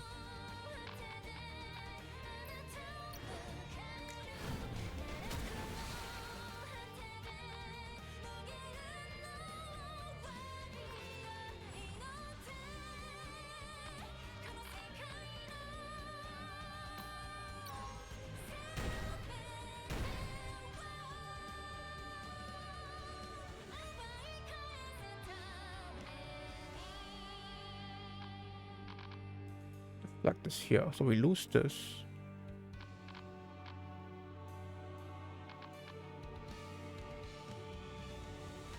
Yeah, this is really bad. It's really, really bad.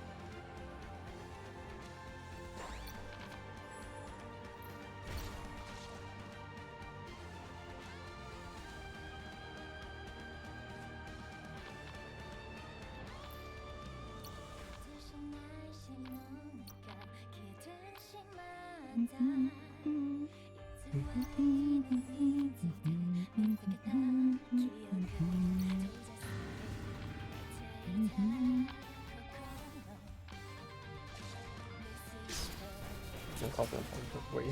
mean, that's good.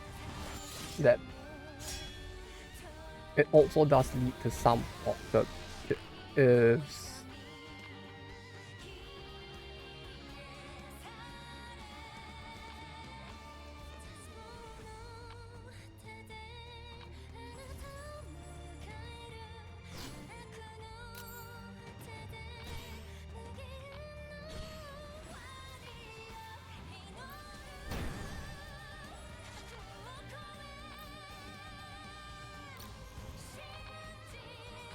Oh, oh, oh. Uh, 2 times stealthy X. 2 times stealthy X. Hello, money help. Welcome, welcome. Wait, give me a second. I can't. One thing I really hate with this game is that I can't see what's in my deck. I really need to know what's in my deck right now, but I can't see it.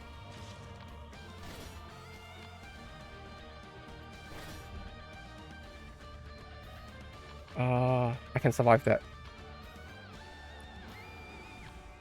Do I take dot damage? No.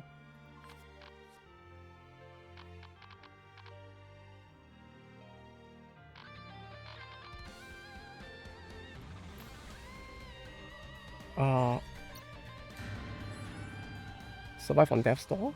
In 3 exchanges, let me absorb you. We can't use this. I'll actually kill myself if I use that.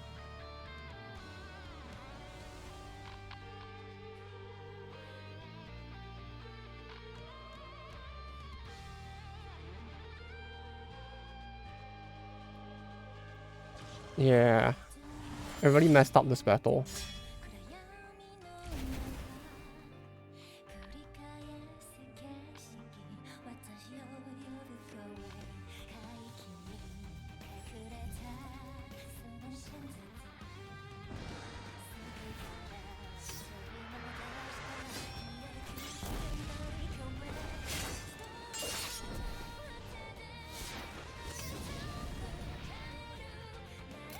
To be fair, it has been very long since I last played this game, but at the same time, really is a big move.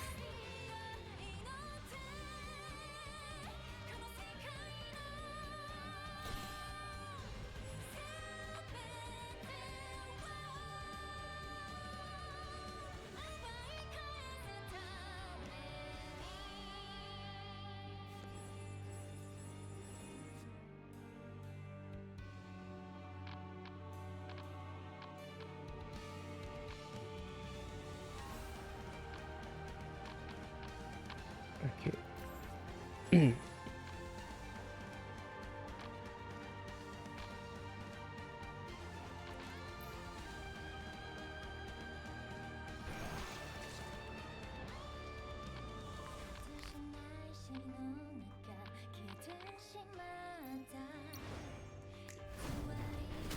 This game looks funny. Oh? In a way, I guess. Yeah. I mean, it's an indie game after all, so statically it's a little unique as well.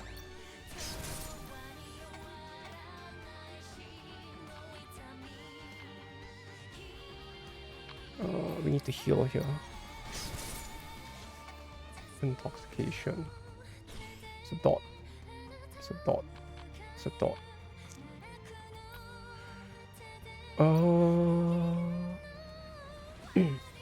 Stand by. What do you do? You didn't take an action? Oh. Pain damage per turn remaining up to maximum of 4 turns. Each debuff pain per turn X remaining turns. It's like 4. That's it. Yeah, it doesn't do a lot.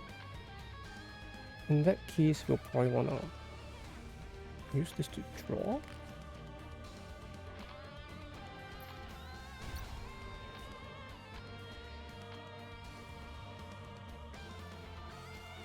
Oh, that's really bad. We have to go with this, huh? Ah, these both have taunt as well.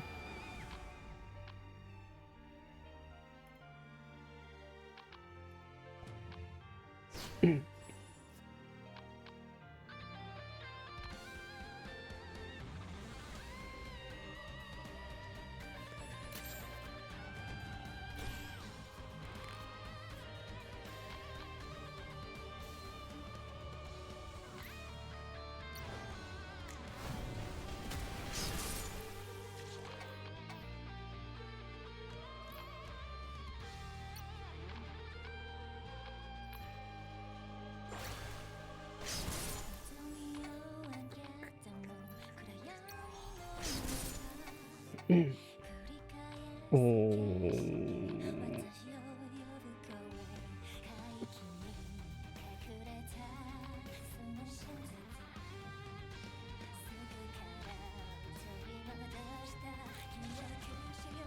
Yeah, this is rough.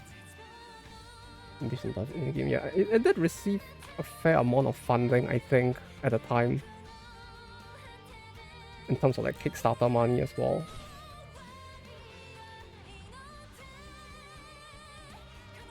So it did have that going for it, at least.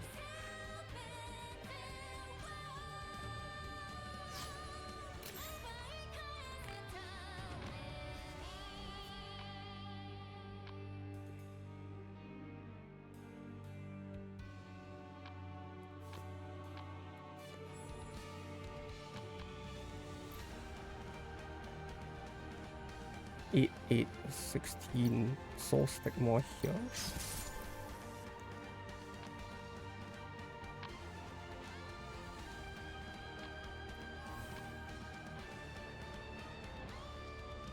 Oh, that didn't land.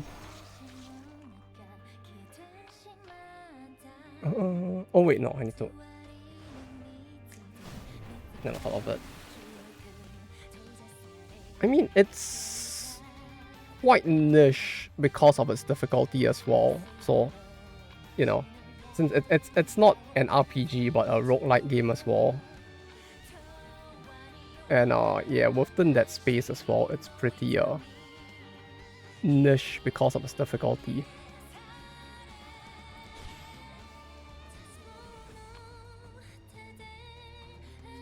So there's also that, I guess.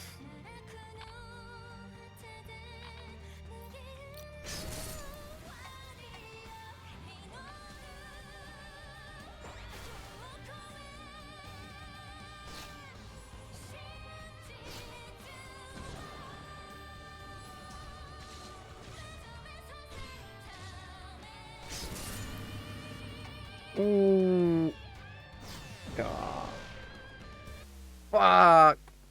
Wait, no, I think I get to do I get to replay this battle? No. I know there's a specific battle you could replay, but I guess it wasn't this one. Fuck. Yeah, I misplayed that very badly. It's been too long. It's been too long. It's like the game has so many fucking... No, that was the final phase of the first boss. Like, it shouldn't have gone that badly, but it's been so long since I played the game that, like, I forgot half of his gimmicks, which was very bad. Like, I was playing very badly there. There were a lot of things that I should have taken into account. But yeah, we just had to hit the other sword. Because for that phase, you basically have the two swords of 150 HP, and you need to smash both at about the same time. So you need to destroy one, then before it can respawn, you destroy the other one, and then it will end that phase. Then after him is the true boss. But yeah, unlucky. We'll play it again at some point, I guess. Like a proper full playthrough. Still, like for a playthrough where I just like got back to the game again out of nowhere, the fact that we went through the secret area and we got all the way to the final boss was a pretty good achievement as us, since I did fuck up quite a bit during the entire run there as well. But yeah, oh, I really like this game mostly because of the characters as well. And the way it does the roguelite dungeon crawling is kind of interesting, I guess. So yeah, that and you can have your favorite characters in swimsuits for some of them. So There's also that. But that said, I'll head off for today. Thank you all for dropping by. I need to go get dinner before it gets even later. So have a good day. Have a good night. Shit is still drizzling. And have a good rest of the week. Take care of next week as well. And I'll see you all when I see you all. Probably on Tuesday. Yes, and no, Kanev, thank you. And every single one of you else as well for the stream. And yes, good night, Bunny Help. Have a good day. Have a good day. Yes, Rodex, no, thank you for dropping by, and same for everyone else as well. After all, right? I always say it, but it's thanks to you guys being here that I'm even continuing all of this as well, so I should be the one thanking you guys instead. But that's it. Have a good day. Have a good night. Thank you. Hope the dinner isn't too bad. I've got a bit more 8 a.m. here. Well, have a good rest of the Sunday then. Enjoy the weekend. And yes. Until then, take care and bye-bye.